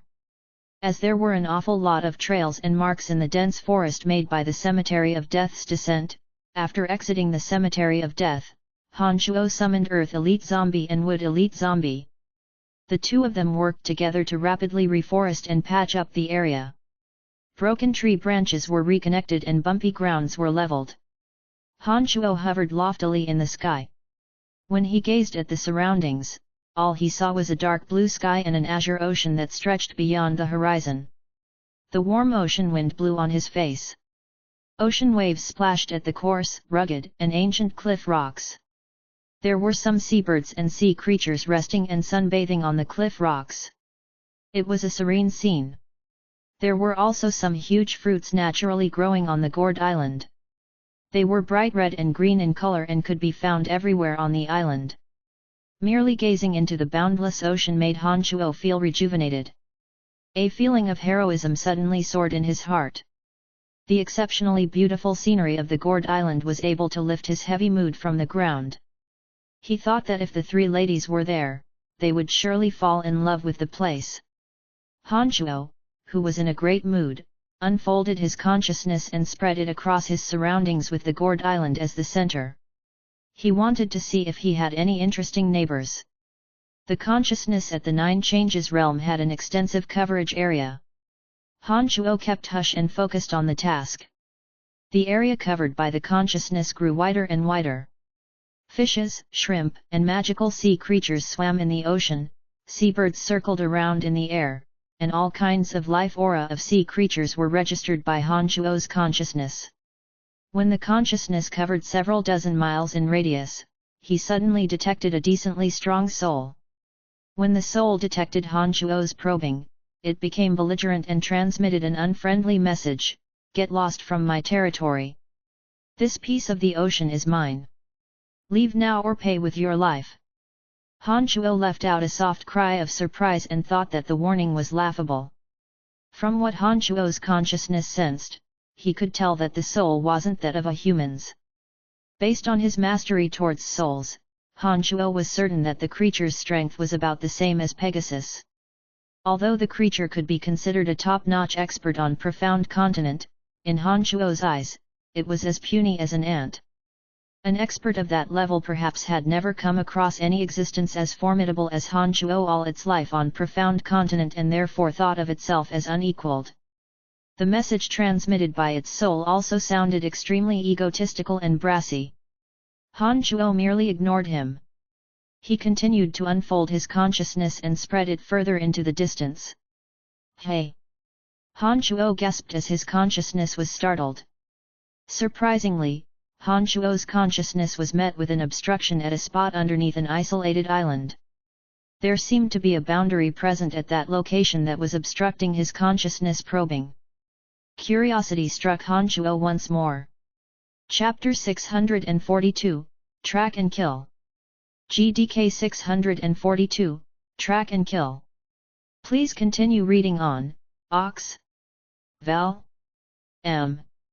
The mysteriousness of the isolated island had caught Han Shuo's attention, but he was not there to investigate it. There were more pressing matters at hand. Firstly, he had some errands to run. But more crucially, Han Shuo had yet to regain all his strength. He did not want to waste any of his time or energy. Han Shuo was startled by the sight of some sort of projectile hurtling into the air. It was that mighty sea creature that his consciousness had come across, flying in rage when it saw Han Shuo, not showing any fear. It emerged from the island that it occupied and approached Han Shuo. An existence of such strength was indeed considered to be mighty on Profound Continent. But in Han Shuo's eyes, it wasn't worthy of being taken seriously. Han Shuo had important matters to attend to and therefore did not want to deal with the creature. He walked right back into the Cemetery of Death. Although the setting of the Cemetery of Death was now very different, everything was still the same inside. The enormous interplanar transportation matrix at the center would still have no trouble conducting short-range transmissions. By using the jumbo transportation matrix, Han Shuo returned to the underground chamber at his city lord's mansion at Brettle City. Shortly after, using transportation matrix facilities, Han Shuo teleported from Brettle City to the southern border.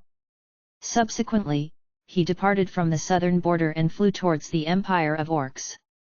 During that great battle at the Dark Forest, Han Shuo had left not just severe injuries on the Primordius Dragon, but also a tracer inside the Primordius Dragon's badly mangled body using a special demonic technique. Through that, Han Shuo could determine the dragon's exact location. The Primordius Dragon, to have been seriously injured at this critical juncture, would surely recuperate from his injuries at the most secluded and the safest place he knew. Han Shuo reasoned that the Primordius Dragon would return to where his interplanar transportation matrix was. The interplanar transportation matrix was the key to everything.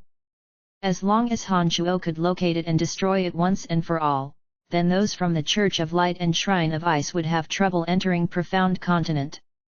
In that case, the forces on Han Shuo's side would face no resistance in the impending battle revolving around the last layer of the underground world. It was with this thought in mind that Han Shuo did not pursue and kill the Primordius Dragon when he tried to escape.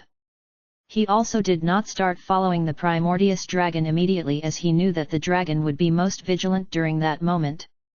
Wounded, Han Shuo did not have full certainty that he would not be discovered by the dragon if Han Shuo were to stalk him. Through the tracker implanted within the Primordius Dragon's flesh, using a special technique of the demonic arts that was as stealthy as one's own shadow, Han Shuo determined that the Primordius Dragon was at the barren land where the orcs lived.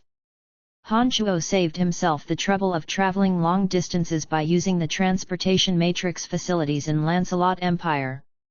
He managed to arrive at the southern border with no effort and infiltrate the territories of the Empire of Orcs from there. Being at the Nine Changes realm, Han Shuo could alter his physical body to any form he wished. After entering the land of orcs, Han Shuo assumed the form of an ordinary orc.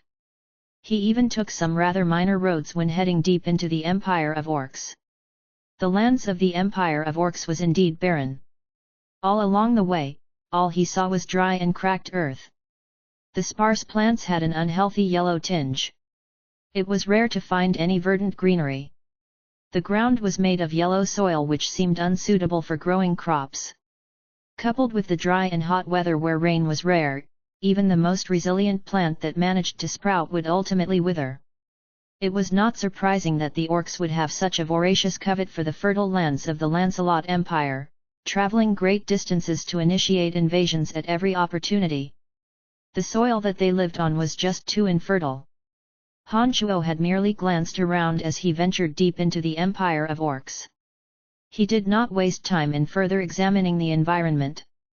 After half a day's worth of time, Han Shuo passed right through the Empire of Orcs and came to an even more desolate, bleak plain with yellow soil. This region was only slightly better than a desert. There were no plants and the only fauna were some fierce magical beasts that roamed the plain in a large group. They seemed to be hunting for solo travelers. The plain was expansive and Han Shuo spent quite some more time traversing it. After crossing the plains, Han Shuo had unexpectedly come upon a mountain range which his senses detected to be brimming with vitality, magical beasts running amok. The sky was drizzling when he arrived.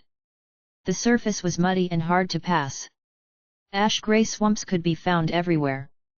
It was a completely different scene from what he saw inside the Empire of Orcs.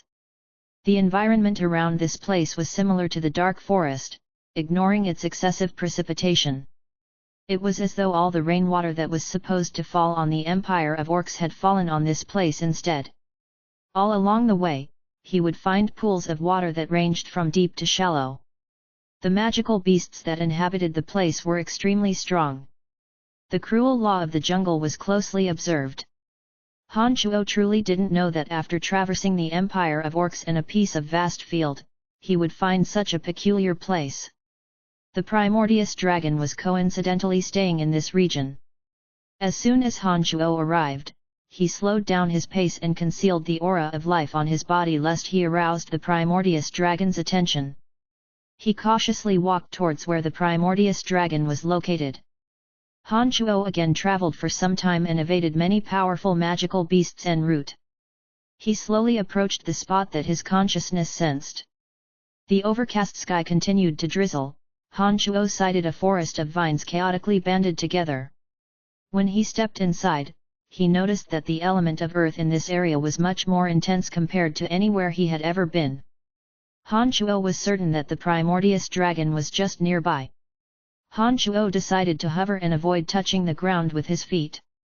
He was afraid that the Primordius Dragon who cultivated in the elemental energy of earth might have ways of detecting his presence through the earth. Han Shuo was extremely cautious as he progressed, so cautious that he did not even push aside the vines in his path but took winding detours around them instead. After moving in that manner for 10 or so minutes, Han Shuo suddenly stopped. He sensed the presence of a barrier right ahead of him. The person who deployed the barrier ought to cultivate in the elemental energy of water. Han Shuo could sense the softness of the barrier as well as a trace of chillness that it gave off. Han Shuo did not rush to destroy the barrier. He stopped for a moment and unfolded his consciousness to carefully probe for any signs of activity inside the barrier. One of the functions of the barrier was to block and cut off the sensing power of the soul.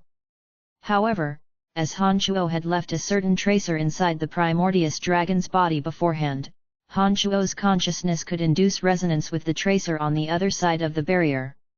With that, Han Shuo could bypass the obstruction of this water element barrier and sense the auras of living beings within. Besides not wanting to alert the primordious dragon inside, the reason that Han Shuo behaved so cautiously was to make sure that those experts from alien material planes had yet to arrive. If there was just one expert from an alien material plane that had arrived and Han Shuo were so reckless to barge in, he could very well land in a predicament with no hope of reprieve. Han Shuo had no choice but to be very cautious in guarding against the unexpected. Through the tracer he left inside the primordious dragon's body, Han Shuo's consciousness slowly expanded and spread inside the barrier. He could detect the primordious dragon hiding underground. His soul was smooth and tranquil as though having sunken deep into a slumber. It appeared that the primordious dragon was recovering from the injuries to his body and soul this way. After attentively inspecting each and every corner inside the barrier, Han Shuo was pleasantly surprised as he discovered no trace of any soul other than the primordious dragons. Han Shuo took a breath of relief. He couldn't help but draw a merciless sneer on his face. As long as he made use of this opportunity to break through the barrier, kill the primordious dragon, and destroy the interplanar transportation matrix inside, then Han Shuo could at least enjoy a good duration of time in peace and need not to be on edge about the arrival of hostile experts from alien material planes. Han Shuo stopped probing with consciousness. He calmed himself and adjusted his body and consciousness to their most optimal state. One of his avatars transformed into the Demon Slayer Edge and flew into his hand. Once his avatar transformed to be the Demon Slayer Edge, the ruthless energy would soon surely emanate from it like steam from a hot bath. As not to draw the primordious dragon's awareness of the threat until a little later, Han Shuo spent some time forming a protective layer around the Demon Slayer Edge using demonic arts, temporarily concealing the ruthless aura that it gave off. The demonic yuan in his body gushed into the Demon Slayer Edge. When combined with the violent, chaotic negative energies contained within, the Demon Slayer Edge blossomed with sinister light. The layer of protective membrane looked as though it might disintegrate at any moment. More and more energy gathered. The moment that the protective layer finally lost all its effect, ruthless and sinister energy erupted from the tip of the Demon Slayer Edge. The millions of souls inside the Demon Slayer Edge could almost be heard shrieking miserably. A trail of chilling demonic light streaked across the sky and smashed onto the boundary deployed by the god who cultivated in the element of water. As Han Shuo knew that the barrier contained an enormous amount of energy, he did not withhold his strength. He concentrated his energy on the peak and erupted it in an instant. Swash! The barrier of water element tore as it was slashed by the Demon Slayer Edge. A crack of 2 meters long and half a meter wide was produced. Han Shuo's body blurred and shot through the crack at lightning speed, crossing to the other side of the barrier. As soon as Han Shuo breached the barrier, he sensed extremely intense yuan energy of Earth.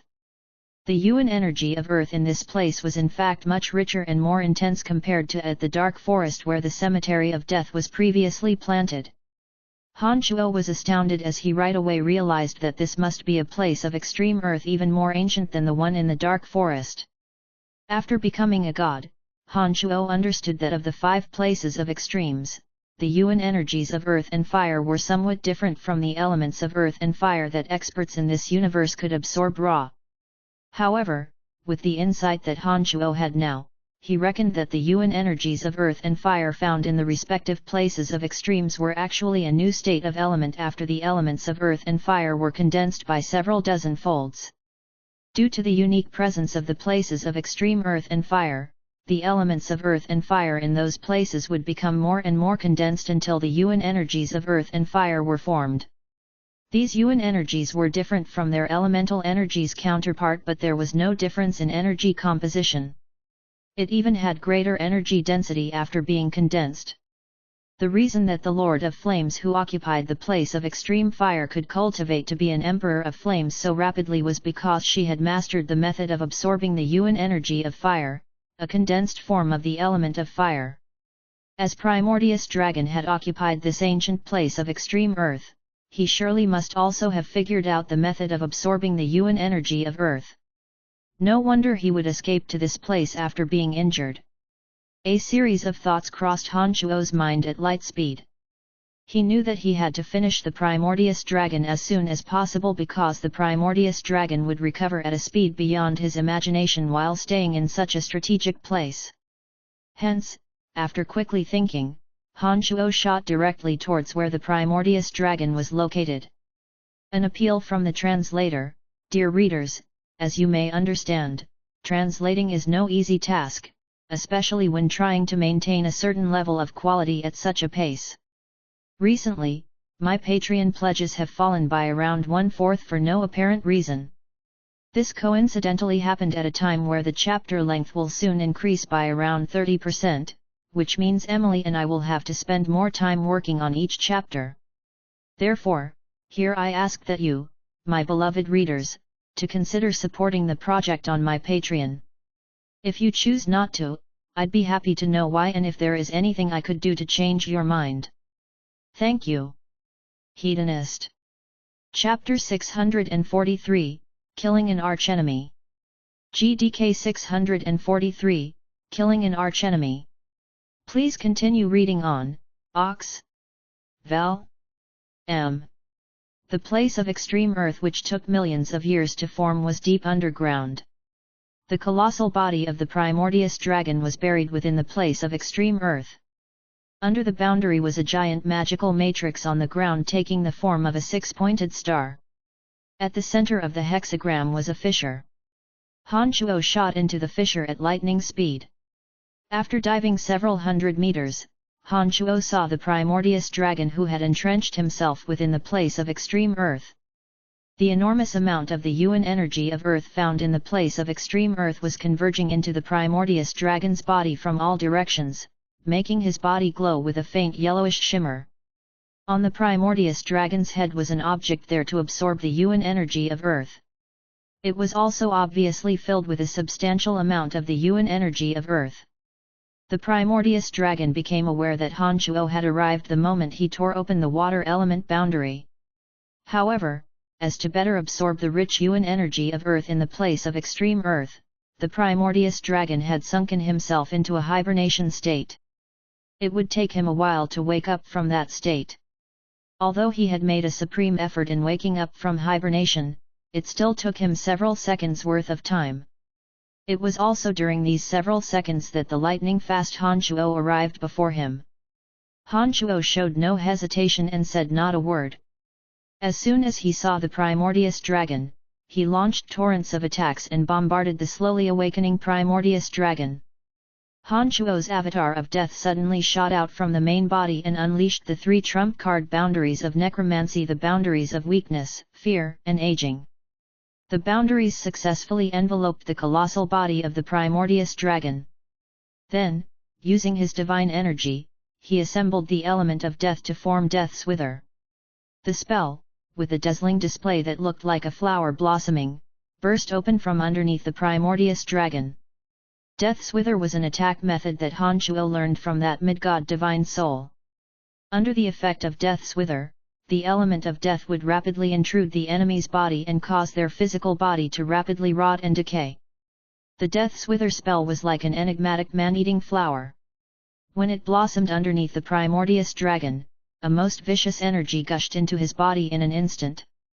Although it had merely been an instance, the part of the Primordius Dragon's body that came into contact with Death's Wither started to emit thick green smoke that reeked of rotting corpses in hell. Meanwhile, Han Shuo's main body, wielding his avatar of death in the form of the Demon Slayer Edge, hacked at the dragon's head that was starting to move. The Demon Slayer Edge that was slicing down with astonishing momentum glowed with glorious bloody radiances. Ferocious souls could be heard shrieking from within. Energy with the desire to destroy the world erupted from the edges of the Demon Slayer Edge. As the ruthless and sinister energy was mixed with the negative energy from millions of souls, it carried immense intimidation power towards any soul. Even the primordious dragon who possessed mighty willpower was affected by that energy. He nearly failed to raise the energy to defend himself. Under the effects of the 3 trump card necromancy boundaries and the invasion of the corrosive energy of the Death's Wither, the primordious dragon was in immense pain and roared at the top of his lungs. The formidable might of the boundaries of weakness, fear, and aging deployed by Honshuo, who was now in the low god realm, simply could not compare to what he previously deployed while still a base god.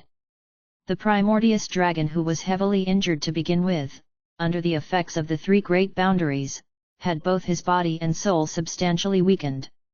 On top of the Death's Wither constantly putrefying his injured body, all kinds of pain gushed at him at once. The primordious dragon felt he was almost collapsing. After howling in pain, the primordious dragon repeatedly swung his dragon head. Then, his divine soul suddenly pulsated. A strange spherical object that converged the yuan energy of Earth wildly absorbed the yuan energy of Earth all around the place of extreme Earth and assembled them on his dragon head. It made his dragon head look as though it had suddenly crystallized. Clang! When the sword struck, bright sparks were sent flying all around. It seemed as though the sword had stricken the hardest material in the world. Not even a crack was produced. Roar! The primordious dragon furiously roared yet again. The strike made his head ring. He had the worst headache. Honshuo's face froze and his heart pumped twice as hard when he saw that his sword did not even leave a gash on the primordious dragon's head. He suddenly realized that the primordious dragon must have obtained the extreme treasure of Earth attribute, the Earth Soul Pearl, from this place of extreme Earth. His soul must have integrated with the Earth Soul Pearl. That strange object earlier that absorbed the yuan energy of Earth must have been that very object. Being able to utilize Earth Soul Pearl, a treasure of Earth attribute, and being inside the place of extreme Earth, the primordious dragon would surely achieve peak physical defensive power. It would definitely be no easy feat to destroy the primordious dragon's body using physical attacks. Honshuo rapidly weighed in his mind and immediately, he gave up on the idea of chopping up the primordious dragon using his Demon Slayer Edge. The Demon Slayer Edge suddenly hovered still in midair. The sinister, negative energy from the millions of souls it devoured suddenly congealed to form a giant, malevolent ghostly face. This immaterial ghostly face drenched with blood pounced towards the primordious dragon's soul. The avatar of death also gave up on his original plan of using the energy of death to attack the dragon's physical body. He gathered all his energy and hammered the primordious dragon's soul using the soul chafe spell that Honshuo had yet to adeptly grasp. The soul chafe was just like Death's Wither. They were godly attack methods that Honshuo had recently learned. The soul chafe could be considered as the upgraded version of soul tremor magic. It worked by assembling one's soul energy using divine energy in order to cut and break down the opponent's soul bit by bit. Honshuo's main body wasn't idling either. He abandoned all physical attacks and locked firmly onto the primordious dragon's soul with his consciousness. He formed a vortex that produced immense suction power at the depths of his soul, causing the primordious dragon's soul to have great difficulty to even budge. To begin with, the primordious dragon was a mid-stage low god. Being inside the place of extreme Earth and able to utilize the miraculous power of the Earth Soul Pearl, he could make use of the energy found in the place of extreme Earth, giving him insanely powerful physical defensive power. Against another low god who didn't know how to attack the soul, the primordious dragon would undoubtedly be able to firmly defend his body and even prevail over gods who were slightly more powerful. But unfortunately for the primordious dragon, all 3 bodies of Honshuo knew how to attack the soul, even his avatar of destruction could launch direct assault against the soul. Although it shouldn't have been able to attack the soul, as it was formed from the Demon Slayer Edge which contained the negative energies from millions of dead souls, it was more than capable. All 3 bodies of Honshuo's simultaneously gave up on attacking the physical body but joined forces in attacking the primordious dragon's soul. The primordious dragon's strategy failed and his circumstances were greatly worsening. Han Shuo was determined to finish the Primordius Dragon once and for all. He deployed the energy of his souls to the maximum. The consciousness of his main body formed a vortex that burdened his soul, while the negative energy formed by the Demon Slayer edge wrapped around it, preventing him from escaping. Meanwhile, his avatar of death would rip and break down his soul using the Soul Chafe spell. The Primordius Dragon, whose soul was recently severely injured by the Soul Piercers, finally gave in to the combined soul attacks of Han Shuo's three souls. No matter how strong his physical defensive power was, there was no way he could use it to defend his soul. Under the joint attack of Han Shuo's three souls, this ancient planar guardian of the profound continent started losing his soul energy bit by bit. Han Shuo held his guard every step of the way. He tangled the Primordius Dragon's soul tenaciously and kept the soul attacks at peak performance. Gradually, the Primordius Dragon's divine soul grew weaker and weaker as it tore apart. His aura too was growing weaker. When Han Shuo sensed that the Primordius Dragon's divine soul was slowly becoming unconscious, Han Shuo's consciousness pulsated. The wonderful consciousness launched an all-out attack on the Primordius Dragon's awareness, shattering all the self-awareness that he had.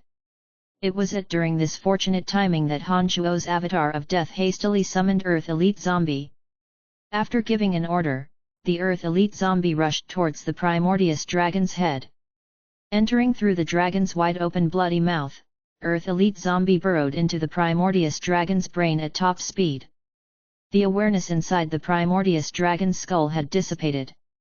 The treasure of Earth attribute, the Earth Soul Pearl, became a treasure without a master.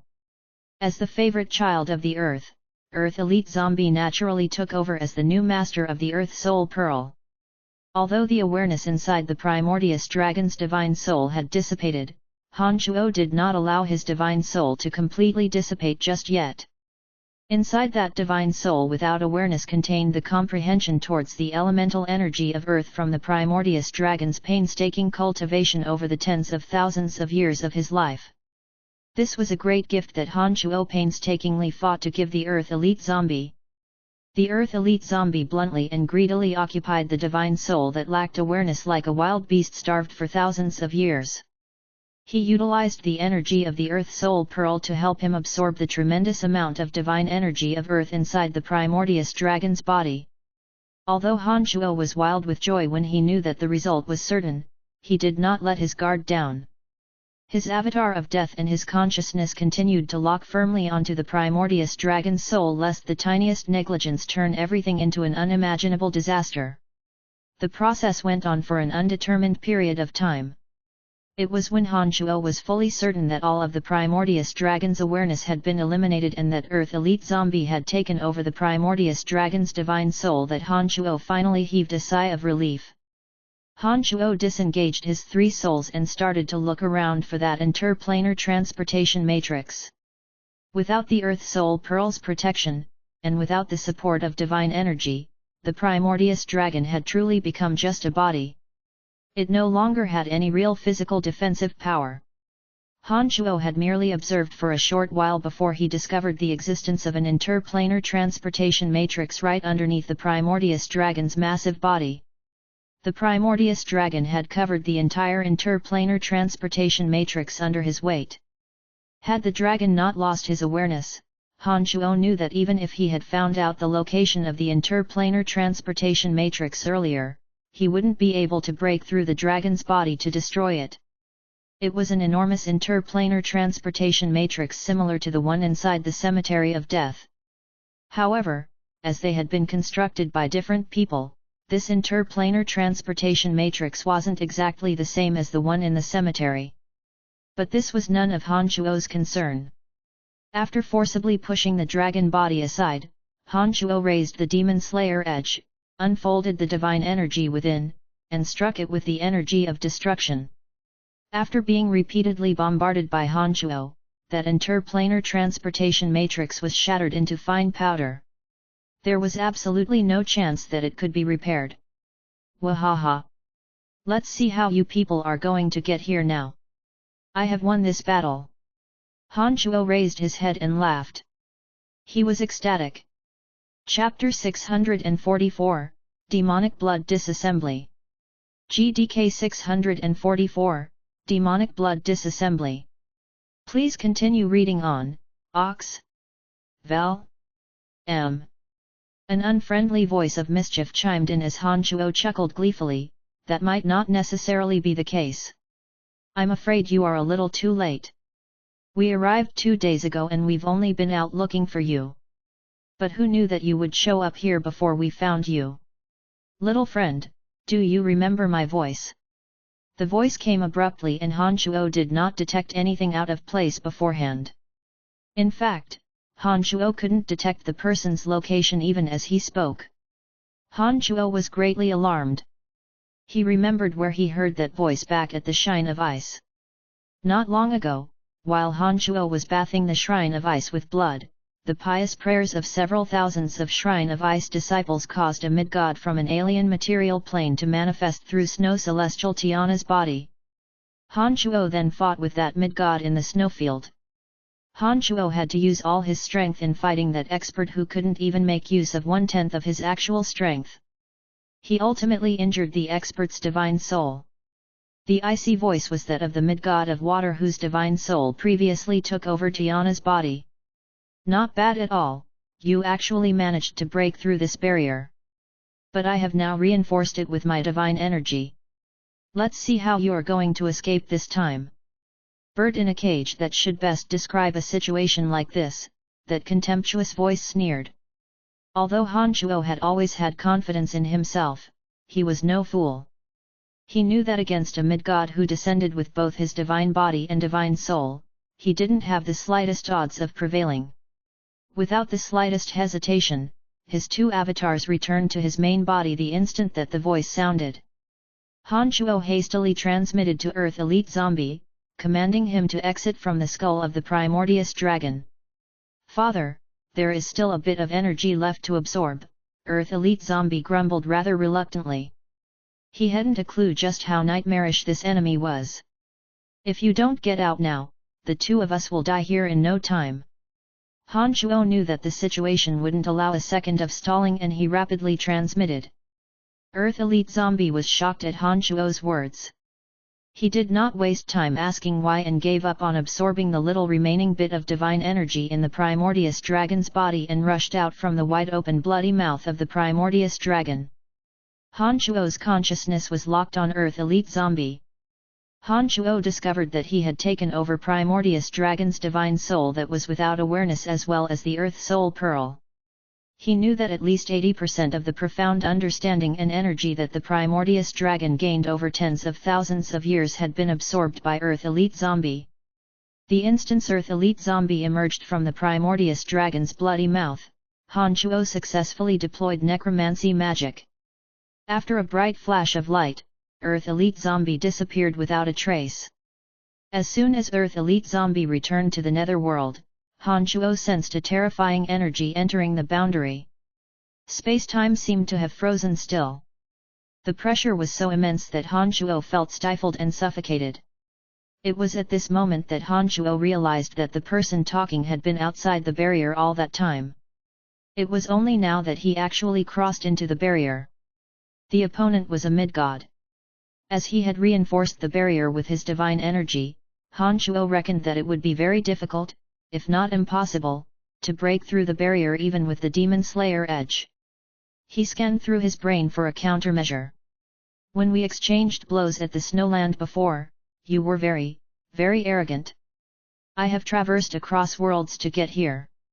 My main objective is to cut you up piece by piece until you finally die a slow and painful death. I hope you don't disappoint me. That mid-god expert who just entered the boundary seemed rather unhurried. He had reinforced the boundary with his own divine energy. He believed it was absolutely impossible for Han Shuo to break through the barrier given the realm that Han Shuo was currently on. He intended to slowly torture Han Shuo to death. Even during moments like this where it was possible he could die at any second, Han Shuo did not lose his head but remained perfectly calm. After rapidly weighing in his mind, he came to a resolute decision. Before that mid-god got close to him, frightening bloody radiances suddenly erupted from Han Shuo's body. Bang bang bang! All the meridians in Han Shuo's body ruptured. His bones creaked and shattered. A canopy of splendid light enveloped Han Shuo from head to toe. His body was pushed to its fullest potential, causing an incomparably massive energy field to erupt in an instant. A bright, resplendent flash of light was produced. When the light completely diminished, there was nothing.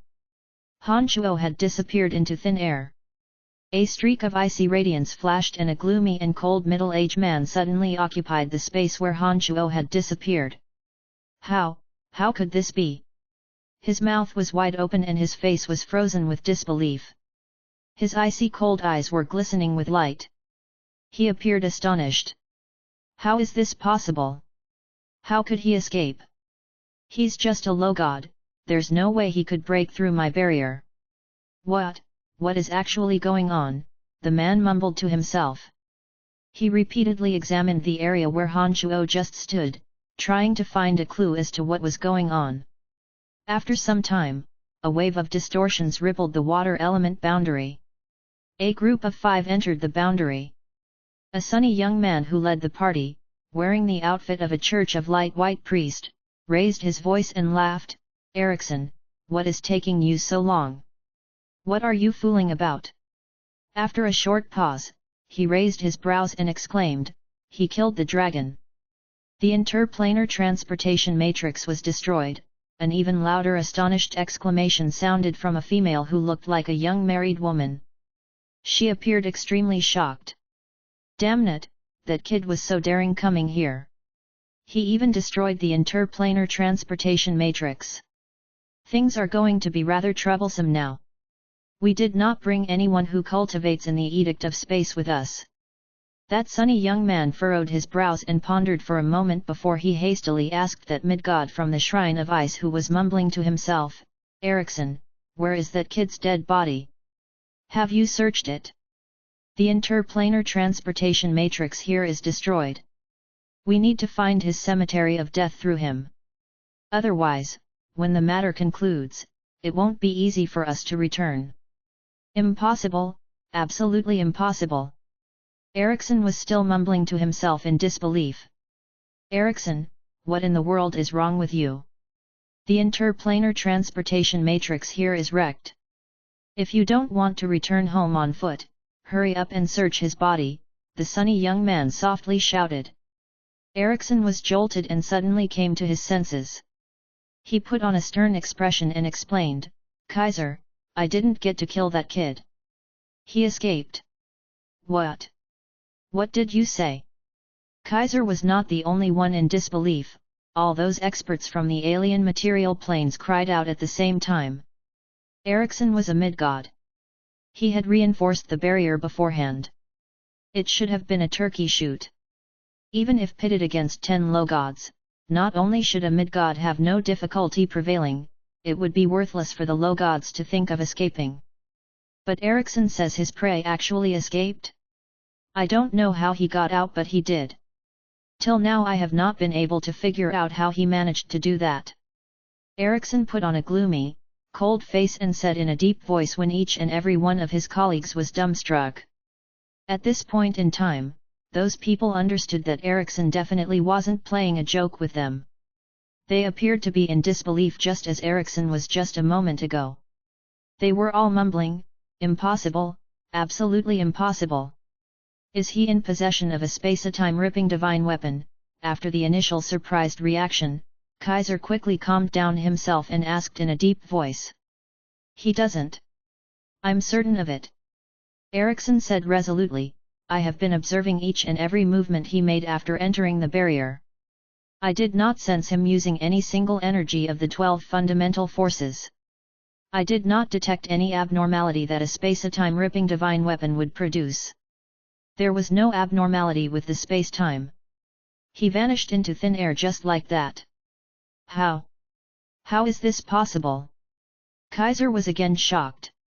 He pondered in silence. Erickson recalled of the scene and further explained, before he disappeared, something happened to his body. His arteries and veins ruptured and his skeleton shattered. It was as though he was severely injured. I have no idea what actually happened there. Whatever happened, we must locate him as soon as possible. This person is too important. He is in possession of the only interplanar transportation matrix in this world, and he knew that we have come here in advance. It won't be long before those fellas arrive here. If we can't locate that kid and seize the other interplanar transportation matrix before they arrive, then this mission will again be very thorny. Kaiser said in a deep voice after thinking in silence for a while. The other 5 heads, including Ericsson's, nodded gloomily at the same time. We'll split up and go all out in searching the entire continent. We mustn't overlook any one spot, especially those places where he will most likely hide. Remember, if you find him, don't rush in killing him. Change the settings of his interplanar transportation matrix first. We must not let those fellas get here. Kaiser instructed. If any of you find him, please do me a favor, capture him alive if possible. I want to skin him alive. Ericsson said in a ruthless voice. The group of 6 said not another word. Before leaving, Kaiser raised his big hand. A streak of blazing radiance enveloped the primordious dragon's carcass. His body gradually dissolved in the bright light until it completely vanished. On a barren hill, the blood-stained Honshuo was miserably hanging on a dried tree. He was in a most awkward predicament. By using demonic blood disassembly, Honshuo activated the full hidden potential of his body. The moment his skeleton and meridians shattered, he escaped thousands of miles away from Ericsson's vicious entrapment. Demonic blood disassembly was a demonic art technique for escaping. Once deployed, the caster would exhaust a great amount of energy as well as sustain serious injuries to their body. With the meridians and bones shattered, Honshuo did not have 1 ounce of strength left in his body. As luck would have it, he just so happened to fall on a big tree and was stuck hanging. Honshuo felt very unfortunate indeed. Honshuo had to spend at least 1 full day to reconnect his bones and meridians to the point where he could move his hands and legs. On top of that, under such circumstances, Honshuo had no way of gathering the energy in his body and therefore couldn't summon necromancy creatures to protect him. All he could do was dangle there. Being in the recovery process meant that Honshuo wouldn't be able to move an inch for at least a period of time. If an enemy were to find him, Honshuo would be as powerless as a sitting duck. His enemy would be able to do whatever they wanted to him. But fortunately, Honshuo identified a direction when he escaped using demonic blood disassembly and landed himself on this desolate and uninhabited barren mountain. Had he fallen into an orc settlement instead, to be discovered by those barbarous orcs, well, let's just say it wasn't going to be a pleasant experience. Honshuo maintained that miserable posture of hanging from that big tree. From dusk till dawn, not a single living being approached him. Honshuo felt nothing but glad. He was glad that the empire of orcs was infertile, and glad that there were no ferocious magical beasts living near the area, thereby allowing him to recover his body without any disturbance. But Honshuo's lucky streak did not last for long. Not long after the sun rose into the sky, Honshuo could hear sounds of footsteps slowly approaching. It made him rather nervous. This was the moment when Honshuo was at his weakest. Even a child with a sharp stone could severely injure Honshuo in this state. The comer was an orc early in his youth. He wore a hide wrapped around him, and carried a big basket on his back, wandering around barefoot. It appeared that he came to this barren mountain to cut firewood. At first, he hadn't noticed Honshuo hanging from high above. He had been cutting down dried up trees in a depressed manner with his head down. But when a drop of Honshuo's blood fell off the tree, the young orc was surprised as he thought that the sky would soon pour. Automatically, he raised his head to look at the sky. He immediately noticed Honshuo and pointed at him while crying out in surprise. Having killed so many orcs and absorbed so many orc souls, it wouldn't be surprising that Honshuo could understand the orc language. Therefore, when Honshuo concentrated, he quickly came to understand what the young orc was saying. Ah! A dead body! And it's a human! What an unlucky day! Why do I have to come across something like this the first thing in the morning? Han Shuo was left between laughter and tears. His shattered tongues and vocal cord were still being healed at this moment and he wasn't able to speak for the time being. He could only stare at that youngster below helplessly. I haven't even had breakfast, the young orc muttered. Han Shuo's heart pounded. He had rarely come into contact with orcs but had heard from rumors that the barbarous orcs seemed to be fond of eating human flesh. When he heard this young orc say that he hadn't had breakfast, Han Shuo's heart, which had not been used to being thrown into disorder for many years, leapt straight into panic mode.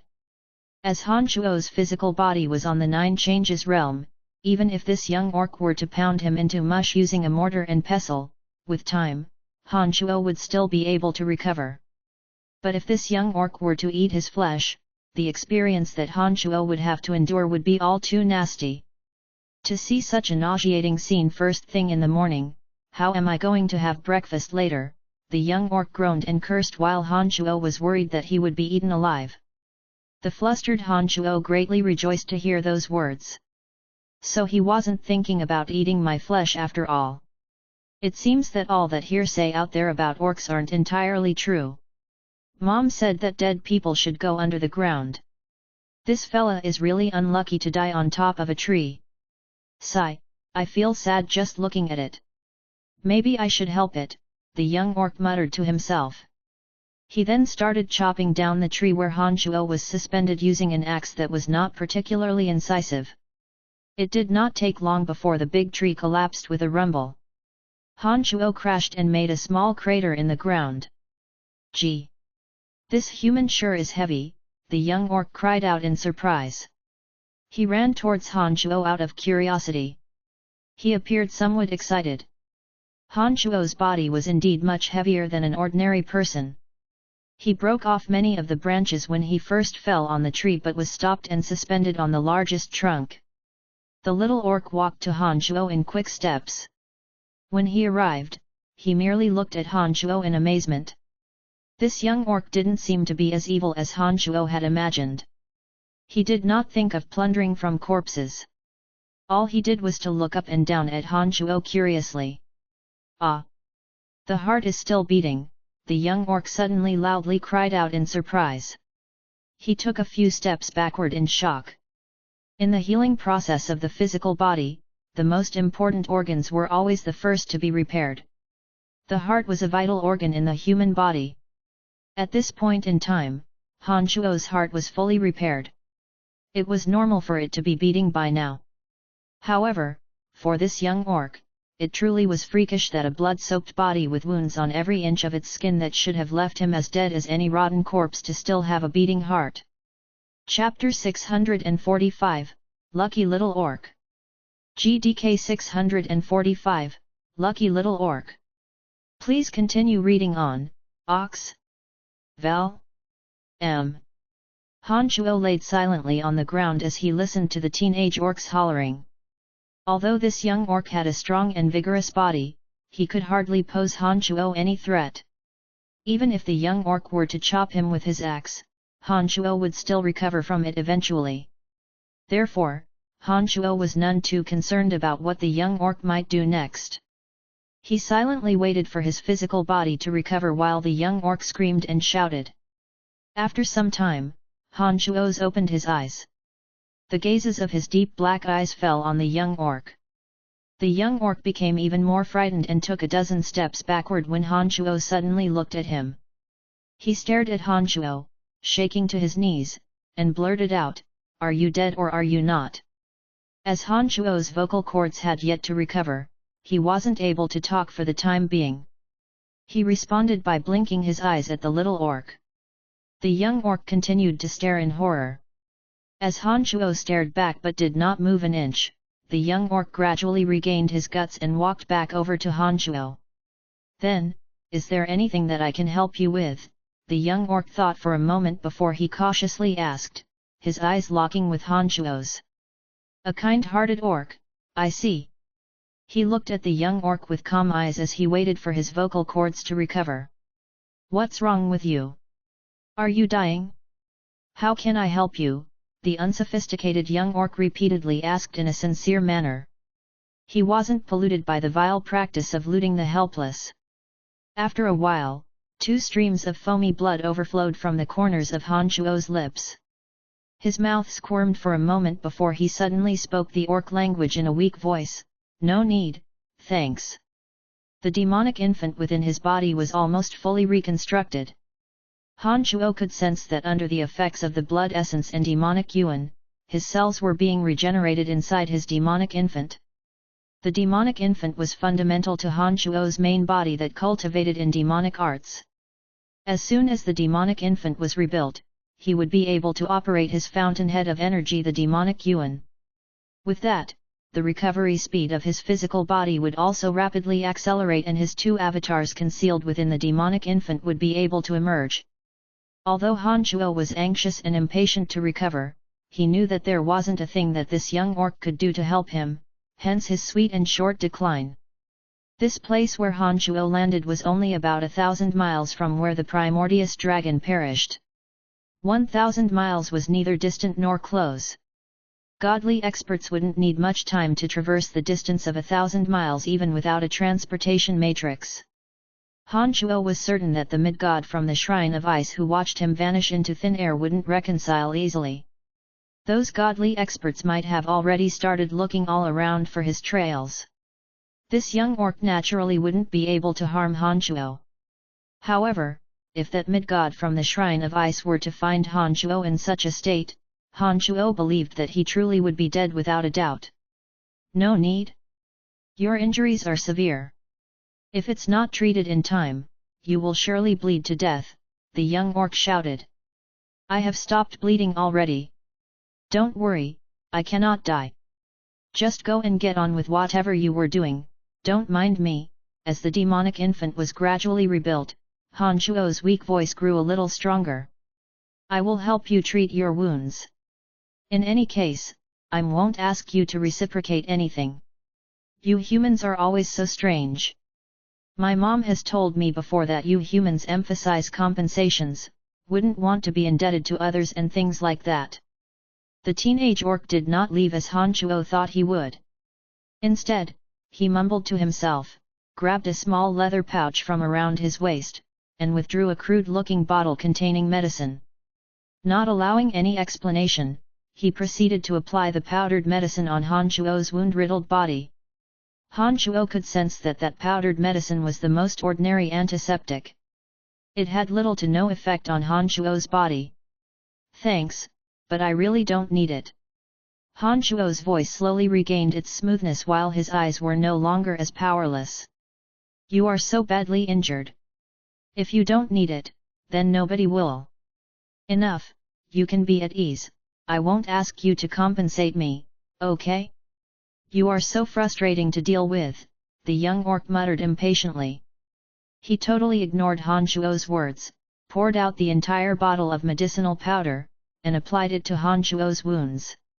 It was plain to see that the orc was a very kind-hearted youngster. Although the medicinal powder produced slight chills when it made contact with his skin, Han Shuo felt warm in his heart. "Fine. As you wish." Han Shuo stopped dissuading the young orc and looked up and down at the orc as he carefully applied the medicine to his wounds. The young orc even helped him dress his wounds without worrying that it might stain him. Han Shuo, who was rather worried about being found by those from the Shrine of Ice at any moment, gradually calmed down his mind as he watched the young orc's attentive appearance. When Han Shuo's mind was calmed, he felt his body's recovery process become a little faster. Han Shuo was shocked by this phenomenon and so he tried to further relax. "What is your name? What are you doing here?" Han Shuo stopped being so mindful of his body's condition and started to ask about the young orc very relaxedly. "They call me Twaff. To cut timber," the orc replied without thinking. Soon after, he asked in a peculiar fashion, "You really are a strange human. You are wounded to the point of near death, but not only do you not show one bit of pain, you even have the mood to talk with me." After the conversation started, the two gradually became less and less awkward. During the conversation with Twaff, Han Shuo learned about his family's circumstances. He also found out about the hardships that the orcs were facing. As the soil was barren, they were not able to farm or grow any crops. There were always orcs who would die of starvation every day. Those rumors about orcs eating human meat were indeed true. Those who wished to survive must find a way to do so. They frequently looted the southern border because they had no better choice. In the last 2 years, the empire of Orc was hit by a dry spell that was the worst it had seen in the past hundreds of years. A large number of orcs were starved to death. Some of the elderly orcs, in hope of giving the younger ones a better chance of surviving, banded together in large groups and committed mass suicide. Many of orc villages were shrouded under the shadows of death. Under such dire circumstances, all major tribes of the orcs became unprecedentedly united. They had no hesitation in sacrificing a large number of orc warriors to invade the southern border, wanting to occupy a piece of the fertile land in order to alleviate the crisis and the miserable situation their country was in. The situation in the village that Twaff lived could be considered as being slightly better than average.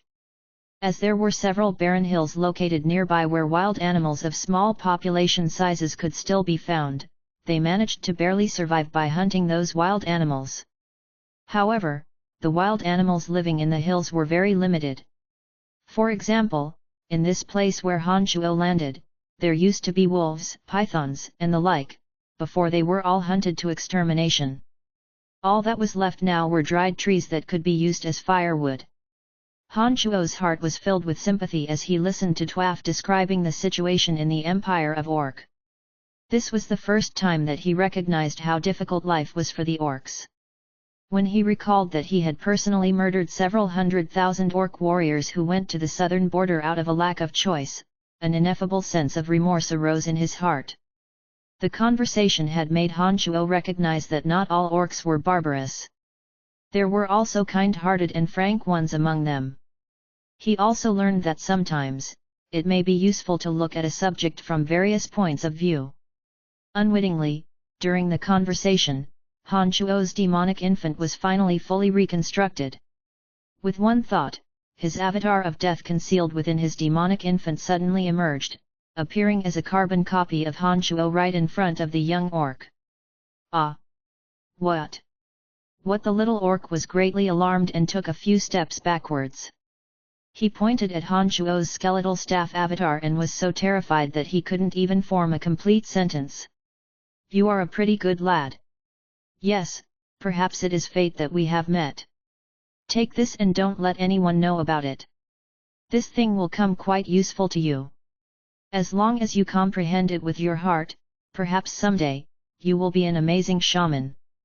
Han Shuo withdrew a necklace made of beast bones and hung it on the young orc's neck. A pin-like chilling radiance punctured the young orc's fingertip before a few drops of his blood flowed into the center of the necklace. In an instant, the young orc seemed to have suffered a severe blow. His face appeared completely lifeless while his body was trembling as though it was being battered by violent ocean waves. Han Shuo had actually obtained the beast bone necklace from that old orc shaman he killed outside Asan City. The old shaman was about to advance to possess the strength of base god.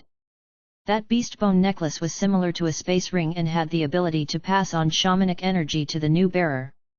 Han Shuo had no use for the necklace as only an orc who had never been in contact with any kind of cultivation could receive the energy of the beast bone necklace. Although Twaff did not actually assist Han Shuo nonetheless accepted his kind intentions and wanted to return the favor. Furthermore, taking into account that Twaff was a kind-hearted, frank, and honest orc, Han Shuo decided that he should inherit the power of the beast bone necklace.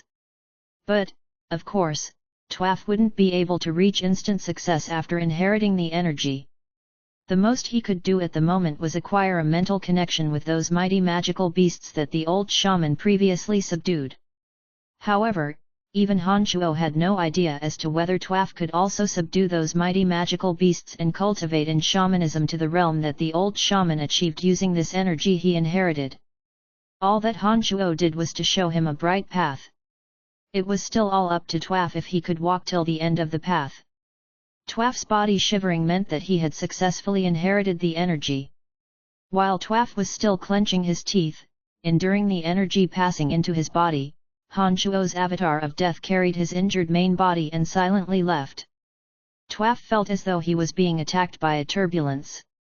Some strange things were gushing into his body and brain, causing him great discomfort and pain. After some time had passed, Twaff's body finally stopped trembling. He felt muddle-headed and that his head was filled with things that weren't his. Where is that weird human? Twaff cried out in surprise after he woke up from the agony. When he lowered his head and looked, he discovered that no one was in the spot where Han Shuo previously laid. Not even a trace of him could be found. However, he found that someone had drawn some words deep into the smooth yellow ground using their finger.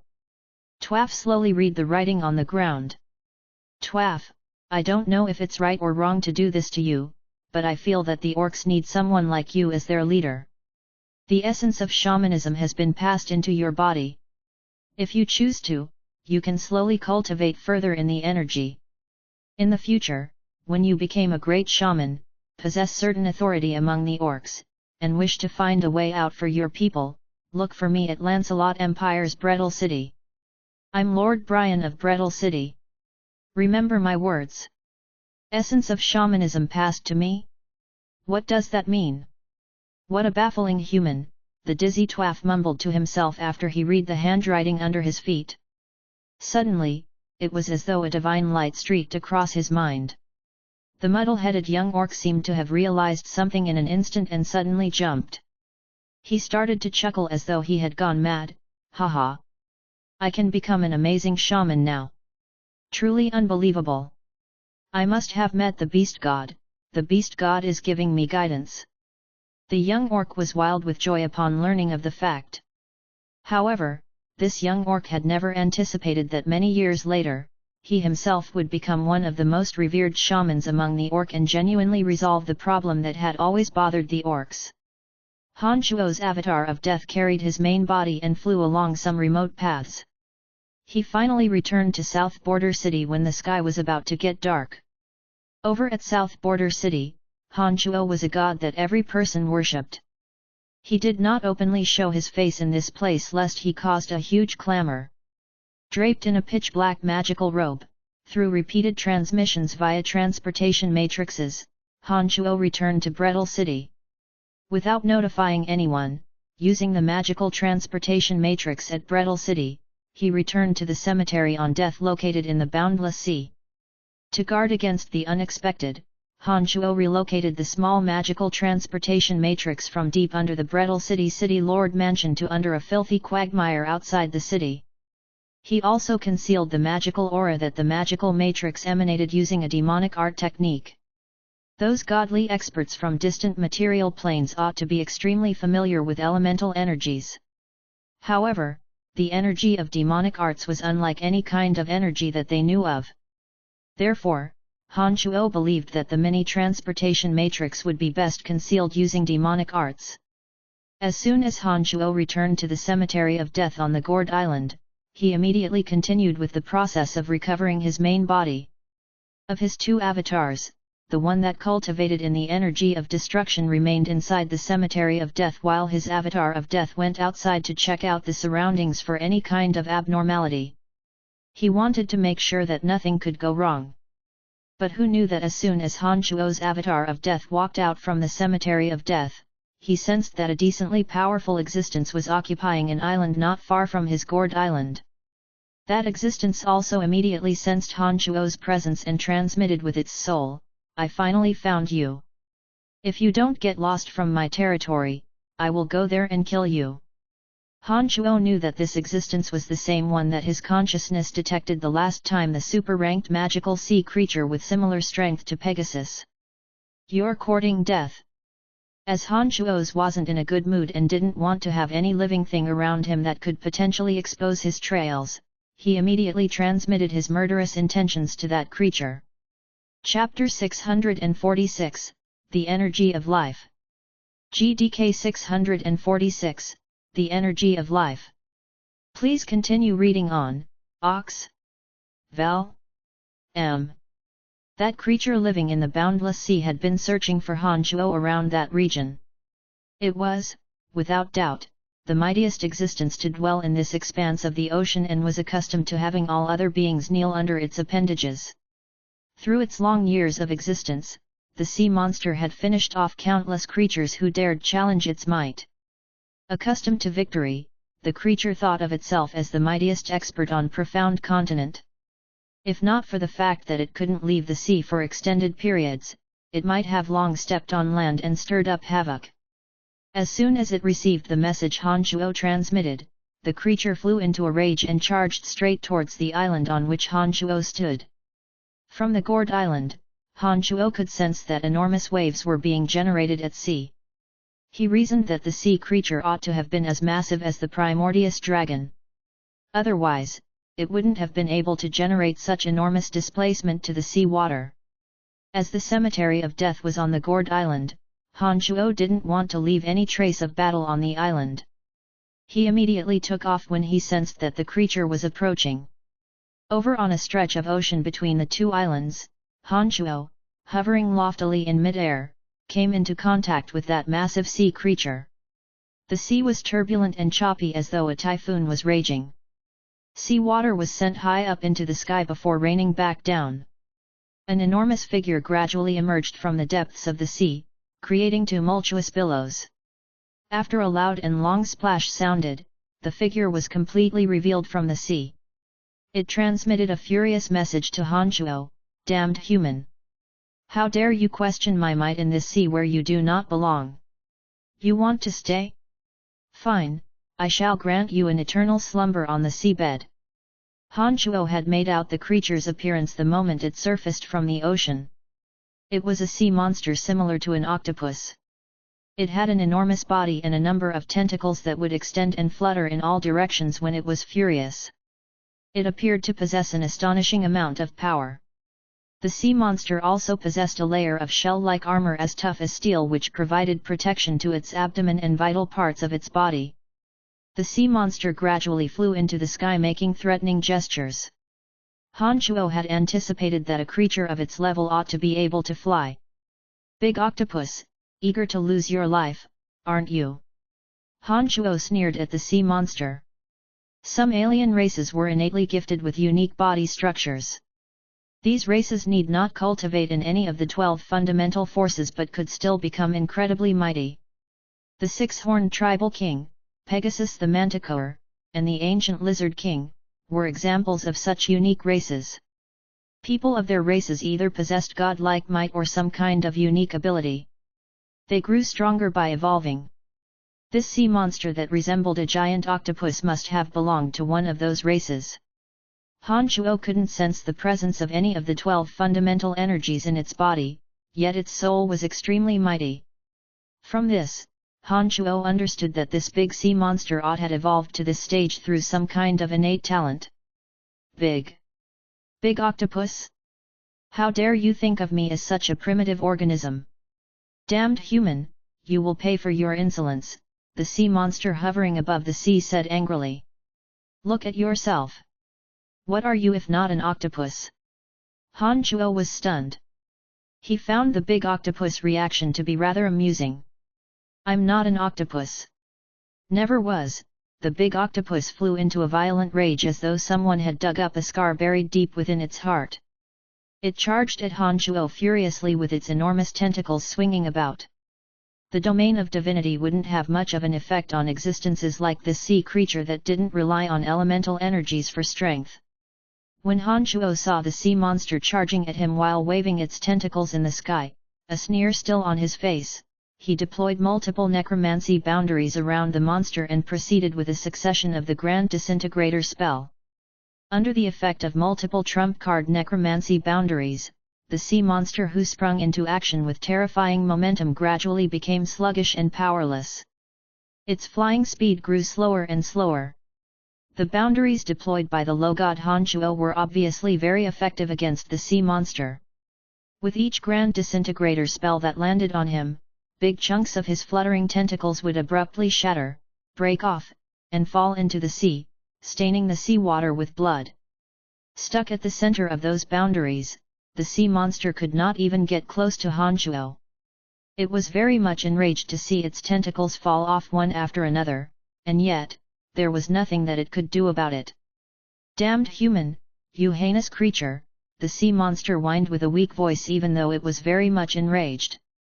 Its body was growing weaker and weaker. "Ha! You see yourself as unbeatable with this wee bit of strength." Han Shuo sneered while casting disdainful gazes at the sea monster that was struggling. Yet another necromancy magic was deployed. Out of thin air, an enormous cage made of bone materialized under the sea monster. Bones as white as snow assembled to forcefully trap and restrain the enormous sea creature. Without moving a muscle, Han Shuo sent row after row of bone spears ferociously shooting at the sea monster. The sea monster reacted by repeatedly shrieking. It seemed to be in great pain. "Nice acting," Han Shuo sneered. When those bone spears landed on the sea monster's body, all they did was leave blood stains on its tentacles. Thanks to the layer of shell-like armor around its vital parts such as the abdomen, Han Shuo's bone spears had merely been deflected and did not cause it any serious injuries. As those tough armors had not been penetrated and injuring the tentacles wouldn't threaten the sea monster's life, Han Shuo easily made out that the sea monster was actually faking those shouts. Having had the experience of fighting against the primordious dragon, Han Shuo was no longer intimidated by beings that possessed astonishing defensive power but were poorly skilled at attacking and defending with the soul. Han Shuo focused his mental strength. Instead of using the soul chafe spell he had recently mastered, he bombarded the sea monster with the soul tremor spell. Naturally, the power that a spell would unleash differed with the realm of the caster. This soul tremor spell conjured by Han Shuo, who was now a low god, was beyond anything the sea monster could endure. Right after the soul tremor spell was cast, a ghostly wail echoed from that enormous mouth that was lined with rows after rows of white teeth. This intense shriek was filled with pain and misery. It was obviously not faked. The screech started loud and grew weaker over time. It sounded like the sea monster was heavily injured. "Come on, keep shouting. I want to hear you scream." Han Shuo looked down at the sea monster under his feet. He struck a posture of making yet another wave of soul attack. "Spare me, please spare my life." Contrary to what one might expect, the sea monster was quick to adapt to circumstances. As soon as it realized that Han Shuo possessed the strength to kill it, the sea monster admitted defeat and begged for mercy. Han Shuo was stunned. He had not anticipated that a creature as mighty as this would immediately give in the moment it met a superior being. "Please spare my life, this will not happen again in the future. From today onwards, these waters shall be your territory. I will stay far out of your way," the sea monster hastily added. He thought that Han Shuo was being indecisive when he remained silent. Han Shuo was at a loss of words. When he looked at this sea monster, who was raging just a moment ago, suddenly bowing its shoulders and begging for its life to be spared, he was somehow reminded of Dark Dragon Gilbert who was currently in the underground world. This sea monster and Dark Dragon Gilbert were two absolutely distinct beings, and yet, Han Shuo saw many similarities between the two. Han Shuo suddenly felt rather worried for Dark Dragon Gilbert. The secret of how to enter the final layer of the underground world was within the grasp of the Dark Dragons. By this point in time, all those experts from all major material planes seemed to be interested with what lay at the depths of the underground world. Han Shuo was worried that Gilbert might be affected if those godly experts were to head down there. "Please spare me. I'm just a puny little octopus. There is nothing to gain in killing me, it'll just be a waste of your energy." The sea monster jabbered on and on when Han Shuo remained silent. It even conceded to being a puny octopus. "Give me a reason not to kill you." Perhaps because this sea monster was similar to Gilbert in certain aspects, as Han Shuo chose not immediately finish it off. "I know a secret location. There might be great treasure buried inside. I can show you the way if you spare me," the sea monster thought for a moment before it hastily replied. "Oh? What treasure?" Han Shuo casually asked. He didn't appear all that interested. "I don't know either. It's a magical place. Even I could not enter it. but I believe that an existence as mighty as you should be able to enter. I'm willing to show you the way, right away, as long as you don't kill me." The sea monster appeared very anxious when it saw Han Chuo show little interest. "All right then. Take me there. If that place really is interesting, I might consider letting you walk free," Han Chuo said indifferently. As though having found the last straw to grasp it, the sea monster promptly tried moving forward to show the way. But immediately, it noticed its awkward circumstances and asked in a pitiful voice, "Can you release me from this?" Han Chuo wasn't worried that the creature would escape. He withdrew the boundaries around it and removed the enormous white bone cage that trapped it. "If you try to escape, I promise you will die an excruciating death," Han Chuo warned with a sneer on his face. The sea monster was terrified and repeatedly affirmed that that would not happen. Its enormous body suddenly plunged into the sea. It turned out that those tentacles that Han Chuo had severed off the sea monster did not sink down after they fell into the sea. When the enormous sea monster submerged under the sea water, those detached tentacles swam back to where they had snapped away and stuck right back on like glue. It seemed routine for the sea monster to recover those severed tentacles, like they would be fully healed before long. After a moment of observation, Han Chuo became rather amazed by the rejuvenation ability of this sea monster. He inwardly conjectured that perhaps the founder of demonic arts was inspired by the remarkable ability of this species to rejuvenate so quickly, even more remarkably than an octopus, in fact. Han Chuo followed behind the sea monster unhurriedly. He noticed that the sea monster was indeed very well behaved. It did not even dare to move any faster. It appeared that the sea monster was scared to death by Han Chuo's power. Soon enough, they arrived at their destination. It wasn't far from where the sea monster settled. It was the same exact area that Han Chuo's consciousness could not enter. "So this is the place. I should have figured," Han Chuo mumbled to himself upon arrival. How do you know this place?" "It's impossible, it's a lost secret. I discovered it first and have never seen you come over." "There's no way that you would know," the sea monster exclaimed when it overheard Han Chuo's mumbling. "Stop shouting! I had inadvertently discovered this place when I sensed your location the last time. What are you making a fuss about?" Han Chuo groaned impatiently. The sea monster immediately recalled its position and quickly shut up. When the sea monster was finally silent, Han Chuo entered into the sea and followed the creature to the bottom of the island. Deep under the water, among a thick cluster of seaweed, Han Chuo sensed the presence of the boundary that previously blocked the probing of his consciousness. "This is the place, right?" Han Chuo asked indifferently. "Yes. There seems to be an invisible obstruction around it. I can't enter it," the sea monster explained. After a short pause, it added, "However, sometimes, some kind of unique energy overflows from it. Long ago, I was just a small octopus feeding here. By mere chance, I was struck by that energy. That's how I am what I am now." What? Han Chuo was shocked. He looked at the enormous sea monster and cried out in disbelief, "The energy that overflowed from that place made you this powerful?" "Yes. I'm certain," the sea monster hastily answered. Now that really was a miracle. Han Chuo became extremely astonished. To hear that the energy that overflowed from the boundary would turn a small octopus into a powerful sea monster was inconceivable. Huge waves surged inside Han Chuo's heart. He pondered for a moment as he stared at the invisible boundary up ahead. He finally came to the conclusion that it was only by touching it with his hand that he could truly understand what energy the boundary was made of.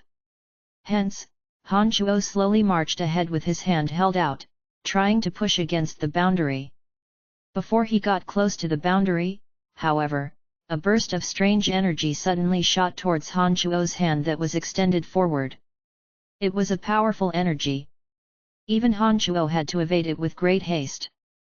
A lump of green light brimming with vitality flashed across the boundary before it immediately resumed to normal. Han Chuo, who managed to withdraw at extreme speed, would be drenched with cold sweat if he wasn't underwater. He sensed that the firepower was aimed at him alone. After carefully turning over in his mind, Han Shuo finally understood what it was. He cried out in surprise, "The edictal energy of life! I get it now. The mysterious edictal energy of life may well have been the only energy that could transform the morphology of the octopus from meager to monster." The edictal energy of life and the elemental energy of death were at repelling poles from each other.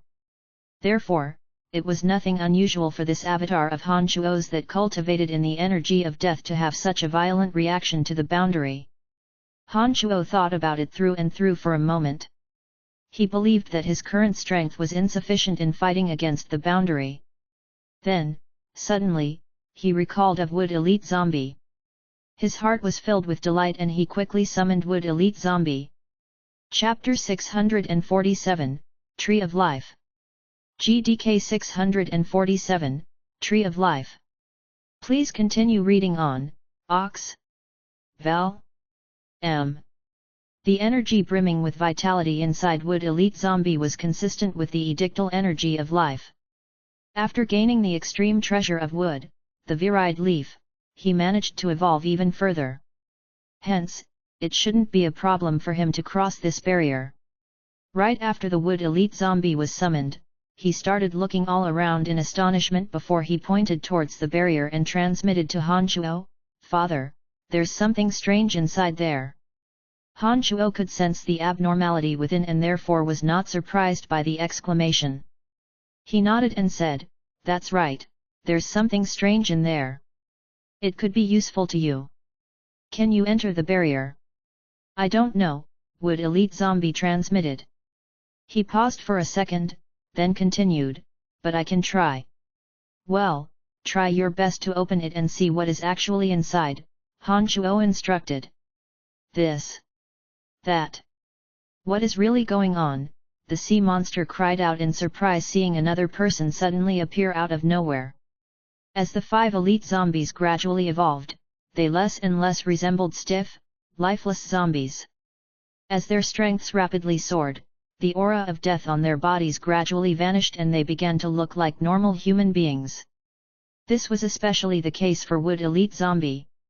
After having obtained the virile leaf, the Wood Elite Zombie managed to evolve one step further with not a trace of the aura of death to be found on his body. One could even sense that his body was filled with vitality.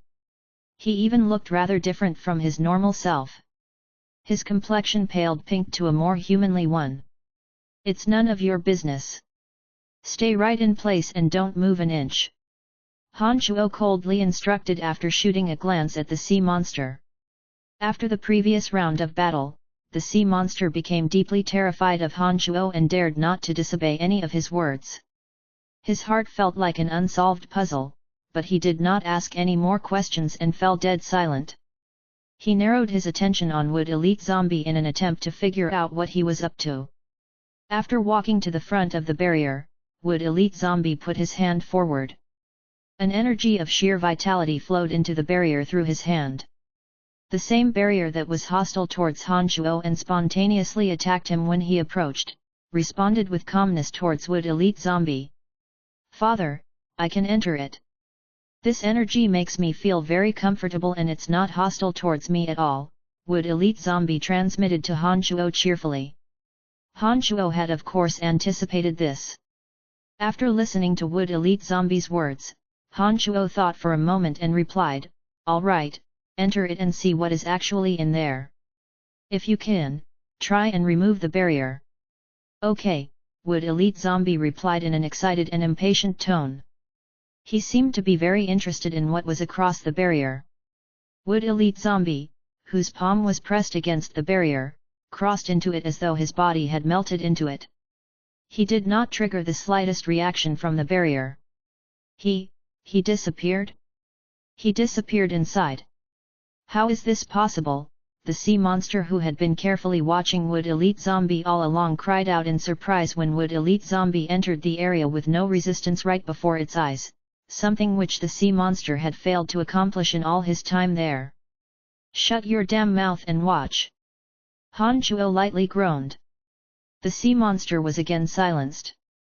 Its soul became extremely unsettled. Many of the tentacles on its body were oscillating subconsciously. They were an obvious sign of its amazement and disbelief. Although Han Shuo could still detect Wood Elite Zombie's position inside the barrier, he wasn't able to sense what was going on in there through Wood Elite Zombie.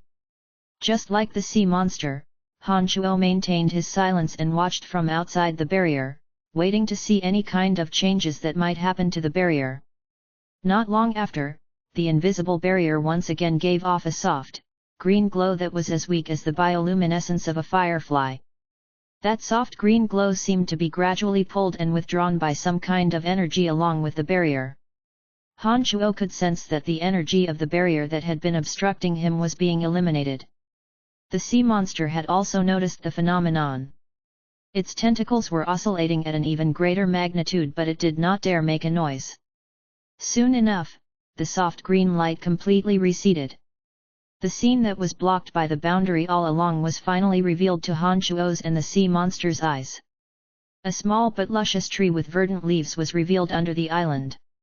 Although the tree appeared small, each and every one of its leaves was as green as emerald and even gave off a faint green light. The small tree was thriving, its branches intertwined. The aura of life was extremely exuberant. Standing beside the small tree was Wood Elite Zombie, staring at it as though he had been enchanted.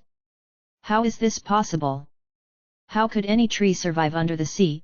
The sea monster again couldn't restrain its amazement as it exclaimed. Nothing is impossible. Han Shuo replied. Immediately, he transmitted to Wood Elite Zombie, try to absorb the energy in the tree. By now, Han Shuo was no longer ignorant and ill-informed. Through the memories left by the original owner of the skeletal staff as well as certain knowledge from Bekiimos and the person trapped inside the Holy Grail, Han Shuo knew a thing or two about those living in major material planes. That little tree with intense aura of life ought to have been a tree of life as told in the legends.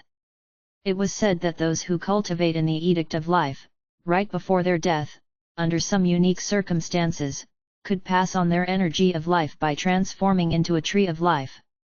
There likely was an existence eons ago who cultivated in the Edict of Life that, knowing that his life was near its end, through certain unique means, transformed himself into the tree of life standing before their eyes. In some sense, this godly existence who had transformed into a tree of life did not actually die but lived on in another way. The tree of life not only contained an immense amount of the energy of life, but might even retain the knowledge that the god had. A tree of life was beyond precious. However, Han Shuo had merely heard of the legend that those who cultivated in the Edict of Life could transform themselves into a tree of life and that the trees were very miraculous. Han Shuo wasn't particularly clear about the specifics. Han Shuo believed that the tree of life would be extremely useful for Wood Elite Zombie. From Han Shuo's point of view, it would be by taking over the tree of life that Wood Elite Zombie could maximize his gain. There was no better way of doing that than absorbing all the energy of life inside the tree of life. Wood Elite Zombie stood before the tree of life and stared blankly for quite a while. He remained silent and did not immediately respond to Han Shuo's command. After a while, Wood Elite Zombie seemed to finally grasp Han Shuo's instruction as he withdrew his extreme treasure of wood attribute, the virid leaf. He then pressed his hand on the tree of life with the virid leaf in between.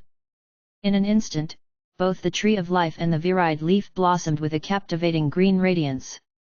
A vigorous energy suddenly erupted from the tree of life and flowed into Wood Elite Zombie through the virid leaf. It can actually be done. Han Shuo was flabbergasted. Although Han Shuo had indeed given Wood Elite Zombie the order, he wasn't completely certain if Wood Elite Zombie could actually absorb the energy of life within the tree of life. Therefore, when the exuberant energy within the tree started to rush into Wood Elite Zombie's body, Han Shuo was in awe. Wah! What is he doing? Again, the sea monster couldn't help himself but ask.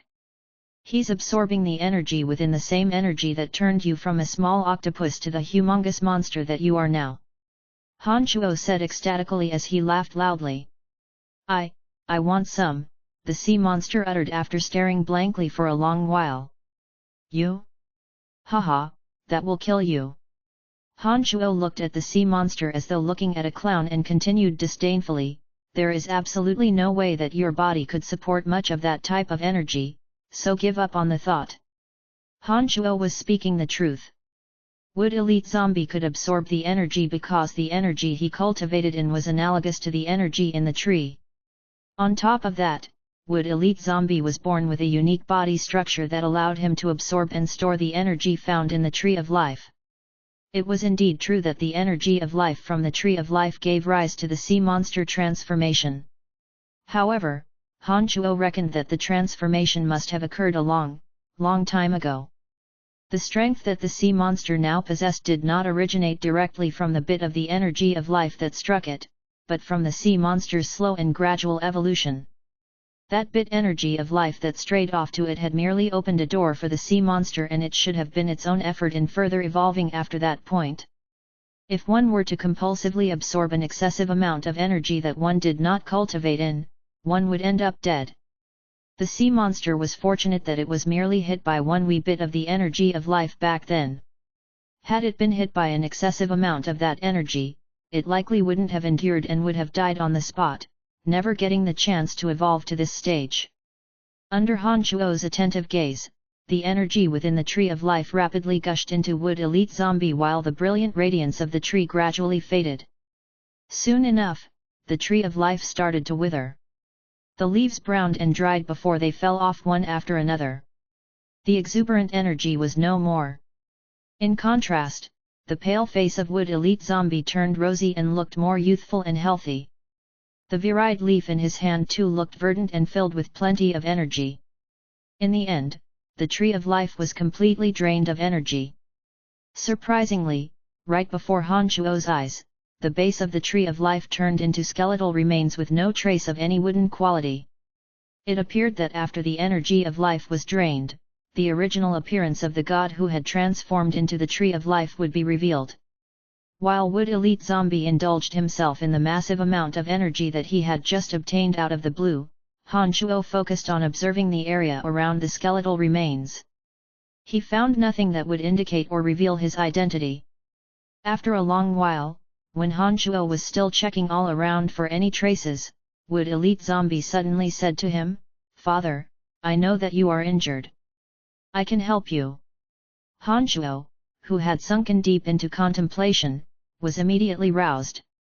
He asked in a rather startled manner, "Help me? What do you mean?"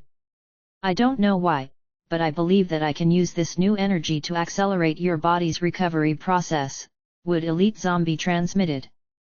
Han Shuo was startled.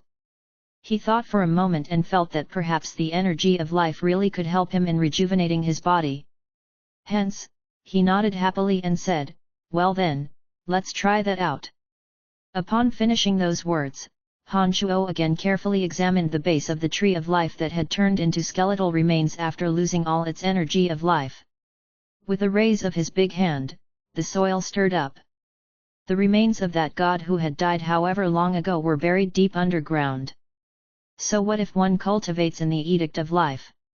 One will still face death just the same. Such are the laws of nature. Who could actually escape that? Does altering the form of life truly mean getting to live again? Han Shuo thought to himself as he ascended to the surface. The sea monster pitifully followed behind Han Shuo back to the surface of the ocean. Seeing that Han Shuo was leaving, the sea monster carefully asked, have you forgiven me?" "Yes, I have forgiven you. But I need you to stay in a place for a while," Han Shuo replied indifferently after thinking for a while. If those from the Church of Light or the Shrine of Ice were to find the sea monster, they could possibly crack it open enough to discover Han Shuo's hiding place. Therefore, Han Shuo decided to take the sea monster into the cemetery of death until the matter was over. But I can't leave the water for too long," the sea monster replied anxiously. "In this realm, can't you alter your body size?" Han Shuo asked smilingly after thinking for a short while. "I can, actually," the sea monster answered honestly. "That'll do, then. All right, get yourself a little smaller. I will make sure you have water, Han Shuo said, beaming ear to ear. The sea monster had a bad feeling about this, but nonetheless complied and shrunk, in fear that Han Shuo might kill it. By the end of it, it had transformed itself into a strange-looking octopus with shell-like armor just slightly smaller than an adult human. A large container made of glass suddenly enveloped it. After filling the glass container with water, Han Shuo said with a sinister smile, "See? This will do just fine. There's no way you could run out of water." No. I don't want to be like this. This is too humiliating," the sea monster loudly complained. It seemed to be on the verge of tearing up. "You don't have a choice," Han Shuo said with a mischievous smile. After applying several boundaries around the big glass container, Han Shuo carried it back to the gourd island and returned to the cemetery of death. After casually placing the sea monster somewhere, Han Shuo and Wood Elite Zombie walked to where his main body was. The injuries on Han Shuo's main body were extremely severe. Even with remarkable healing ability, it wouldn't be an easy task to recover within a short period of time. When Wood Elite Zombie arrived, he placed the viride leaf above the chest of Han Shuo's main body. The energy of life was slowly injected into Han Shuo's heavily injured main body via the viride leaf. As Han Shuo's main body did not contain one bit of the elemental energy of death, the exuberant energy of life did not repel his main body. Under Wood Elite Zombie's control, an amazing transformation immediately took place. The slow recovery process of the main body was accelerated by several dozen folds under the effect of the energy of life. His organs, meridians, and bones were all healing up at speeds noticeable by the naked eye. It was a miracle. Pretty soon, all the essential organs and parts within Han Shuo's body could operate as normal. Not a wound could be found on his skin. His demonic yuan could rapidly and unimpededly circulate throughout his body. Most of the injuries that Han Shuo suffered from activating the demonic blood disassembly technique were healed all at once. A miracle! The energy of life is absolutely astonishing. Han Shuo's main body stood up and exclaimed with a chuckle. Chapter 648, Sudden Changes. GDK 648, Sudden Changes. Please continue reading on, Ox. Val. M. How is it? Pretty good, isn't it? Wood Elite Zombie smugly sought Han Shuo's approval right after helping to rejuvenate Han Shuo's main body. Wonderful! Han Shuo praised from the bottom of his heart. Hee. The energy I received is immense. I need to return and digest it for a period of time. After this, I can be just as strong as they are, Wood Elite Zombie relayed. Han Shuo understood what Wood Elite Zombie meant and nodded. Without wasting more words, he sent him back to the netherworld. During the next few days, Han Shuo remained indoors within the cemetery of death. As the recovery speed of his main body had been accelerated using the energy from Wood Elite Zombie, he managed to fully recover from all the injuries sustained in just a few days. In addition, his main body became even tougher and mightier than ever. The repaired body would always be stronger than before it was damaged. Such was the terrifying characteristic of the body of a demonic arts practitioner. After the main body was fully healed, the demonic yuan could circulate unimpededly throughout his body. Han Shuo had consumed some of his demonic yuan in repairing and healing his main body. But now that it had fully healed, he would be able to replenish all the exhausted demonic yuan by spending a little bit of time. His two avatars also remained inside the cemetery of death, silently comprehending the elemental energy of death and the edictal energy of destruction. After experiencing 2 rounds of battle against the primordious dragon, the avatar of death managed to gain a deeper understanding of the elemental energy of death. He seemed to be on the verge of becoming a mid-stage low god. For gods, every slightest increase in realm meant a lengthy process. If an ordinary god were to learn that Han Shuo was able to advance his avatar of death from early stage to mid-stage low god realm within such a short period of time, they would surely be astonished. As the Destruction Avatar did not have much battle experience related to the Edict of Destruction that he could digest, he did not advance as rapidly as the Death Avatar. Han Shuo, however, was not discouraged. He carefully reflected the method of using the Edict of Destruction after every battle and silently contemplated the true essence of the Edict of Destruction. During this period, Han Shuo did not take one step outside of the cemetery of death and paid no heed to the circumstances out there. His mind was at peace as he silently cultivated. Suddenly, Han Shuo's heart jolted. He noticed that 3 souls had suddenly formed miraculous connections with him. Han Shuo was bewildered at first but became delighted soon after. His body blurred and abruptly materialized on the piece of land at the front of the cemetery of death.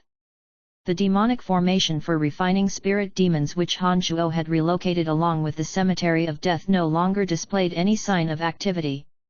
Although the 3 spots in the matrix which contained the spirit demons appeared to be lifeless, Han Shuo could sense the presence of the 3 spirit demons. Aha! Sure enough, they are successfully refined. Han Shuo cheered. He walked to the location of the first spirit demon and extended his big hand. Demonic radiance glistered from his palm and illuminated the spirit demon. Han Shuo then closed his eyes and managed to acquire a connection with the spirit demon within. He proceeded by freeing the soul from the matrix. Gradually, Han Shuo's palm was covered with dark radiance. When the spirit demon that was in hibernation state sensed Han Shuo's presence, it became very excited and active. As though a butterfly breaking from its cocoon, the mists that enveloped the spirit demon dispersed in the air. A hazy and indistinct shadow that was twisting and wrapping within the mist suddenly shot out and disappeared into Han Shuo's body in a flash. A strange energy entrenched itself in the demonic infant like a worm burrowing into an apple. It seemed still and contented. The newborn spirit demons had a very heavy reliance on Han Shuo. They also needed the nourishment of Han Shuo's energy to continue to grow. Han Shuo repeated the same actions with the other 2 spirit demons. They were turned into the size of a grain of rice and kept in his demonic infant. Unlike the mystical demons and yin demons Han Shuo had previously refined, the spirit demons were the real deal. Although the mystical demon and yin demon were also considered demon generals, in most circumstances, they could only act as Han Shuo's scouts for surveying the perimeters and did not possess much ability to attack. But this could not be said for spirit demons. Not only did the spirit demons inherit all the miraculous abilities of those lower-ranking demon generals, but it also possessed great firepower. On top of that, perhaps the most important of all, the spirit demons could evolve an indefinite number of times. A spirit demon would become stronger each time it evolved. Their attacking power would become even more formidable. Han Shuo withdrew the spirit demons one after another. After deeply contemplating for a while, Han Shuo destroyed the formation for refining spirit demons. Han Shuo did not leave the cemetery of death during this critical juncture. He stored his 2 avatars back into his main body and sat cross-legged next to the humongous interplanar transportation matrix, waiting for the arrival of experts from the distant material plane. On a mountain peak neighboring Brettel City, a party of gods gathered. Kaiser, Ericsson, and their partners, all wore grave expressions on their faces. They seemed extremely vexed and deeply bothered by something. Have we searched the entire continent? Kaiser kept silent for a long while before he suddenly asked. We have practically searched the entire continent, but there is still not a trail of him, Ericsson from the Shrine of Ice replied in a cold and steady manner when he saw that the others were silent. Where in heaven's name did that kid place his interplanar transportation matrix? How could he have been so careful not to leave the slightest trail? Kaiser sighed, before continuing, although this kid has mediocre strength, he is nonetheless an adversary that must not be taken lightly. He scratched his head, which was red with rage. Ericsson, who had the experience of fighting with Han Shuo, nodded and agreed, that's true. I have fought with that kid before. Not only is he very cunning, but he also has a staunch heart and will. He definitely is not one who would easily give in. There isn't much time left before those fellas arrive, but we still couldn't locate that kid or his transportation matrix. The matter is going to be pretty troublesome this time. How about, we find that kid's friends, capture all of them, spread the message, and wait for him to take the bait, suggested that married woman. Kaiser bunched his brows and said in a displeased manner, "Mary, we are after all, gods. We shouldn't do such despicable things if not necessary. Besides, I don't think that it would be effective against him. So, no, we are not doing that." That beautiful woman was stunned for a moment before she put on a respectful face and concurred. But at the same time, she silently cursed in her heart, "What are you pretending to be honorable about? It's not like the Church of Light has never done that before. I don't think we will find that kid in time. Why don't we destroy the Calamity Church here first?" Ericsson suggested. Kaiser again shook his head and disagreed. "The Calamity Church on a mere low-level material plane like this is absolutely not worthy of our time. How about this, as we still have some time, let's figure out the path to the deepest layer of the underground world. And, if it's possible, deny them the pathway of entry. How does that sound?" Entering and exploring the deepest layer of the underground world was indeed much more important than destroying the Calamity Church establishment on this material plane. Hence, after a short moment of thinking, the party agreed to Kaiser's proposal. Having come to a resolution, the party wasted not a second. They soared into the sky and headed to the entrance to the underground world at the dark forest. There was a quagmire not far from the mountain where those gods gathered. Deep under the quagmire was the mini-transportation matrix that linked to the cemetery of death in the boundless sea. However, as the mini-transportation matrix was concealed by Honshuo using special demonic arts technique, these gods from high-level material planes failed to detect it. Honshuo was really fortunate to have been scrupulous in obscuring the energy in the mini-transportation matrix using demonic arts. Otherwise, given the mighty strength of these godly beings, they would likely have found the mini-transportation matrix and located Honshuo though it. That would be absolutely catastrophic to Honshuo.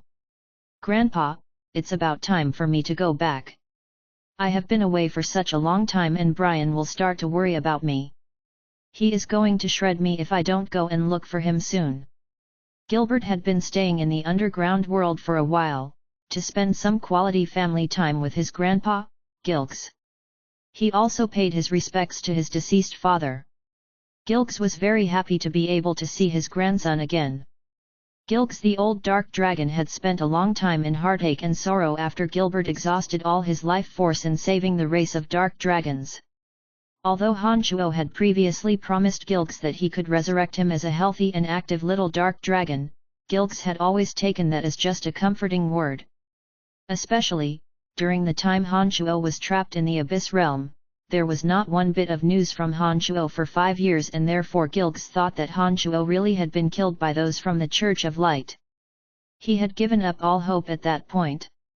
But suddenly, during his most despaired days, Dark Dragon Gilbert sudden returned to him. Even his strength had greatly advanced. This simply was unbelievable for Gilks and therefore he had been urging Gilbert to spend more time with him. Those days were the happiest days that Gilks, the patriarch of the Dark Dragons, had lived. He made his little dark dragon listen to him talk about the old affairs of the Dark Dragons as well as many of their secrets. As the old Dark Dragon had the intention of letting Gilbert take over his position as the patriarch of the Dark Dragons, he let Gilbert in on these secrets that the Dark Dragons had been guarding for ages without an ounce of reservation. He also informed him on how to deal with affairs among the Dark Dragons. Although Gilbert wasn't particularly interested in assuming control over the Dark Dragons, he couldn't douse the old dragon's enthusiasm and very patiently listened to what he had to say. "Brat, you mention Brian so often that it's making your grandpa feel somewhat envious," the old dark dragon feigned annoyance as he spoke. The old dark dragon was in fact very grateful towards Honshuo. This was not only because Honshuo had resurrected Gilbert, but also because Honshuo had previously rescued their race of dark dragon from the Shrine of Ice. The old dark dragon had also learned from Gilbert that Honshuo was growing stronger and stronger. He was actually very pleased and relieved that Gilbert was following Honshuo. Brian won't be as wordy as you are. I'm getting bored listening to your stories about the past every single day. This place is really too dull. It's much more fun to be with Brian. Right, if I was with him, I could have helped him when he destroyed the Shrine of Ice and avenged my clansmen, Gilbert said in a sloppy manner. All right, all right. In any case, I have told you what you need to know. Go and look for your Brian. But remember, as soon as you have the time, come back to visit this old man here. Otherwise, I will go to the surface and give you a round of beating. Okay, I got it. You really are long-winded. Gilbert answered before quickly flying away. He was afraid that the old dark dragon would further recount to him the stories about the dark dragons. Gilks forced a smile and sighed. He thought to himself, this little one, your grandpa has raised you all these years and yet all you know is to run to Brian. Soon after Dark Dragon Gilbert departed, Kaiser and his party arrived. Eriksson had previously learned from Ice Celestial Corey that the race of dark dragons held the secrets to entering the last layer of the underground world. These mighty gods needed only to make the slightest effort before they found out where the dark dragons hid. The ice-cold aura coming from Eriksson's body left Gilks instinctively frightened. He immediately raised his voice and shouted, "Who are you people?" All the dark dragons in the vicinity heard the yelling and gathered. They looked at the unexpected guests as though facing their worst enemy. "You are the patriarch of dark dragons." Kaiser put on a faint smile and asked in a cordial manner. "That's correct. What exactly do you all want? How did you find this place?" The old dark dragon was flustered. Before these people, he somehow felt completely powerless and had no energy to even resist. "Great!" Kaiser gently laughed before putting on a stern face and said to Gilks, "Little lizard, tell me the secret that you all have been guarding all along, the path to the bottommost layer of the underground world. If I'm pleased, perhaps I might let your race live on." The old dark dragon was terrified and he immediately shrieked, "Everyone run! Run as far as you can! You are too unamenable to circumstances." Kaiser creased his brows and shook his head before instructing those behind him, "Other than this old one, kill them all." Kaiser and Eriksson remained motionless while the rest of those weaker gods got into action. Those dark dragons did not even have a chance of escaping. Before these godly beings, they were just like powerless lizards without any ability to resist. The population was rapidly decimated. After just a short few seconds, the ground was covered with the dead bodies of dark dragons. Not one managed to escape. "My mouth stays shut even if I die. Someday, our deaths will be avenged." The old dragon that was filled with grief immediately attempted suicide. "Diane, dig up the secret from his soul before he is dead," Kaiser casually instructed. He then smiled disdainfully and said to himself, "Who on this continent could avenge your death? What a naive lizard!" In an instant, an even younger-looking god arrived next to Gilks. A ring of light enveloped the old dark dragon's head and he suddenly started making a miserable, blood-curdling screech. His vitality gradually faded away. "Found it! I will lead the way." When the young god Diane withdrew his hand, Gilks collapsed onto the ground with his eyes wide open. "Let's go," Kaiser instructed. The party left without second thought for those who remained. It was at this moment that magnificent rays suddenly blossomed from the interplanar transportation matrix in the Cemetery of Death, rousing Hanchuo who was silently cultivating beside it. Chapter 649, Professional Bulls Hitter. Chapter 649, Professional Bulls Hitter. Please continue reading on, Ox. Val. M. Hanchuo, who had been sitting for a long time, saw a giant plane in front of him, and burst into a dazzling white light. He suddenly grew up and concentrated on the plane. Hanchuo has been waiting for this moment for a long time. Seeing the white light shining from the plane of the plane, I understand that those who are strong in the opposite plane will appear in the plane of the plane. "Oh," whispered, and it rang in the plane of the plane, and the light spread out. 2 women and 3 men came out of it. At present, a charming woman, wearing a navy blue veil, bright teeth, brilliant, full of dark elements. Han Shuo sensed a terrible force on her. Is definitely a median god strong. My heart was immediately shocked. Behind this beautiful woman is a skinny man who is not covered with a few flesh and blood. He cultivates the power of death and has the power of the next god. Behind the old man, there are two young people who practice the law of destruction. They all look good and are probably the strength of the late god. The last girl in a purple short skirt, the jade arm is white, and her face is delicate, but her eyes are abnormal, and the power of death is also the middle of the next god. A group of 5 people, a beautiful woman, a girl, an old man, 2 young people. Except for the unmeasurable degree of the beauty of the woman, the other 4 are all in the late power of the lower god, so Han Shuo's heart sinks. Big man, you are the one who responds to us? Ha, how do you stay? The girl's eyes smashed, and the smart voice fell on Han Shuo, unknowingly chuckled. Li Wei, how can I say it? The beautiful woman, who first smiled and yelled at the girl, then gave me a walk out of the plane and glanced around, saying to Han Shuo. Some naughty, don't mind. Happy April's Fool. Go to my Patreon to read the actual chapter, said the translator.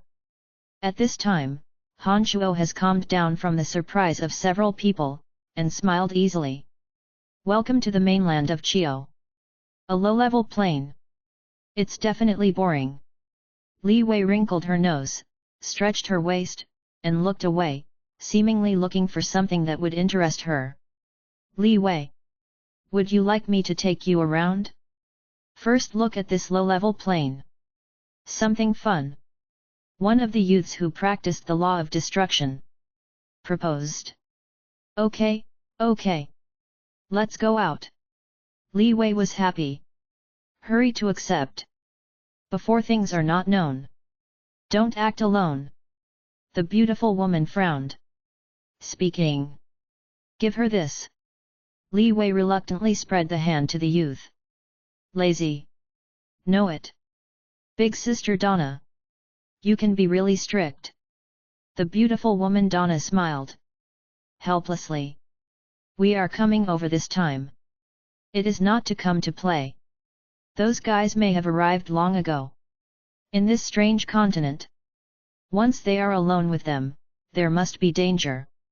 Let us first understand the situation of this continent. We then decide the direction of action. I looked at 5 people for a while. Listening to them said something. It is roughly known that the famous woman named Donna D is the leader of this pedestrian. The same old man who cultivated the elements of death. Silently speaking without a word. Look at Li Wei's eyes full of respect. It seems to be her servant. 2 youths who practice the law of destruction. I talked more with Li Wei. The other one is silent. We don't know much about the specific situation of this continent. Let me introduce it to us first, okay? Donna told several people not to say more, then smiled and asked Han Shuo. The other 4 people listened to Donna and began to talk about business, and they no longer clamored for play. Their eyes gathered at Han Shuo and silently observed Han Shuo. In the face of the 5-person exploration, Han Shuo smiled lightly and calmly. There is no special need to introduce the mainland situation. I don't think you have much interest. Well, I will tell you about your mission. I will tell you roughly. Let's take a look. The underground world entrance is in a forest, and the path to the bottom is controlled by the Black Dragon family. The Black Dragon family is intimate with me and finding the path is not a problem. The people who are against you are coming to the mainland one step at a time. Because I want to guard this plane, I don't know their current position and actions for the time being. I only know that one of them should come from the Ice and Snow Temple, the Median Realm. Skip some unimportant, Han Shuo will briefly describe some of the most basic situations on the mainland, and his brief understanding of those people. Well, it's very detailed, it's good. Donna nodded with a smile, then turned around and asked. Yes, what is your name? Brian. Han Shuo replied. Oh, Brian, let me introduce you. Donna said as she turned around and pointed to the girl behind her, laughing and saying. Li Wei, the late death of the lower god, from the Jiyalan family, that the old man is her servant, like her, the end of the gods, called Kabert. The two brothers who practiced the law of destruction, called Bolton and Bowen, from the Brook family, my name is Donna, and later in this plane, it may be a lot of trouble for you. Every time Donna introduces one, they will pay tribute to Hanchuo, but it can be seen that the 5 people in this line did not really take Hanchuo seriously, but the courtesy of the return, they are not sincere. In their eyes, Hanchuo's low-level squad is a kind of little person who has no weight, can only be a guide, can't get on the table, and they will not give Hanchuo's true respect. Donna reported the 4 people and 2 families, but did not say their own way, so Hanchuo had some doubts. According to the memory left by Hanchuo from Bethmos and the owner of the original staff, it is natural to know that death and destruction of the relationship between the Lord and God are intimate. However, Donna Mingming is practicing the power of the dark elements. This time, as a leader, Hanchuo was a little surprised. Isn't the mind of the dark gods mixed with the 2 evil spirits? When Hanchuo was surprised, Li Wei whispered and suddenly went to the glassware that magnified the sea monster, and looked at the sea squirrel with a small octopus in his head, and smiled and asked. Ha, good. Ugly little fish, a little meaning. Li Wei said that she would break the enchantment of Hanchuo and try to take the little octopus out and play without any scruples. Don't move him. He's not a pet.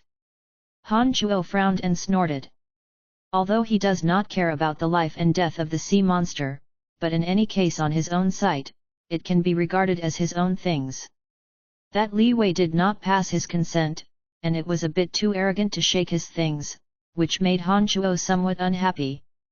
An ugly little fish, what is precious? Let me play.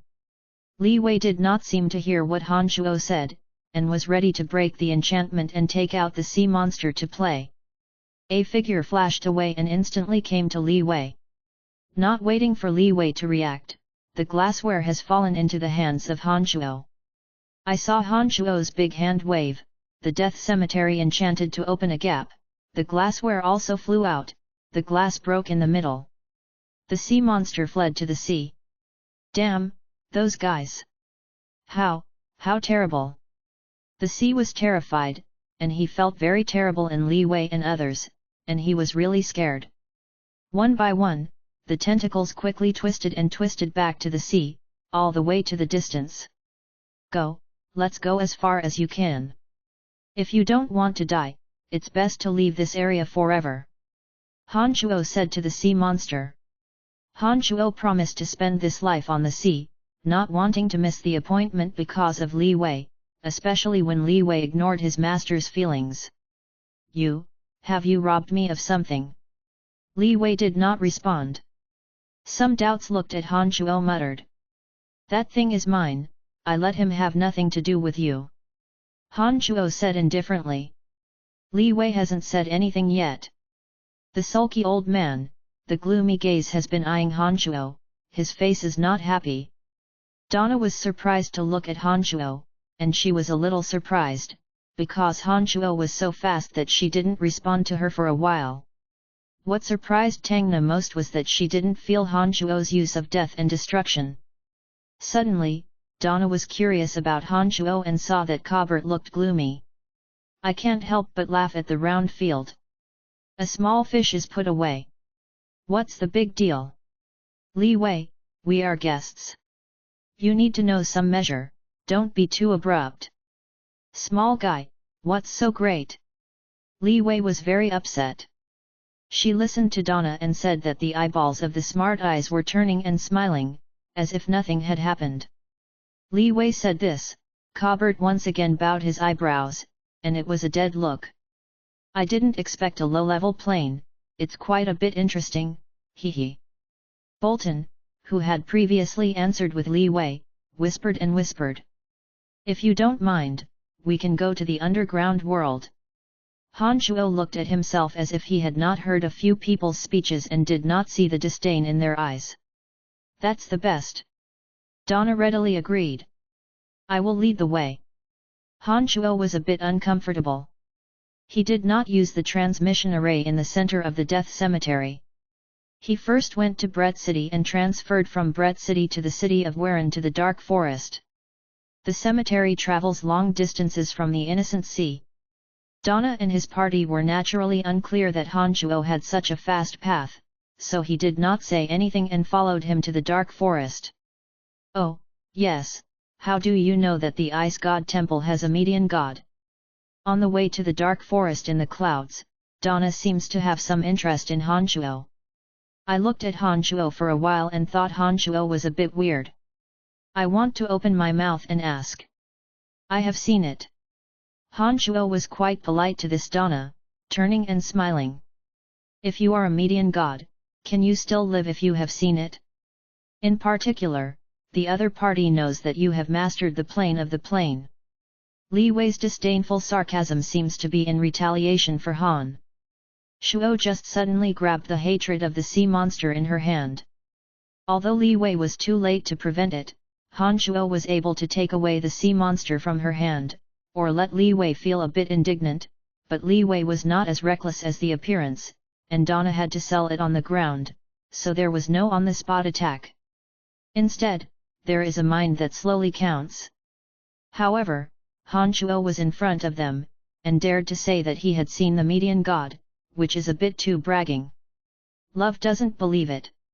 Han Shuo shook his head with a smile and didn't have much trouble with this girl with a bad stomach.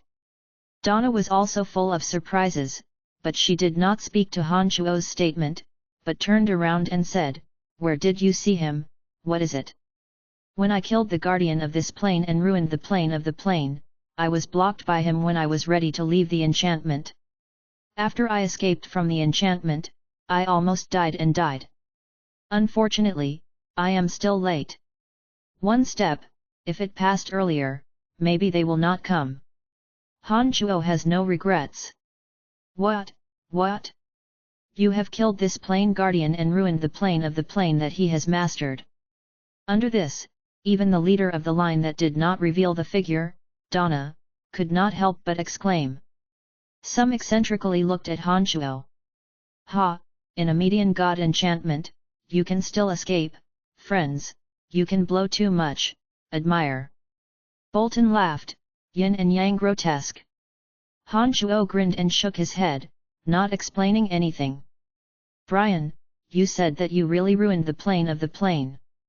Donna looked solemn and asked, "You are sure?" "Of course." Han Shuo said. "If you don't believe, you can let one of them, and look at it in the past. No matter how you destroy the plane of the plane, if it is true, this battle, we can take the initiative. Well, I will write down this credit, you can rest assured, will not treat you badly." Tang Nac Han Shuo affirmed that he was overjoyed and did not expect to have just arrived on this continent. He heard this good news. The plane of the plane is destroyed, which means that once the personnel on their side are damaged, they can return as soon as possible, and they can use the plane to transmit the array, and then mobilize the master to help, which is very cheap. On the other hand, not only can we not continue to replenish personnel, but we may also have to go through the journey of the last trip. Shrugging, Han Shuo smiled, did not have any merits, and did not have any flattering, very relaxed. Donna nodded secretly. She looked at Han Shuo a bit and felt that Han Shuo might not be good, but his mind and temperament were really extraordinary. When she thought about it, she had a good impression on Han Shuo, and she was very beautiful. The old man next to him, Kerber, frowned. Donna knows that although Li Wei is ridiculous, she is not a person who cares about her. However, her servant Kabert is not so generous. With the strength of Kabert, if you have the heart to let Han Shuo suffer, Tang Na thinks that Han Shuo must not escape, so I have some care in my heart. Chapter 650, Showing off a little. GDK 650, Showing off a little. Please continue reading on, Ox? Val? M. Han Shuo and the party possessed immense strength.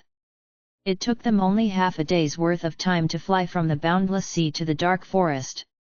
Bolton, Li Wei and the rest whispered amongst each other after they heard Han Shuo claim that he managed to escape from a mid-god. They thought that Han Shuo was simply talking big, and their stares at Han Shuo were filled with even more disdain. But on the contrary, Donna, the leader of the party, seemed to grow much more interested in Han Shuo. She kept on discussing with Han Shuo about the circumstances and life on profound continent in high spirits.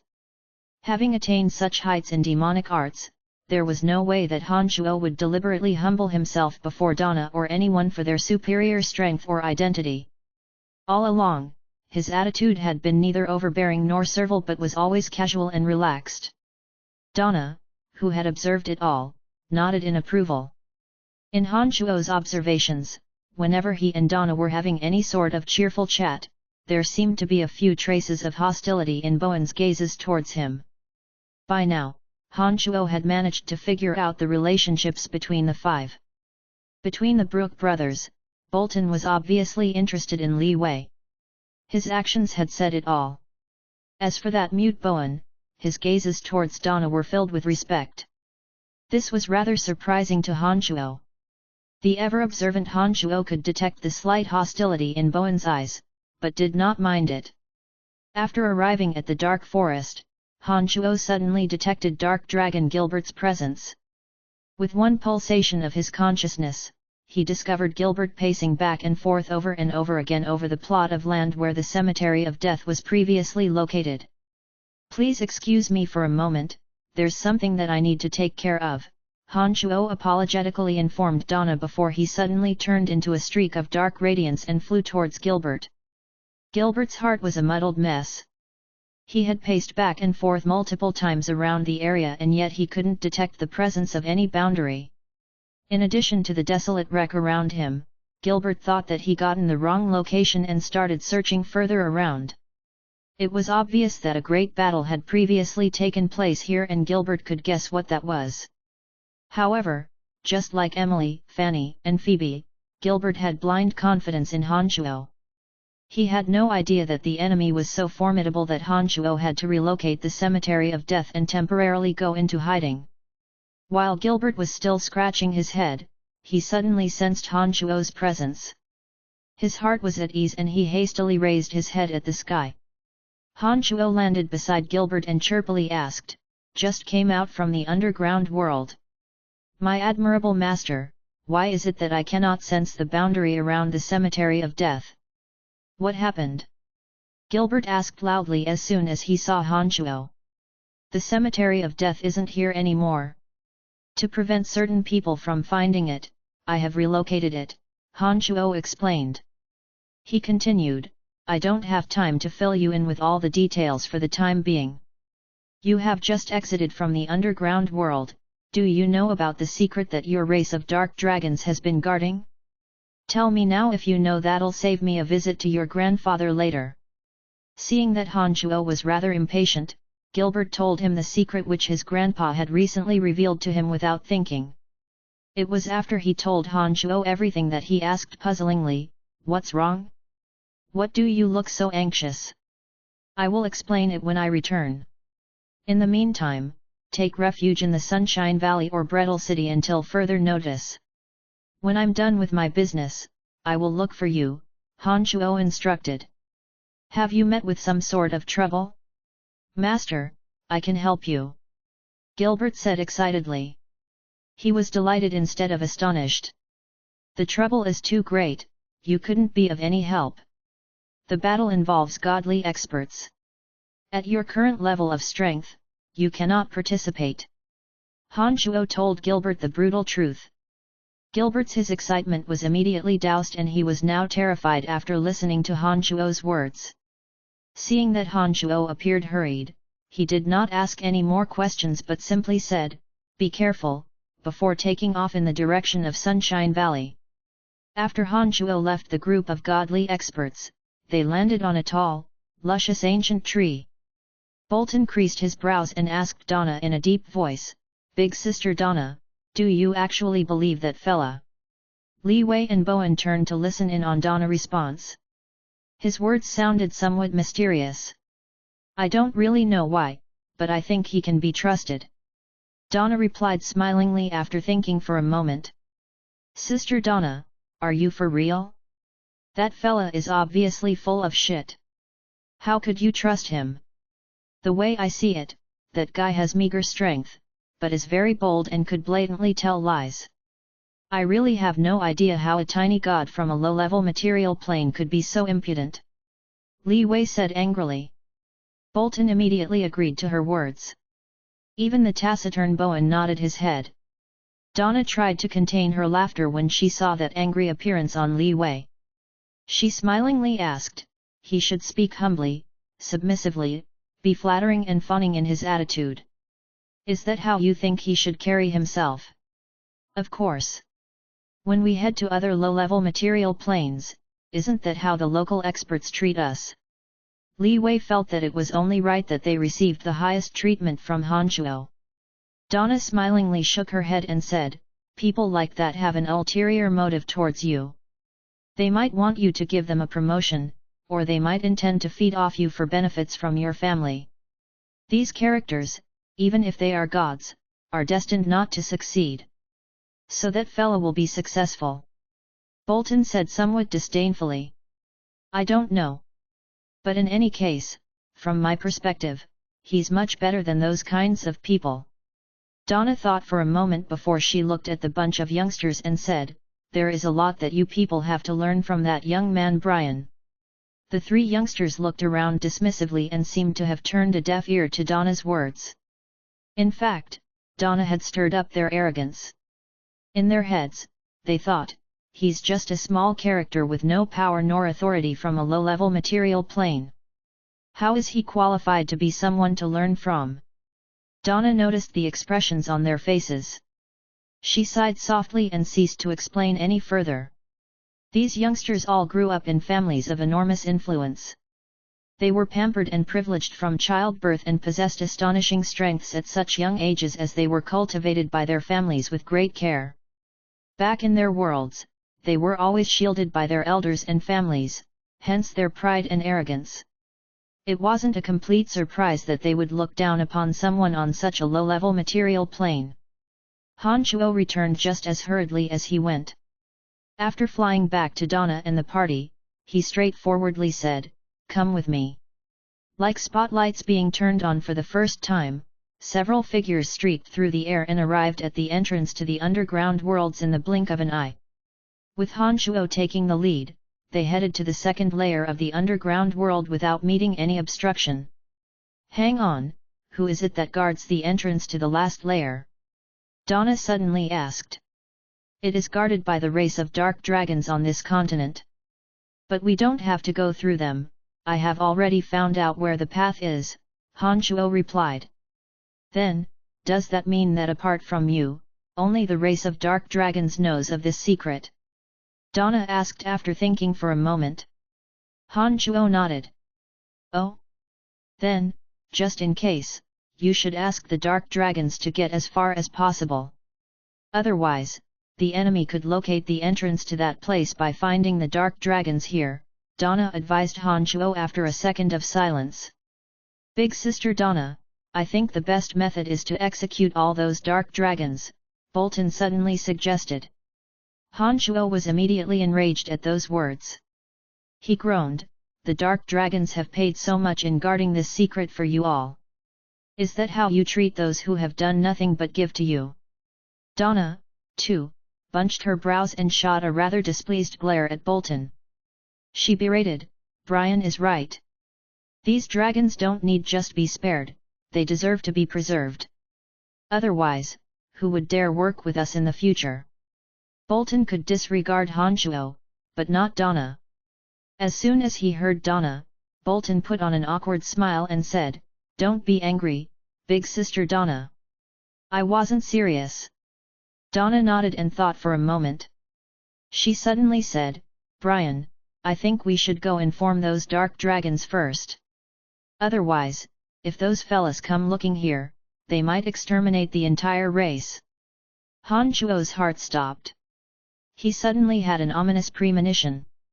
He realized that if those from the Shrine of Ice couldn't find him, then they surely would proceed by figuring out the path to the bottommost layer of the underground world and execute the entire race of the Dark Dragons so that Han Chuo and his party wouldn't be able to enter.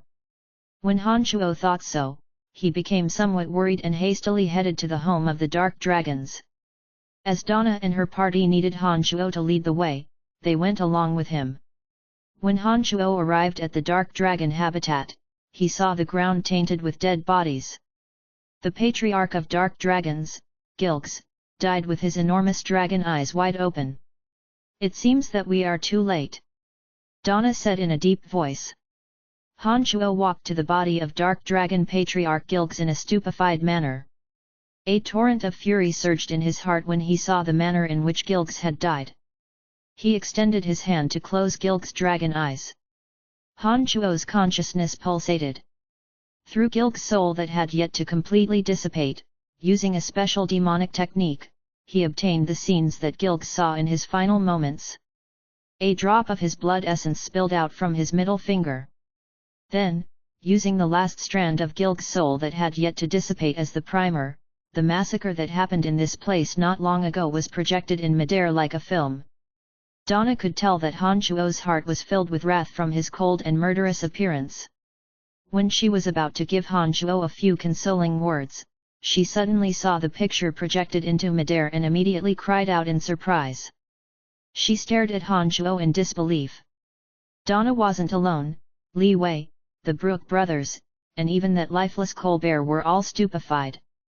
"That's Kaiser. And Erickson. How did you do that?" Li Wei shrieked after foolishly watching the images. She wore a face of disbelief. Han Chuo raised his hand and sent out a hand seal. The drop of blood essence that dispersed into the air gathered before returning to Han Chuo's body. With that, the last remaining trace of Gilg's soul completely dispersed between heaven and earth. "Dark Dragon Gilgs, I will avenge your death," Han Chuo said in his mind. From those images, Han Chuo understood who was responsible for the massacre. He also heard the old Dark Dragon's last shout that was filled with boundless hatred. Unfortunately, as the old Dark Dragon's soul was too severely tormented and he came too late, he couldn't reassemble the old Dark Dragon's soul. "I believe you all saw what happened as well," Han Chuo said in a deep voice as he repressed the fury in his heart. Perhaps Han Chuo's performance was just too astonishing. Even the arrogant Brook brothers did not pick fault with him. They all had bewildered expressions and their eyes were filled with doubts. "Colbert, in our advanced techniques of the energy of death, is there a method to display what a soul had seen?" Li Wei was foolishly staring at Han Chuo, but her words were directed at Colbert behind her. "For your Grace's information, we indeed can obtain some information from deceased souls. However, this usually cannot be mastered for one below the realm of High God. That's not all, even High Gods who have mastered that skill couldn't possibly reproject the scenes so clearly." Colbert, who was staring at Han Chuo with astonishment, thought for a moment with his eyes closed before replying in a grave voice. "Those gods from the high-level material planes were all thunderstruck. Brian, that energy you just used doesn't seem to be the elemental energy of death. Moreover, having visited numerous material planes, I truly have never seen anything as miraculous as what you did just now. What was actually going on there?" The more mysteries that Donna discovered about Han Chuo, the more her heart was filled with doubts. "We people on low-level material planes have our low-level techniques. The energy I use doesn't belong to any one of the 12 fundamental forces, and it is non-mainstream and extremely rare. It's normal that you have never seen it." Han Chuo wasn't in a good mood and replied monotonously. "Can you tell us more?" Li Wei was greatly engrossed. Magnificent radiance glowed from her eyes that were fixed on Han Chuo. "Sorry. No," Han Chuo coldly and straightforwardly declined. "Li Wei, everyone has their own cultivation methods. It's not courteous to ask that kind of question." Donna criticized Li Wei before she softly chuckled and said, "I have only become more and more curious about you." She then shot a meaningful glance at the Brooke brothers and said, "I think by now you two should believe what Brian has said." After having witnessed Han Shuo's miraculousness, the Brooke brothers were astonished. However, they remained skeptical about Han Shuo's previous claim. They gently cleared their throats and did not reply. "Let's go. I think those people have started their operation," Han Shuo said in a cold voice as he grieved. "Brian, these things happen all the time. You can remember this hatred, but when you see Erickson and Kaiser, by all means, don't do anything impulsive." Donna took a pause to sigh before she continued, "In my opinion, even if you have some miraculous skills, you are still no match against them." Han Shuo knew that Donna was telling the truth. He nodded and said in a deep voice, "I realize that." After thinking for a moment, he said to Donna sincerely, "Thanks." He could feel that Donna was genuine with those words. Chapter 651, Mischief in the Dark. GDK 651, Mischief in the Dark. Please continue reading on, Ox. Val. M. Gilbert was fortunate to have left ahead of time, otherwise, he would surely have suffered the same fate as his grandfather. It was also because of Gilbert's lucky escape that Han Shuo managed to learn the path to the third layer of the underground world. With Han Shuo leading the way, Donna and the party followed behind him in silence. They all had strange looks on their faces and simply stared at Han Shuo bemused. The party of experts from the high-level material planes had grown rather interested in Han Shuo as they were surprised that a low god from such a low-level material plane could perform something so miraculous. Li Wei, who had been crafty all along the way, made endless indirect inquiries at Han Shuo, trying to pry out some clues from him. She had suddenly shown great interest in Han Shuo. However, with the dark dragons massacred, Han Shuo was in a terrible mood and did not respond to her at all. He wore a straight face and kept his mouth shut no matter how many questions she asked. Later, when Li Wei finally lost interest, she stopped her relentless nagging around Han Shuo and went to Donna to exchange whispers. They would cast puzzled gazes towards Han Shuo from time to time. It was apparent that the topic of their discussion was related to Han Shuo. This translation is hosted on Veritals.com and I don't post GDK on anywhere else. After the Brooke brothers recovered from their astonishment, their gazes towards Han Shuo still carried a thin trace of hostility. Perhaps these spoiled youngsters were not happy to see the two ladies show so much interest in Han Shuo. Along the way, Han Shuo slowly readjusted himself. He managed to regain his calmness after a while. In the Nine Changes realm, Han Shuo's control over his heart and mind had significantly improved. Gilbert's chance escape from the calamity also contributed to the rapid recovery. In accordance with the information provided by Gilbert, Han Shuo led the 5 experts around the countless dangers found in the second layer of the underground world. They headed towards a dark and damp region. On this layer of the underground world, aside from the former dark dragons, there lived many super-ranked magical beasts with advanced intelligence. All along the way, not a single super-ranked magical beast dared approach them as they sensed the abnormality in the space around them. As they ventured deeper and got closer to the secret path, Han Shuo discovered that there was no longer any presence of life around them. After they entered a narrow ravine with humid air, there were no more glowing stones above their heads that would illuminate their surroundings. Han Shuo, who had been moving forward rapidly, suddenly slowed down his pace. Those following behind him immediately adjusted their paces to match Han Shuo's. "Is there something wrong?" Donna stepped forward and asked in a whisper. "We are near our destination. Those from the Shrine of Ice must be ahead of us. I think we need to be vigilant from this point onwards, lest we step into their ambush," Han Shuo replied without turning around. He was focused only on his surroundings and was carefully advancing forward. "Everyone be careful." Donna immediately understood Han Shuo's words and hastily instructed the rest of them sternly. "What are you so afraid of? Erickson and his party had slaughtered the entire race of dark dragons. Perhaps they are thinking that we won't find the way in," Bolton said as he trudged along. He didn't appear worried at all, Yet, don't get all stirred up over nothing. They would have surely rushed inside. Why would they waste any time in mounting any sneak attack against us? Li Wei agreed. She was rather annoyed that Han Shuo had completely ignored her on the way here. The three of you, get behind. Donna, as the leader, instructed at this critical moment. When Li Wei, Bolton and Bowen dared not to rebuke Donna's orders. They slowed down their paces and followed behind Donna, Han Shuo and Colbert. Donna and Han Shuo were at the front, marching ahead shoulder to shoulder. Behind them was Li Wei. Colbert was beside but slightly behind Li Wei. At the rear of the party were the Brooke brothers. You need to be careful as well. Those fellas might not try to ambush us, but they likely will deploy some hidden seals and boundaries. Kaiser and Ericsson are mid-gods. Traps that they deploy aren't ones that you'd want to fall into, Donna softly said to Han Shuo with her slender brows gently creased.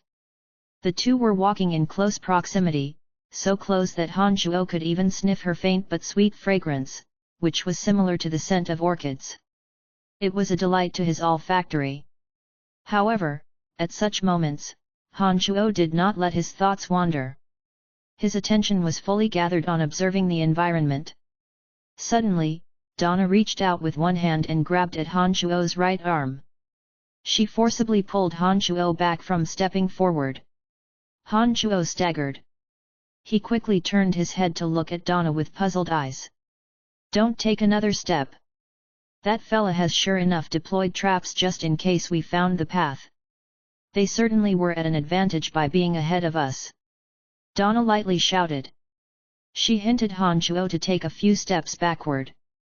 To proceed, she extended a hand forward with her palm facing outwards. Absolute darkness suddenly enveloped the entire ravine.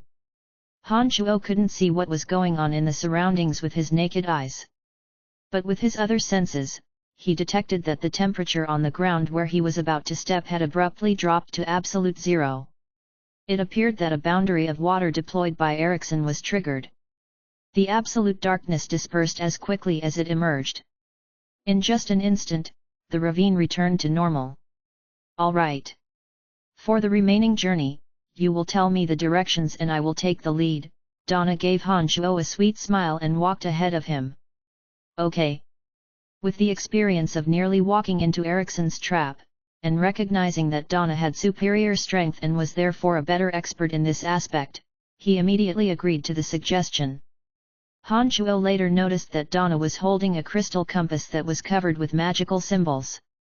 She would point the crystal compass around as she stepped forward. She seemed to be measuring something using the instrument. Donna did not turn her head around, but she seemed to have noticed Han Shuo's interest in the crystal compass.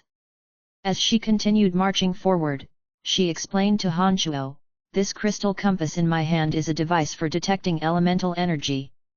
It can detect fluctuations of elemental energy within a certain range. Many seals and boundaries require the use of elemental energy, which always results in fluctuation. With this crystal compass, I can detect dangers concealed in the surroundings." "Sure comes in handy," Han Shuo replied softly. "Humph, unenlightened one, you have no idea just how valuable this crystal compass is," Li Wei said disdainfully. Han Shuo was too lazy to quarrel with her. He silently followed behind Donna without even turning to look at Li Wei. "This crystal compass is indeed very valuable. It is made of very rare materials and there aren't many who know how to make one," Donna said smilingly while keeping her focus forward. Han Shuo and his party were only several thousand meters from the entrance to the third layer of the underground world, but they were very careful in their approach. Thanks to Donna's crystal compass, they managed to find 3 more traps deployed by Kaiser and Ericsson within that short distance. After half an hour, those gods finally arrived at the entrance. The secret entrance was in fact a cave mouth covered by a dense layer of vines. Without knowing the specific location, one would have great difficulty in finding out that there was a cave mouth behind the dense layer of vine that connected to the last layer of the underground world. Upon arrival, Han Shuo made a slight observation and noticed that some of the vines had been snapped off. He guessed that Erickson and his party must have entered the cave ahead of them. "It's right here. See if there are any traps at the entrance."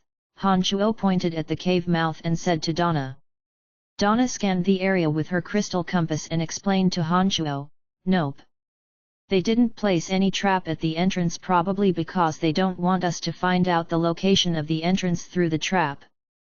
Han Shuo immediately pushed the vines aside, revealing the cave that seemed to be bottomless. Han Shuo turned around to glance at the party and indicated them to follow suit before he stepped into the cave. "The last person that enters the cave, make sure to put the vines back in place," Donna instructed before her lovable figure shot into the cave. Bolton and Bowen went into the cave right after, with Li Wei closely following behind them. Colbert deliberately entered the cave last and meticulously returned the vines back in place. The moment that the dense layer of vines sealed off the cave mouth, the already dim cavern immediately turned pitch dark. In this lightless cave, only Donna and Han Shuo, who cultivated in the elemental energy of darkness and the miraculous demonic arts respectively, could clearly see their surroundings without any external light source. Donna, who was holding the crystal compass in her hand, suddenly looked at it in astonishment. As Han Shuo was just behind her, he noticed an indicator on the crystal compass jittering off the scale. He immediately froze every muscle on his body. Sure enough, Donna suddenly warned, "There is a boundary of light deployed by Kaiser right ahead.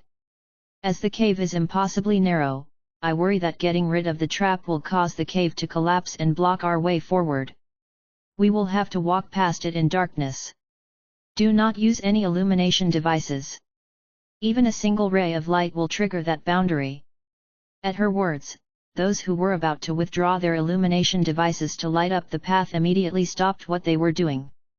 They carefully advanced forward in complete darkness. Han Shuo turned around and shot a glance. He discovered that in this kind of complete darkness, except for Donna, the rest of the party had their sights affected. They all appeared disorientated and advanced cautiously. "Don't worry about it too much. As long as there is no light, the boundary will not be triggered." "Right, just walk forward and try not to get tripped by rocks," Donna couldn't help but advise when she saw her party become overly cautious. "Oi, you ahead, don't block the path," Li Wei, who was following behind Han Shuo, deliberately said. When Han Shuo saw Li Wei continue to behave obnoxiously towards him even as she was disorientated and trying to feel her way in the dark, he laughed grimly in his heart. He moved to the side and, with his feet, pushed a decently sized stone right before Li Wei's foot. In the complete darkness without a trace of light and unable to see, there was no way that the disadvantaged Li Wei would escape Han Shuo's mischief. Every few steps, she would surely trip over a stone in her path. Flustered by the constant staggering, she cursed in a low voice, "Ugh, why are there so many stones in the way?" The others walking behind Li Wei would more often than not repeat the same misfortune after Li Wei. They would stagger and stumble every few steps, forcing them to swear throughout the trek. Donna, who was walking right ahead of them, was baffled to hear those behind her curse and swear. All along the way, although there indeed were stones around them, most of the stones were on the sides. Logically speaking, they shouldn't have tripped so frequently. Wondering what was wrong, Donna turned around for a glance. She discovered that Han Shuo walking behind her had a composed look and displayed not a trace of disorientation. Then, as she carefully observed, Donna saw that ridiculing smile on Han Shuo's lips. She immediately understood what was happening. In fact, Han Shuo did not try to conceal it from Donna. When he saw Donna turn around in bewilderment, he even grinned at her, that smirk that one would make after pulling a successful prank. Donna immediately came to her senses and shook her head with a grin. She inwardly thought that Han Shuo had sure gotten his retaliation against Li Wei and the rest. Mischief as petty as placing stumbling rocks in their paths wouldn't cause them any real damage. Donna thought that it wasn't outrageous to let them taste a little pain. She may as well have even tacitly approved of Han Shuo's actions. Suddenly, a realization struck Donna. She herself cultivated in the elemental energy of darkness, and it was perfectly normal that she could see in the dark. But how was it that Han Shuo could do the same? As if it were even possible to, Donna grew even more curious towards Han Shuo. Noting Donna's approval of his actions, Han Shuo grew even more brazen. With a malicious smile on his face, he placed even more stumbling rocks in their path, causing them to wail and whine in utter misery.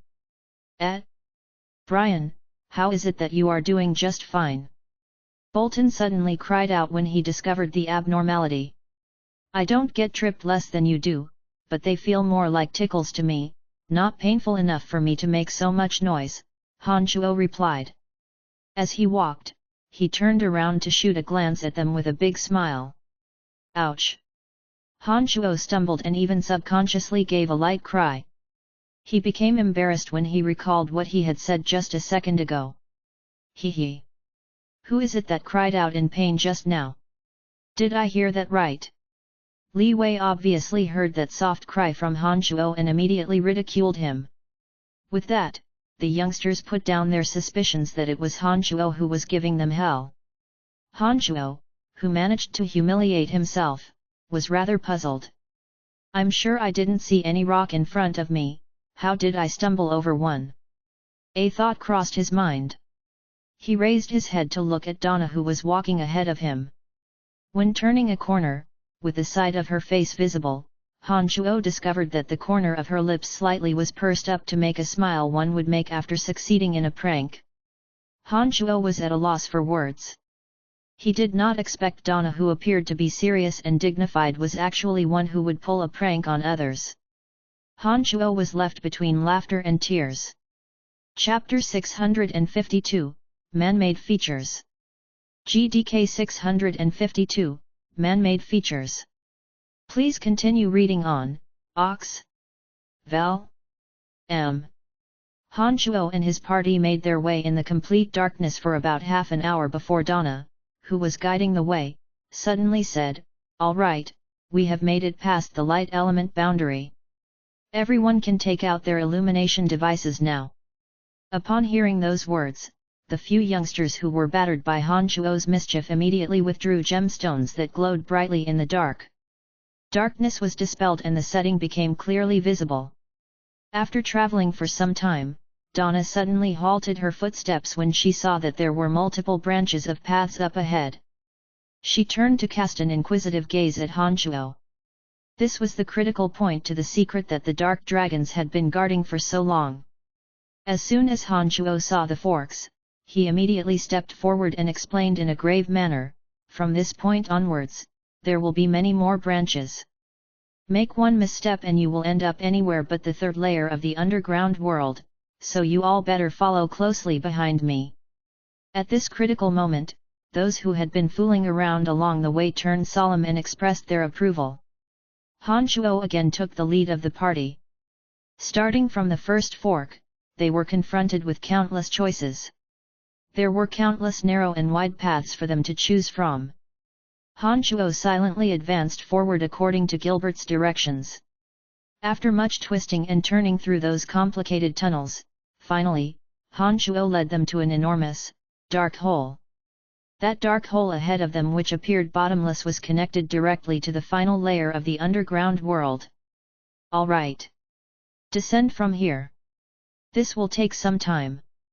Everyone be careful and good luck," Han Shuo said in a calm voice. He turned around to give a look at Donna before taking the lead and leap into the hole. "There probably won't be any danger, but it's always good to be cautious," Donna smilingly said to the party and jumped in after Han Shuo. After entering the deep hole, Han Shuo again found himself in pitch-black darkness. He wasn't at all disorientated or nervous. The surroundings were visible to him after he unfolded his consciousness. As he looked around, he suddenly recalled that back in the Abyss Realm, he had a similar experience when entering the void. But unlike when he was descending into the void, Han Shuo did not encounter countless dangers in this place. It was a smooth and uninteresting fall. Although he was descending rapidly, nonetheless, Han Shuo was able to take in the surrounding scene. All he saw were common rocks, nothing to catch Han Shuo's interest. After the rest of them jumped into the hole, using his consciousness, Han Shuo could clearly perceive the location of Donna and the others falling from over his head. The process of descending took yet another half an hour.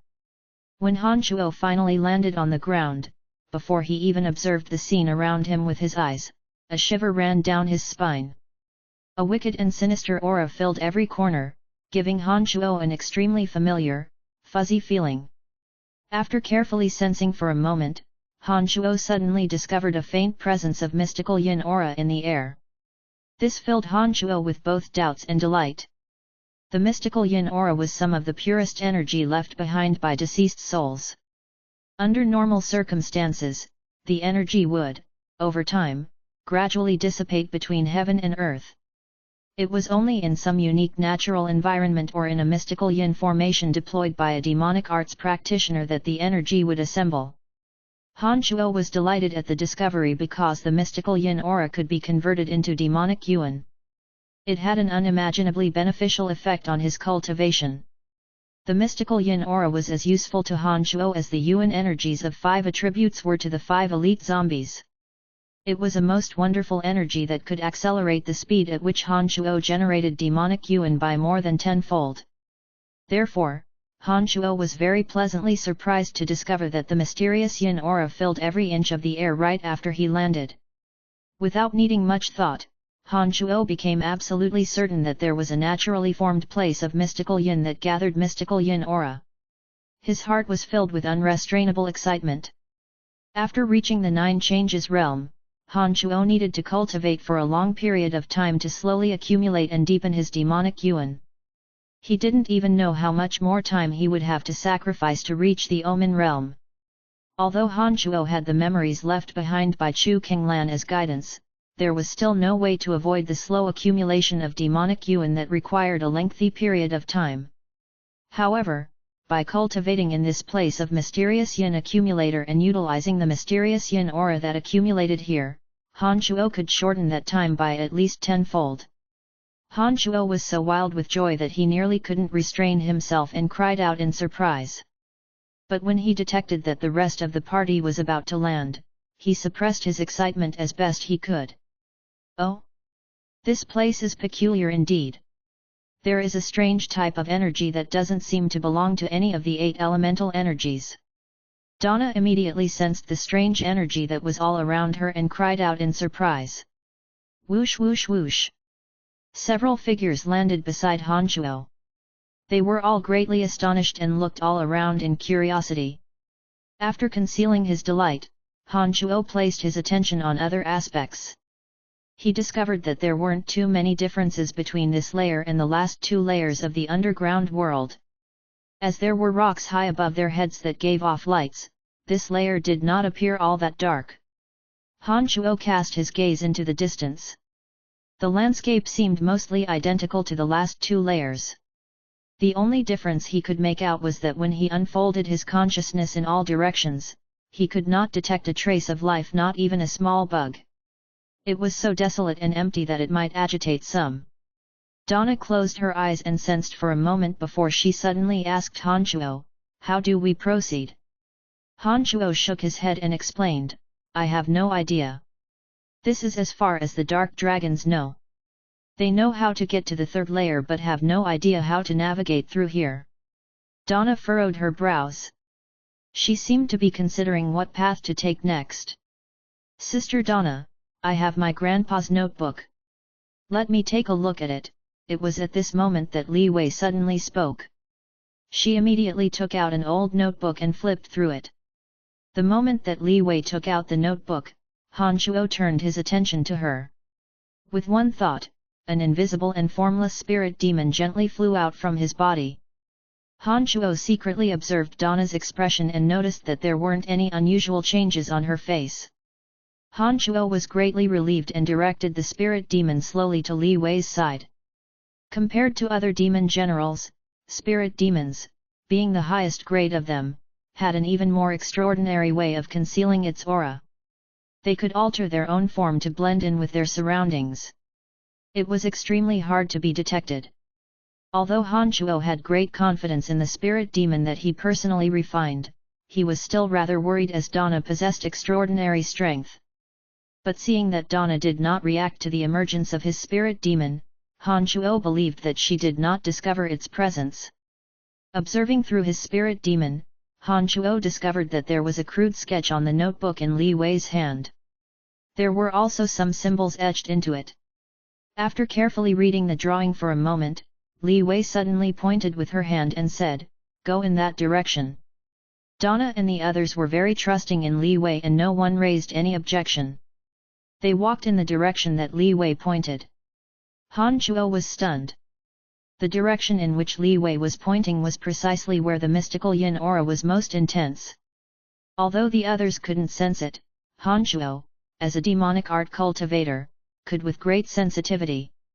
What was for sure was that the direction Li Wei pointed had to be the center of the naturally formed environment that gathered the mysterious yin aura, where the mysterious yin aura was the strongest.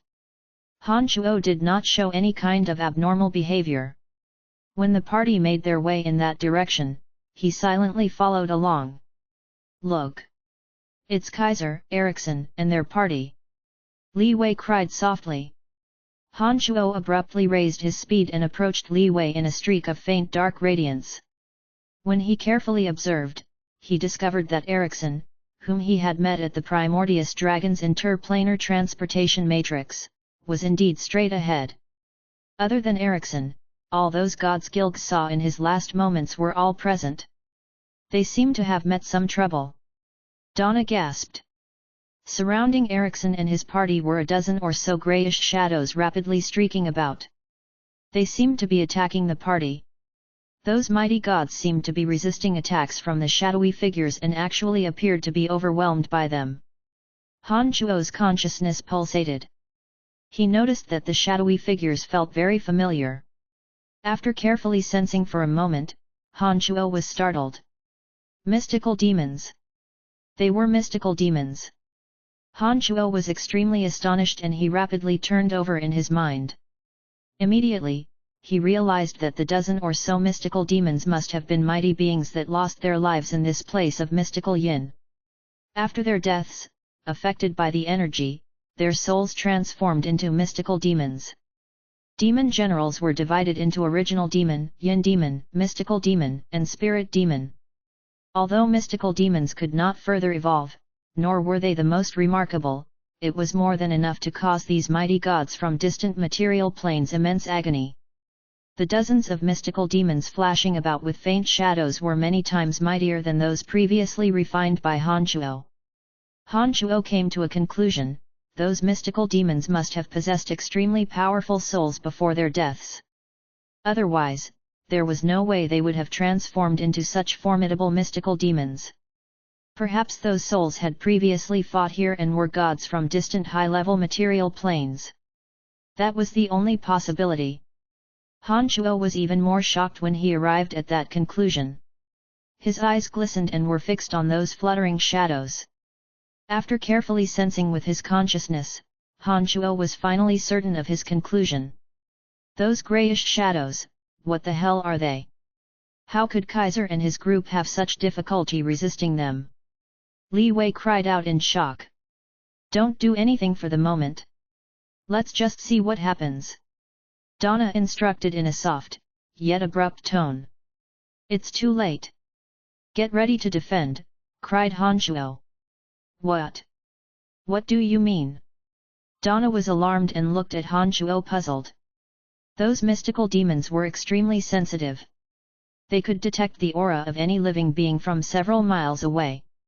Han Shuo knew this better than any of them, but he did not provide any explanation. In fact, Han Shuo didn't have to explain. As soon as he finished those words, a portion of the dozen mystical demons several thousand meters away rapidly shot towards Han Shuo and his party. Those faintly discernible shadows arrived in the blink of an eye and pounced on them. In just an instant, Donna and her party sank into a flustered state. The mystical demons were unique life forms that did not possess physical bodies. Most physical attacks against them were totally ineffective. As Donna and her people did not yet understand the properties of the mystical demons, they had great difficulty resisting them. Some of those mystical demons immediately entered their bodies and attacked their flesh, while some attacked their souls. Ah! What is this thing?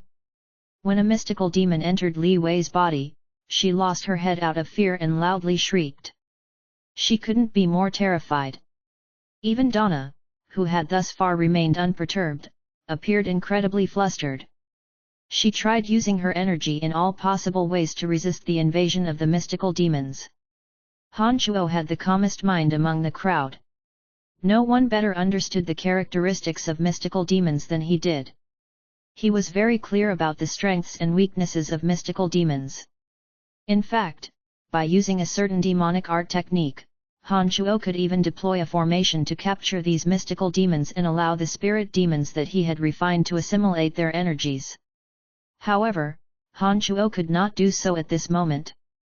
Still, he was having a much better time facing the mystical demons compared to the rest of them. Mystical demons could not further evolve as spirit demons could. They were afraid of high temperatures and could suffer fatal blows when subjected to certain attacks using the soul. Although Han Shuo wasn't as strong as Donna and the others, by relying on his understanding of the properties of mystical demons, Han Shuo secretly utilized mystical glacial spell fire to raise his body temperature while using his consciousness to form unique attacks, beating back a mystical demon with the undulation of his soul. It was almost effortless to him. Han Shuo did not explain anything about the strengths and weaknesses of mystical demons to these allies of his because he didn't know if these people would turn into his enemies in the future. On top of that, the spirit demons he refined shared certain characteristics with mystical demons. Hence, it was in his best interest not to reveal the slightest bit of information about mystical demons. Han Shuo was indifferent to see Li Wei in fear and helplessness against the mystical demons. In fact, he was secretly elated. If Li Wei had put her necromancy magic to good use and fought the mystical demons using soul attack methods, she would have no difficulty in defending herself. But what a pity it was that she was completely ignorant of the characteristics of these mystical demons that were mutated by this place of mystical yin. All her attack methods produced no results. All she could do was use her divine energy in painfully resisting the onslaught. Ah! Ah! Han Shuo pretended to cry out in pain while stealthily directing one of his spirit demons towards where the mystical yin aura was most intense. Although the spirit demon was of a superior class, not having sufficient energy, it wasn't as mighty as those mystical demons. However, as spirit demons were similar to mystical demons in terms of life form, although those mystical demons could sense Han Shuo's spirit demon, they considered it as one of their own and did not pay any attention to it. While continuing to put on an act, Han Shuo continued to maneuver his spirit demon. After a while, Han Shuo's eyes suddenly blossomed with a radiance of disbelief. As he was so astonished that his body jolted uncontrollably. Even his soul was nearly injured by that mystical demon.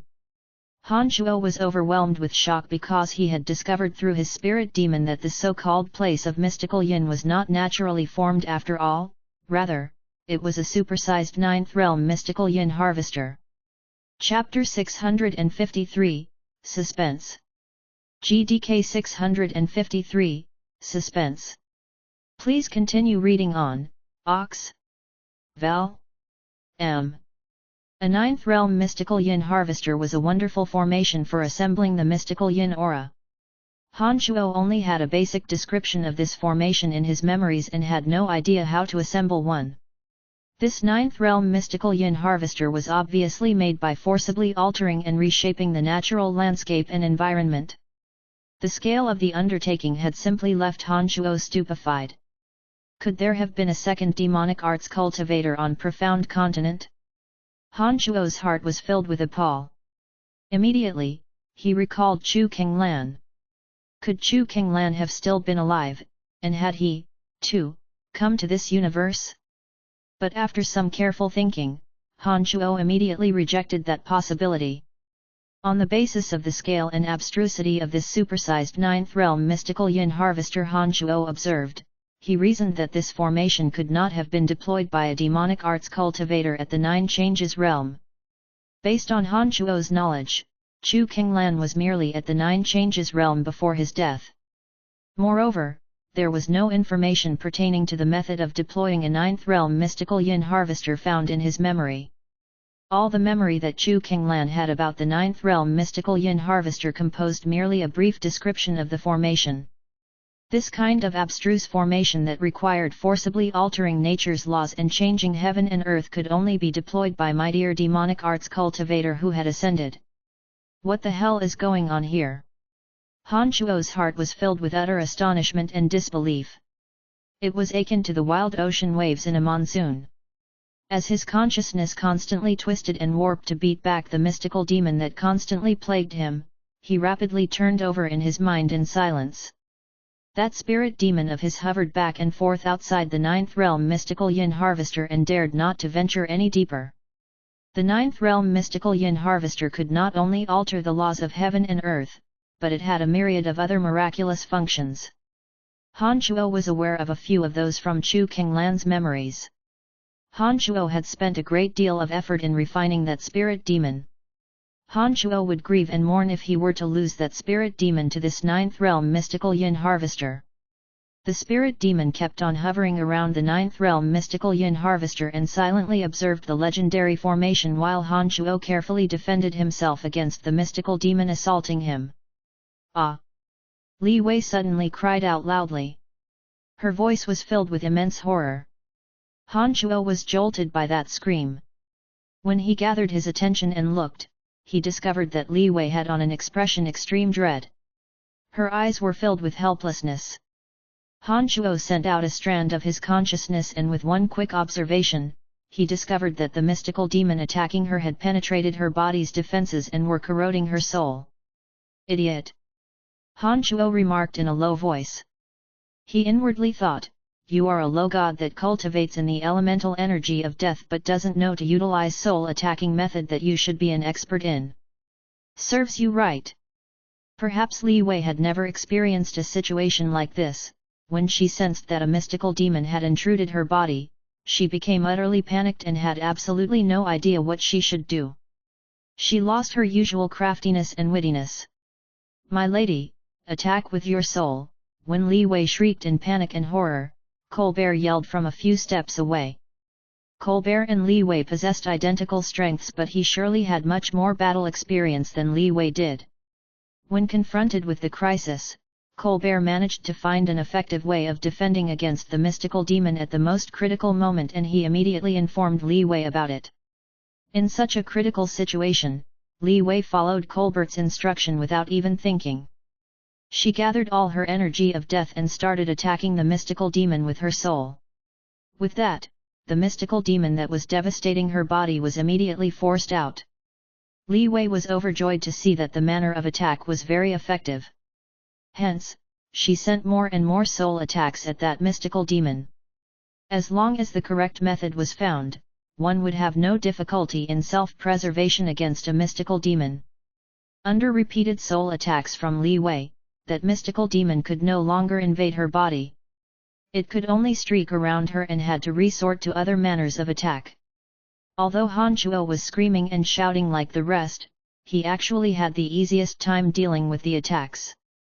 He silently raised his body temperature and restricted that mystical demon with his wonderful consciousness. It didn't take much effort from Han Chuo to completely neutralize the mystical demon's attack. Donna, who cultivated in the elemental energy of darkness, didn't spend too much effort either. She merely enveloped herself within absolute darkness and completely concealed her aura within the darkness.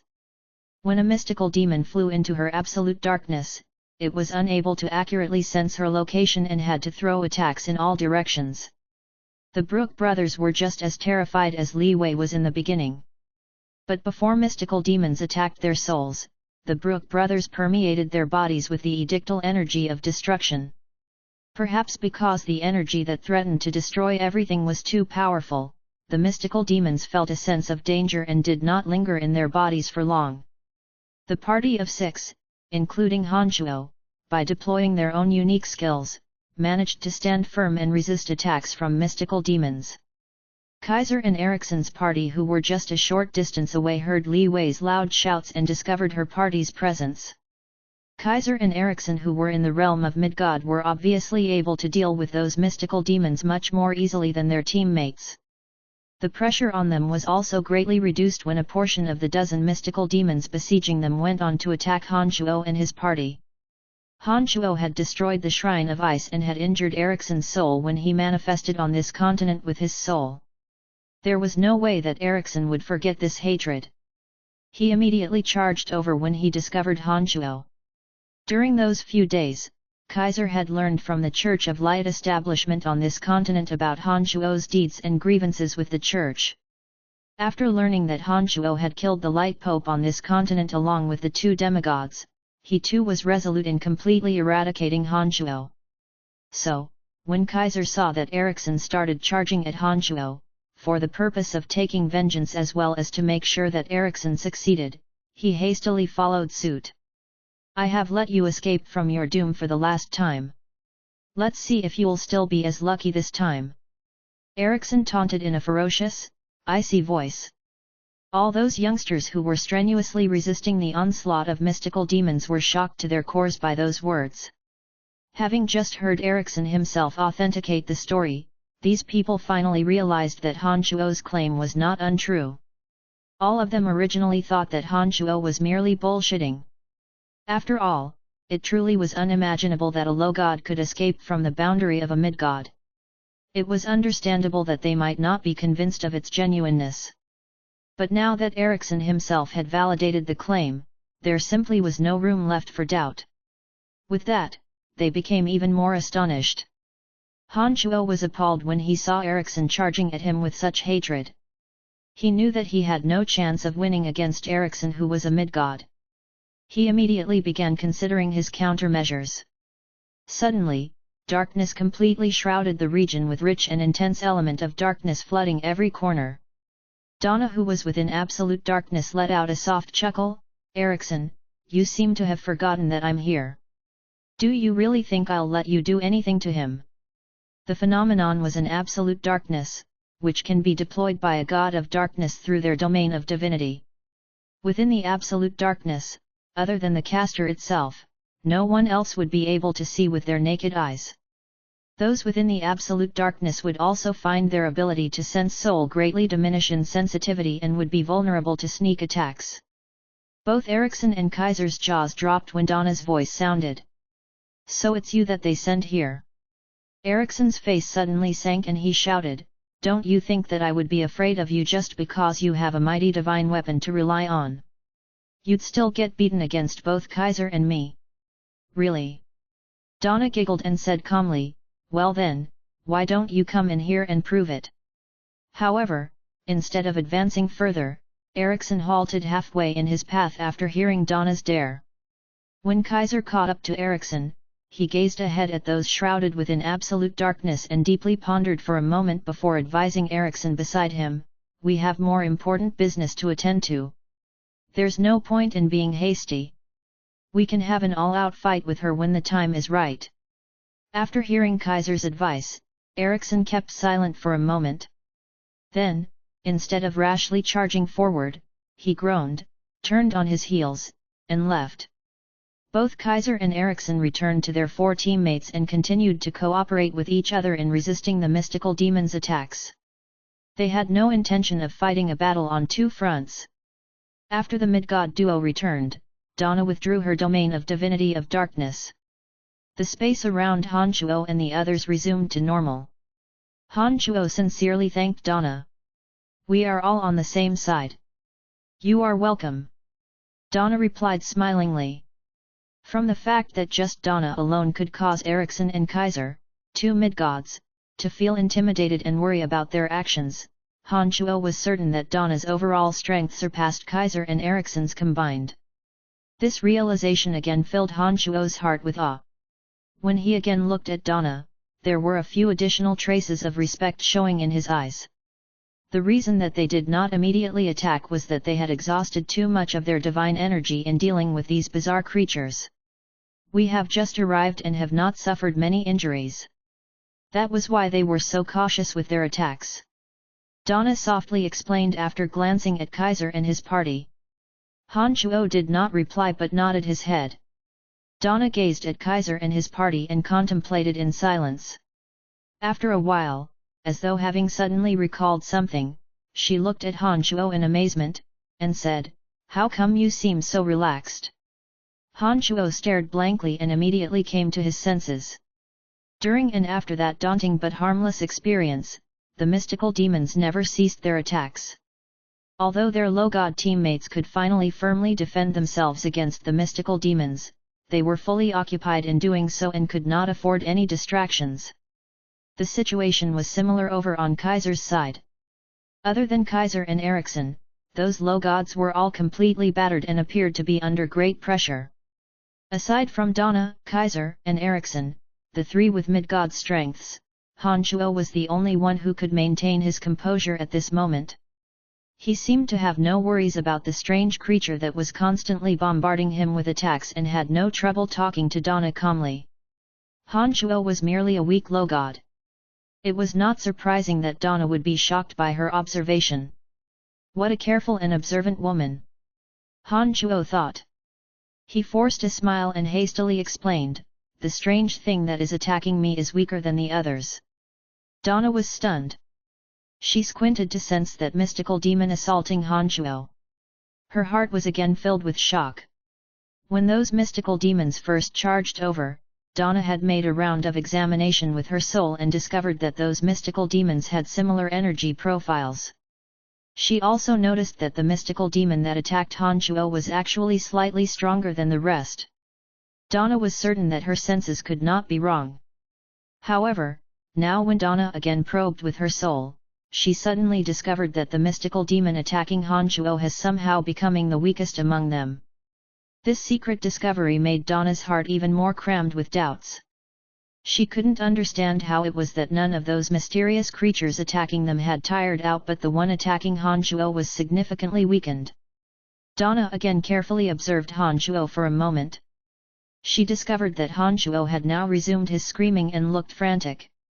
But having witnessed Han Shuo's performance just a moment ago, there was no way that Donna would believe that Han Shuo was afraid of those mysterious creatures. Donna found it both funny and infuriating to see Han Shuo acting like he was being strained. After thinking for a while, she came to yet another shocking conclusion. Could he have injured that strange creature? Impossible, I must be mistaken. He's only a low god. If I couldn't find a way to diminish the strange creature's energy, how is it possible that he has? But, how could I be mistaken in my senses? It can't be. I have never made a mistake like this. Donna's heart at this moment was like a tumultuous sea. She stared at Han Shuo absolutely perplexed. It was as if Han Shuo was hiding a great secret that she had no clue about. But there was one thing that she knew: Han Shuo did not want anyone to learn of the secret. Donna shook her head vigorously as though wanting to fling off the messy thoughts from her head. Hey? What's going on? They ran. They are running away! Li Wei screamed. Those strange creatures that persistently attacked the party like lunatics whizzed away all of a sudden. Streaks of greyish shadows flew into the distance and disappeared without a trail. The mystical demons are returning to the ninth heaven. Mystical Yin Harvester, Han Shuo said in his mind. Kaiser and his party too had heaved a deep sigh of relief. Among them, a beautiful woman even grumbled, "Those wretched creatures finally got away again." Han Shuo's receptive ears heard the conversation on the other side. From the words of that beautiful woman, Han Shuo determined that those on the opposing side ought to have encountered this situation before. After thinking for a bit, based on his limited understanding of the ninth realm mystical Yin Harvester, Han Shuo managed to infer some of the conditions of those mystical demons. They have exhausted much more divine energy than we have. This is the golden opportunity for us to strike. Donna said softly but sternly. The next moment, she suddenly commanded, "Each of you find your own target, I will hold up Kaiser and Eriksson. Attack!" Chapter 654, Two Demonic Formations. GDK 654, Two Demonic Formations. Please continue reading on, Ox. Val. M. Han Shuo did not expect Donna to be so courageous to deliver such a command the instant that the mystical demons left. But after a short moment of thinking, Han Shuo discovered that this was indeed a great opportunity. This, however, would only be the case with the prerequisite that Donna could hold back both Eriksson and Kaiser alone. If just one of them could get their hands free, those on Donna's team could possibly be destroyed. Both sides were made up of forces of similar strengths. Except for the three mid-gods, the rest were all of low god strength. As those on Donna's side had only been harassed by the mystical demons for a much shorter period of time, they had exhausted less divine energy than the opposing side and therefore held an obvious advantage against their opponent. Donna's decision of launching a strike at this moment could not have been wiser. As soon as she finished her words, she took the lead and charged ahead like the manifestation of darkness. Kaiser and Eriksson exchanged a glance. Although they appeared somewhat unwilling, they forged ahead without hesitation. With Eriksson following a few steps behind, Kaiser charged ahead to meet Donna's attack. His body began to rupture with radiance from a violently strong element of light. "Let's go!" Bolton shouted in a deep voice. A warhammer glistening with dark radiance appeared in his hand. It wasn't clear what material was used in smelting the weapon that made it appear extremely heavy. Meanwhile, an exquisite bow appeared in Li Wei's hand. The habitually silent Bowen did not use any weapon but had put on a piece of armor on his body. Meanwhile, Colbert wielded an eerie white bone spear in his right hand. It had strange symbols etched on every surface. The Brooke brothers, Li Wei and Colbert all charged ahead. They appeared very much excited and seemed to be accustomed to this kind of situation. With Donna handling both Eriksson and Kaiser, there would be 4 enemy low gods left to deal with. Over on Donna's side, excluding Han Shuo, there were Bolton, Bowen, Li Wei and Colbert, exactly 4 low gods. Their number precisely matched the enemy's. Han Shuo did not charge recklessly forward and join the battle. Given that Li Wei, the youngest of them, possessed late-stage low god strength, and that most of the experts were of similar strength to Li Wei, Han Shuo would just be bringing trouble on himself if he were to participate in the combat. Therefore, Han Shuo remained stationary when his allies charged ahead at their opponents. He merely stood still and observed the battle with his cold eyes. Donna and her experts were actually not disgruntled by Han Shuo's behavior. In their minds, Han Shuo was merely a rookie who had just recently stepped into the godly ranks, and that Han Shuo would surely perish if he were to participate in such a battle. And so Han Shuo stood still on the same ground leisurely. As he watched the godly experts battle with each other, he observed the 9th realm mystical yin harvester though his spirit demon. In an instant, the region was filled with flying sand and rocks. Multiple domains of divinity collided with each other, producing unending rumbles and explosions.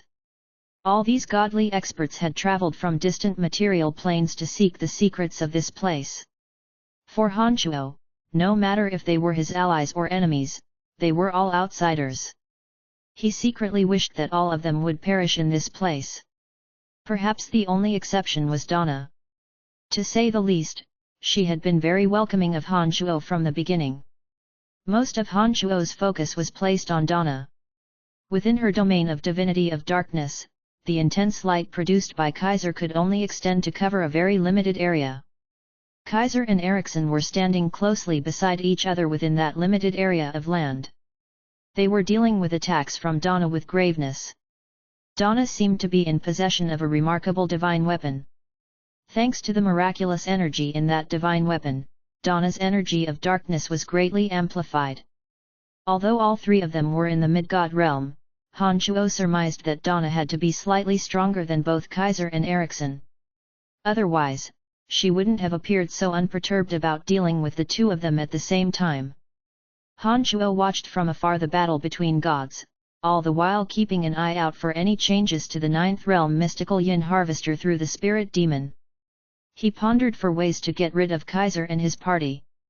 Even disregarding their crime of exterminating the race of dark dragons, there would still be no way Han Shuo would let go of Kaiser and his party. Han Shuo had offended the Church of Light and Shrine of Ice establishments on this continent beyond redemption. In addition to the fact that he had once injured Ericsson's soul, Han Shuo understood that the grudges between him and the duo would only ever be resolved when one of them was dead. Naturally, Han Shuo had no wish of dying. Therefore, he was determined to kill Kaiser and Ericsson. With this intention in mind, Han Shuo rummaged through his mind for ways to kill the duo. He discovered that it would be far from adequate to kill both Kaiser and Ericsson with his own power alone. But suddenly, an idea struck him. Through that spirit demon pacing back and forth around the ninth heaven mystical yin harvester, Han Shuo discovered that neighboring to the formation, there were several rather concealed demonic formations without of the ordinary destructiveness. Those demonic formations seemed to have been masked by some kind of energy before. It was only after the dozen or so mystical demons returned to the ninth heaven mystical yin harvester that they were gradually revealed. Among them were two demonic formations whose functions Han Shuo was clear with. He also understood how to avoid being attacked by the formations. One was called Pentacloud Miasma while the other was Black Gust of Doom. They were demonic formations with immense destructive powers. Han Shuo knew the demonic formations in great detail and therefore was confident that he could preserve his life within those formations. The two formations were extraordinarily powerful to begin with.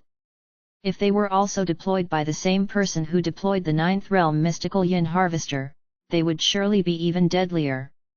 Han Shuo strategized in his head a way to draw Ericsson and his party into the two demonic formations. But before Han Shuo could come up with a way of doing so, a sense of great danger suddenly rose from within his consciousness. Han Shuo immediately turned his focus to locating the source of threat that his consciousness felt. Han Shuo was stunned. He turned around and discovered that yet another batch of people had descended to the third layer of the underground world and were heading towards them. This discovery left Han Shuo greatly alarmed. He did not expect anyone other than his own party and Ericsson's to have figured out how to get here, especially with the race of dark dragons exterminated. "Donna, there are more people coming down!" Han Shuo yelled. Donna, who was within absolute darkness and giving Kaiser and Ericsson a hard time, also took a shock when he heard Han Shuo's shout. Donna had trust in Han Shuo's words and immediately ceased her attacks and retreated. She did not forget to instruct her teammates to fall back. The two groups of people who suddenly got into conflict came to a truce just as sudden. Perhaps the battle was too brief, there weren't any casualties on either side. Only Bolton and an enemy sustained minor injuries. Bolton appeared angry, even ravenous, after he was injured. After returning to Han Shuo along with Donna, he repressed the anger in his heart and asked, "What's the matter? There are more people coming our way."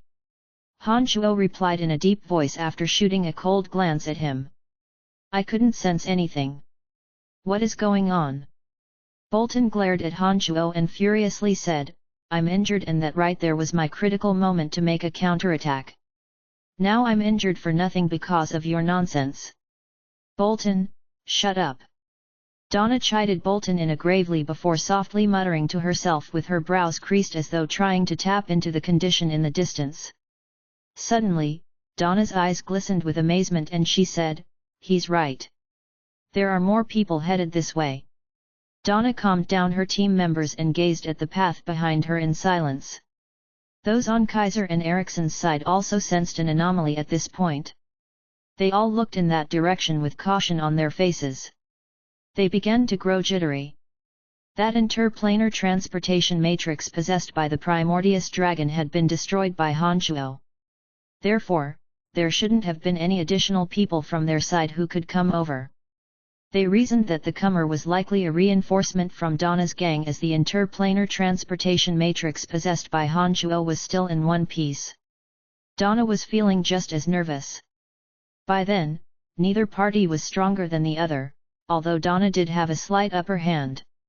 However, if the comer was an enemy, this equilibrium would most likely be broken and her team would be put at a disadvantage. As the leader, Donna knew that those on her side wouldn't have delivered additional forces before she made such a request. She was therefore shocked and even started to question the validity of Han Shuo's claim that he had destroyed the opponent's interplanar transportation matrix. Didn't you say that you'd destroyed their interplanar transportation matrix? You didn't lie, did you? Unlike Donna, Bolton didn't hold a favorable impression towards Han Shuo and immediately voiced out his doubts.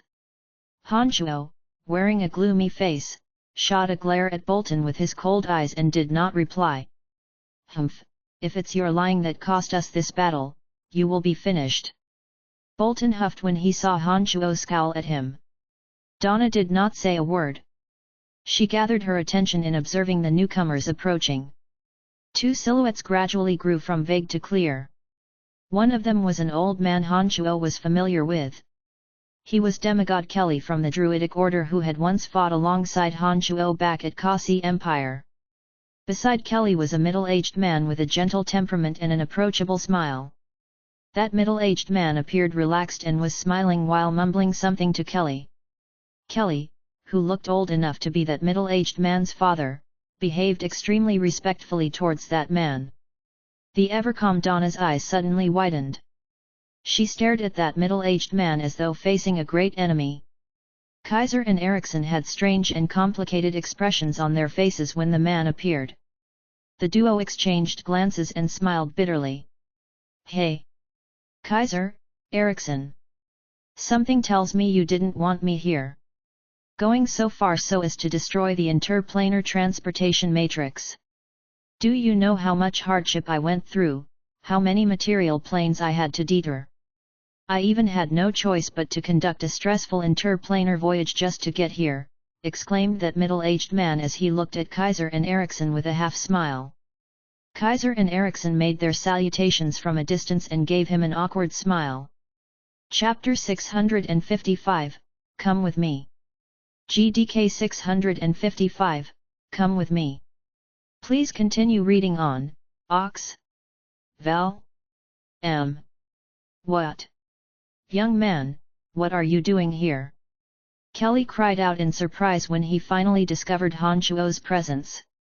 Back on Kasi Empire, Han Shuo had once joined forces with Kelly to bring down the Shrine of Ice. The two were never best friends by any measure, but they had once fought shoulder to shoulder and were at least friendly with each other. I was going to ask you the same question. Han Shuo too had an awkward smile on his face. After Kelly and that middle-aged man emerged, Donna seemed alarmed. Without needing much thought, Han Shuo could tell that the middle-aged man was not a friend but a foe. The fact that they were in opposing factions meant that they might have to fight each other. Han Shuo had a pretty good impression of Kelly. The Druidic Order was a major partner of Lancelot Empire. Han Shuo had no wish of becoming Kelly's enemy. However, just from Donna's expression, Han Shuo knew that he did not have much choice. He felt rather helpless. Kelly let out a sigh. He too was aware of the situation and didn't seem too willing to make an enemy of Han Shuo. He felt just as helpless about it. What are you all standing here for? Don't tell me that you traveled from distant lands across the universe just to gaze at me, that middle-aged man who came with Kelly said smilingly to the crowd when everyone gazed at him foolishly. I truly did not expect that Lord Old would be here. This is getting more and more interesting. Donna relaxed and smiled. My main objective in coming to this world is to locate the remains of my ancestor. And naturally, I have to visit here in passing to see the miraculousness of this place. After all, my ancestor's death seemed to be associated with the strangeness of this place. That middle-aged man they called Old smilingly nodded and explained to Donna. Immediately after hearing Old's words, a thought crossed Han Shuo's mind. Could that tree of life under the barren island of the boundless sea be the ancestor that Old wanted to locate? The moment that Old appeared, Han Shuo's avatar that cultivated in the elemental energy of death felt somewhat uncomfortable. Similar to how gods who cultivated in the element of darkness would be especially sensitive to the presence of gods who cultivated in the element of light, that avatar of Han Shuo's who cultivated in the element of death was sensitive towards gods who cultivated in the edict of life. That tree of life at the bottom of that barren island was obviously transformed from a very mighty god who cultivated in the edict of life before his death. The quick-witted Han Shuo immediately made the association and surmised that the remains which he buried could likely be the person that Old seeked. However, Han Shuo would only bury this information deep inside his heart and would never speak of it at such a moment because the remains were located rather close to the cemetery of death.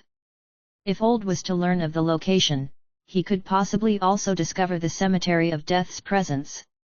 Old, as one who cultivated in the Edict of Life, ought to be very sensitive to the energy of death. Han Shuo was a prudent man and naturally kept his silence over the matter. Donna and her party, on the other hand, and not to mention Erickson and the others, were not fully convinced of Old's words.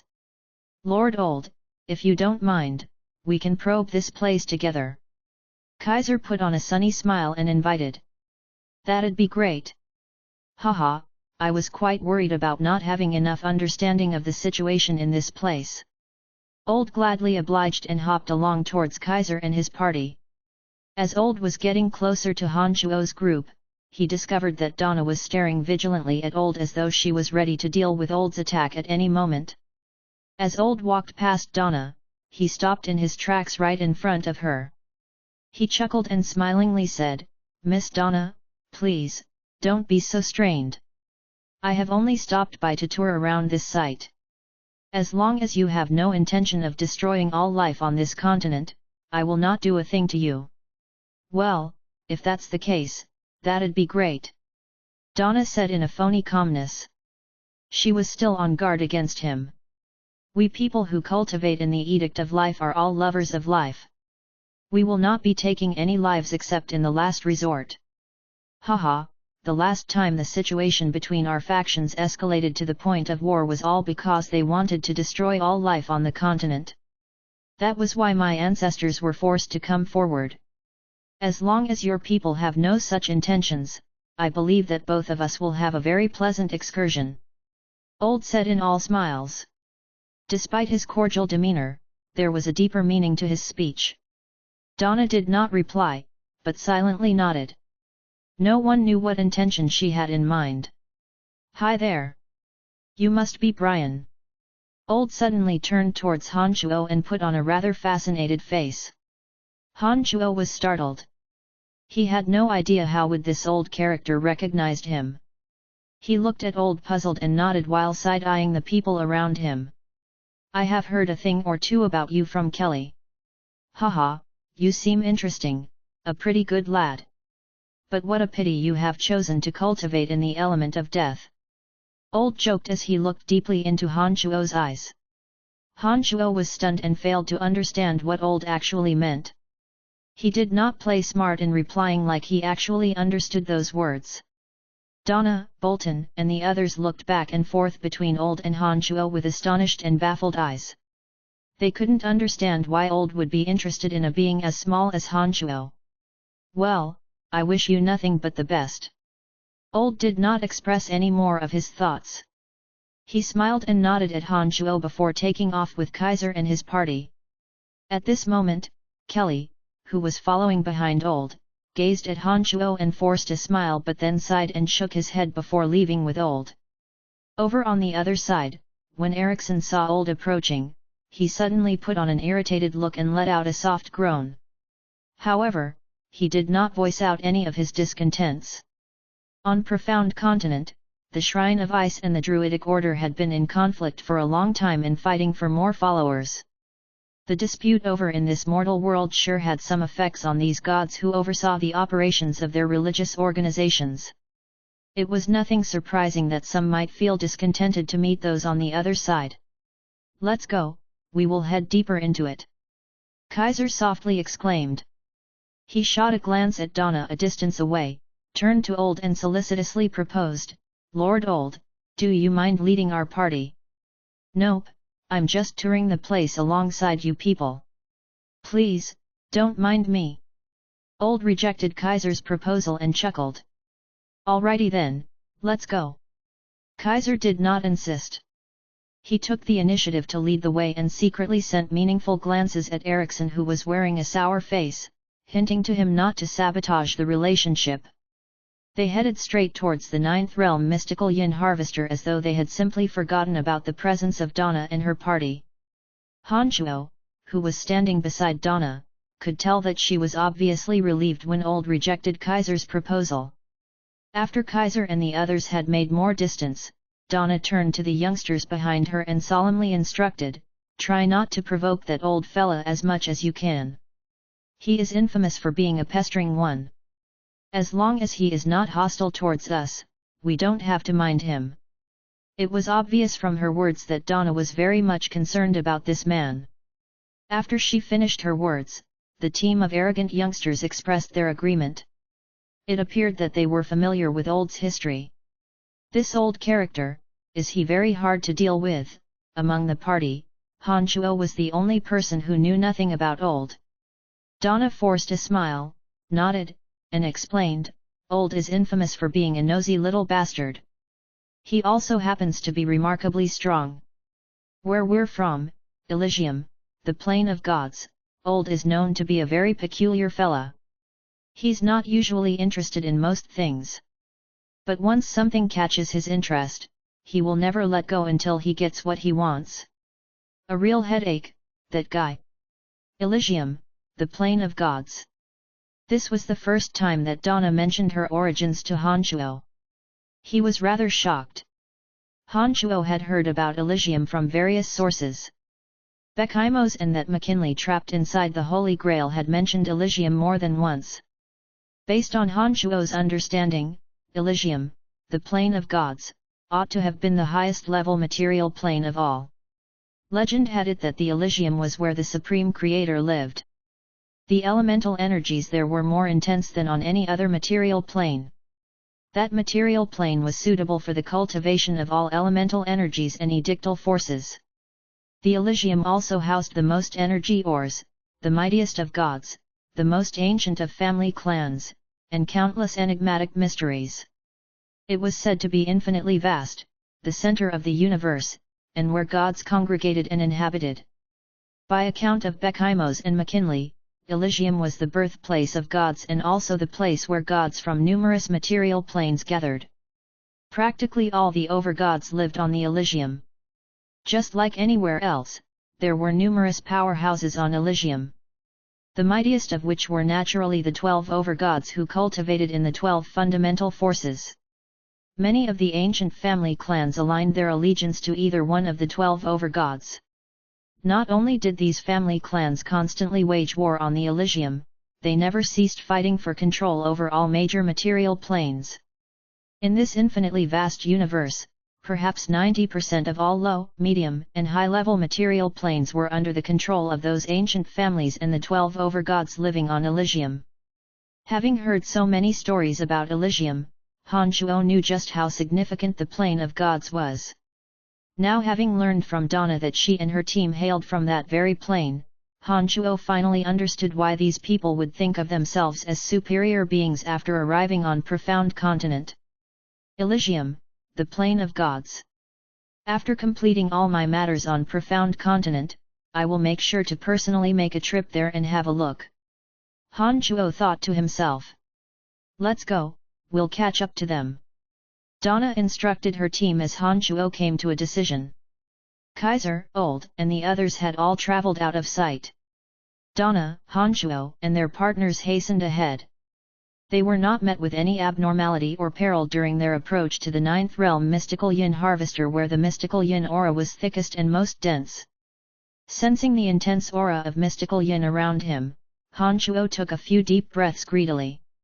He indulged in the wonderful sensation of having the aura of mystical yin entering his chest, gently crossing through the meridians and bones in his body before they were converted by his demonic infant into energy as slight as threads that deposited throughout his body.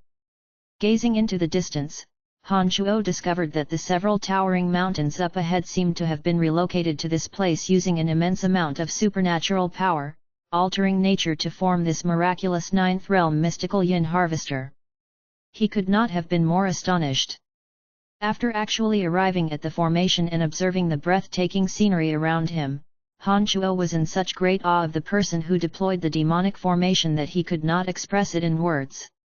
A project of such a magnificent scale was not nearly as simple as moving the mountains and draining the seas. The laws of nature were exceedingly diverse and intricate. Han Chuo simply dared not to imagine just how terrifying the strength of the person who managed to accomplish such a feat. Incredible! This seems to be man-made. But who would have such a resolution to make such a magnificent structure? Old cried out in amazement. Could one of the overgods have incidentally come to this material plane and produced this masterpiece with their divine energy? Kaiser mumbled his guess. He was extremely astonished as well. That's impossible. All this definitely could not have been accomplished using just one type of elemental energy or edictal energy. It would take at least several overgods to produce this spectacle. Ericsson remarked in a deep voice. Upon hearing those words, the party shook and scratched their heads. They knew better than to think that those overgods would be so bored to do such a thing. On top of that, there was bad blood between the overgods and therefore they wouldn't have cooperated to work on such an undertaking. However, everything that they saw here showed indistinct clues that these were man-made. With that, they couldn't come up with any conceivable explanation no matter how hard they racked their brains. Incredible! Donna couldn't help herself and cried out in surprise when she saw that the towering mountains seemed to have been twisted and arranged to form a monstrous design. Han Chuo's first impression of the warped mountains was that they were altered using a type of demonic arts technique. There were some marks on them that gave Han Chuo a familiar feeling. However, the more he thought about it, he found himself having not a clue what was going on. The scene on this third layer of the underground world had completely exceeded Han Chuo's imagination. He became speechless when he saw how the ninth realm mystical yin harvester was formed using the mountains as the formation crux and the earth tore to make the formation lines. I think, we will only fully understand what is really going on here when we arrive at the deepest part of it. Old suddenly chimed in excitedly. However, upon hearing those words, even Donna and her party showed some hesitation. Before making their way over, they had vaguely learned from their ancestors about the dangers of this place. Therefore, when they heard Old suggest that they should venture deeper, they began to grow concerned about their own safety. Before they had even arrived at this formation, they suffered a round of painful battering from over a dozen mystical demons. It didn't take much brain power to be able to draw the inference that the most mysterious region would house the greatest danger. They were now having second thoughts about advancing forward. What are you guys afraid of? Isn't exploring the area your purpose of coming to this place? Why is it that you have all turned hesitant when you are right at the front door? Old ridiculed. Let's go. Han Chuo suddenly said before taking the lead in entering. After he went in, he turned around and looked at Donna with a bright smile. He said, "Come with me, I don't think we'll have too much of an issue." Next chapter will be released on April 10th, around 4 am, GMT+8. Join our private Discord server and get notified as soon as a new chapter is uploaded. Chapter 656, Surrounded by Goddesses. GDK 656, Surrounded by Goddesses. Please continue reading on, Ox. Val. M. Surrounding the ninth realm mystical yin harvester were several dozen big and small demonic formations, but Han Chuo could recognize just two of them, Pentacloud Miasma and Black Gust of Doom. These two demonic formations were linked with each other and formed one of the paths to the center of the ninth realm mystical yin harvester.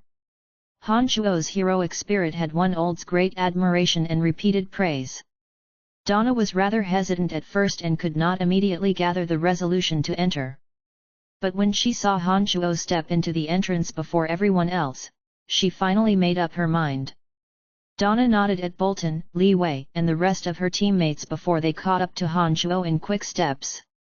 Just as Old said, the main reason they had traveled from all the way across the universe was to explore that mysterious site, to study and investigate what wonders were lying there. They could hesitate all they wanted, but in the end, they would still have to step inside. Han Chuo closed his eyes and took a deep breath of the marginally corrosive air around him to get a sense of the poison's properties and toxicity. He processed it in silence.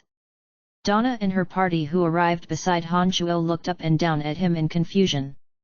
They found Han Chuo's appearance of thinking with his eyes closed to be very strange. Donna questioned, "Brian, are you all right?" Han Chuo opened his eyes and nodded. "Let's move." Han Shuo had originally planned on somehow inciting Kaiser and Ericsson's anger so that they would follow him into this pentacloud miasma. But after thinking, he knew that in order to get to the center of the ninth realm mystical yin harvester, even if they did not walk into this pentacloud miasma, they would still have to go through other demonic formations. Han Shuo understood that those demonic formations around the ninth realm demonic yin harvester should have roughly the same destructive power. As there was no way to avoid entering a demonic formation, Han Shuo thought that his original plan was unnecessary and it'd be better if he just did nothing. Okay, everyone be extra careful. This place is very strange. Don't let your caution slip even for an instant. Donna reminded. Han Shuo understood that no matter how cautious one got, one would still have no way of avoiding being inside the formation, and therefore he was less inclined to keep Donna's reminder in mind.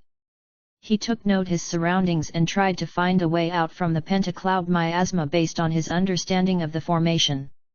Before even their 10th step into the formation, an enormous transformation took place over the scene around them. Colorful but deadly gases started filling the air from all directions in split second. Those deadly gases must have been produced using special methods as they were extremely corrosive. Strange hissing noises polluted the air as soon as those gases appeared. Watch out! Don't let the gas touch your skin! Han Shuo cried out in alarm. If there weren't enemies such as Old and Kaiser around him, Han Shuo perhaps wouldn't have minded about the life or death of Bolton and those youngsters. However, since they had this common enemy, he had to preserve as many ally lives as possible. This would give his allies an advantage over their opponents if a battle were to break out between the two opposing forces, thus ensuring his own safety. Han Shuo's warning put everyone in a manic frenzy. As though facing a great enemy, they deployed protective shields around themselves with their own unique methods in dismay. Li Wei, Donna, and Bowen were using divine weapons to shelter their bodies. Meanwhile, Bolton and Colbert formed a layer of protective shield around themselves using their divine energies. They managed to prevent the corrosive gases from coming into contact with their bodies. When the misleadingly colorful gases made contact with their protective shields, they began to emit smoke. Bolton shrieked as the protective layer he formed out of divine energy was slowly weakened. This is a nightmare. Even my divine weapon is corroding. We need to get out of here as soon as possible. Li Wei complained. Those miasmic gases were refined using special methods that allowed them to corrode basically anything, especially physical bodies. Had they not insulated their bodies using such methods, their flesh and bones would have begun to melt away until they were finally reduced to puddles of blood and gunk. Han Shuo too was swift in his reaction and hastily deployed his protective shield. A dark, oval-shaped screen as thin as a cicada's wing completely enveloped him. Han Shuo was as steady as a mountain after the shield was deployed. That shield, which was powered using demonic yuan, was invulnerable to the corrosion of the colorful miasmic gases. Han Shuo was shocked to discover that. Based on the description of the pentacloud miasma found in Chu Kenglan's memory, the deadly gases here could corrode away anything it touches. Matters that were invulnerable to it were extremely rare and his protective shield should not have been one of them. However, for some reason, the gas could not penetrate his protective shield at all. Even Han Shuo was taken aback by the fact as he had no idea what caused it. After racking his brain hard, Han Shuo suddenly thought of a possibility. What if the person who deployed the pentacloud miasma had altered the gases in some ways that granted his protective shield immunity? What? How is his shield holding up so well? Li Wei cried out in surprise yet again as she pointed at Han Shuo in confusion. The rest of the party turned to look at him as well, each one as stunned as the next. Although they had divine weapons or divine energies around their bodies actively protecting them, their protective shields were nonetheless being corroded away by those miasmic gases. Light smoke was coiling up and around them as though they had just walked out from a hot bath. The layer of dark, translucent shield that enveloped Han Shuo, however, was not subjected to the corrosion of the miasmic gases, making him stand out from the party. Brian, how is this possible? Donna asked. Well, I cultivate in a type of rare energy. Frankly, I have no idea why these gases have had no effect on me. Han Shuo knew that these people would not be satisfied if he didn't provide an explanation. Oh wow! Li Wei giggled, and right after, she continued in a very natural manner, you clearly have some extra room. Let me get under there as well. My precious must not be ruined by these hateful gases. Upon finishing those words, without any concern for Han Shuo's approval or consent, she cheerfully walked over to Han Shuo, wanting to squeeze herself into his shield. There isn't enough room, sorry. Han Shuo disliked Li Wei. As she rapidly flew over, Han Shuo shrunk the spacious protective shield with his thoughts until it was only enough for himself to stand under. There obviously was enough space just a moment ago. Li Wei knew that Han Shuo did that on purpose and said angrily while glaring at Han Shuo. No, there wasn't, Han Shuo replied with a straight face. Enough with that. We have to leave as soon as we can. There is nothing to gain from staying here for extended periods. These corrosive gases are truly a little too frightening, Donna chided with creased brows. She then led the party off into the air. All those people understood that Donna's words could not be truer. Bolton and Colbert, who did not have body-shielding divine weapons, were exhausting the divine energy stored in their bodies with each counting second. They couldn't wish more to immediately exit this terrifying place and therefore flew close behind Donna. After 10 minutes, there were droplets of sweat on Donna's forehead. She was obviously getting anxious. What's going on here? Why is it that we haven't gotten out of this place? We have been traveling at such rapid speed, we must have traversed at least a few hundred miles. Why are we still inside this place? The pentacloud miasma was actually comprised of two components: the corrosive miasmic gases and the formation of illusions. The corrosive gases were the attacking component that corroded those who entered it. Meanwhile, the formation of illusions was an exquisite formation that would trap those who didn't understand the formation inside. The corrosive power of the miasmic gases was extremely formidable and was wearing down the tools or energy of those who entered the area at every last second. No matter how powerful the divine weapon or divine energy, it was not infinite, and there would come a day that they would completely exhaust. If one couldn't exit the formation before then, in the end, they would be nothing more than a puddle of blood. Donna was very clear about this, and therefore she was very anxious about leaving. However, even after traveling for 10 minutes at such rapid speed, they still couldn't exit the region, which looked less than several kilometers wide from the outside. It was simply illogical.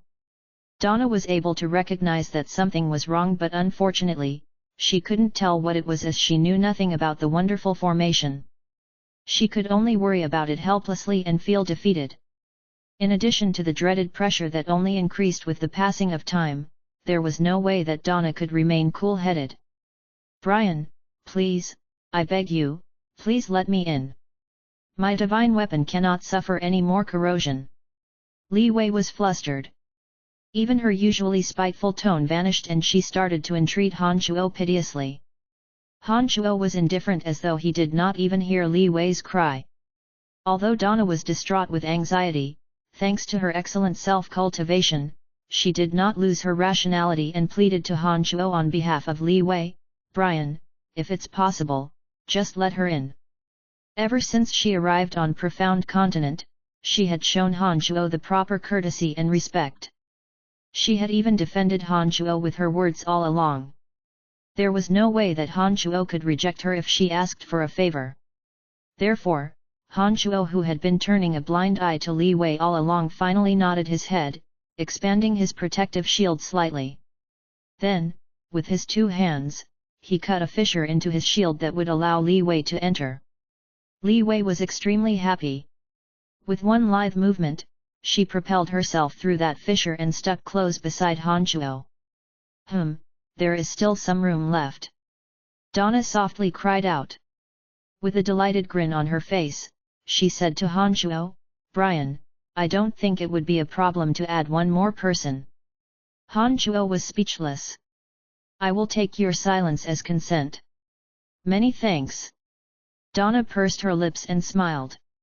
After Li Wei, she walked into Han Shuo's protective shield and leaned into him as well.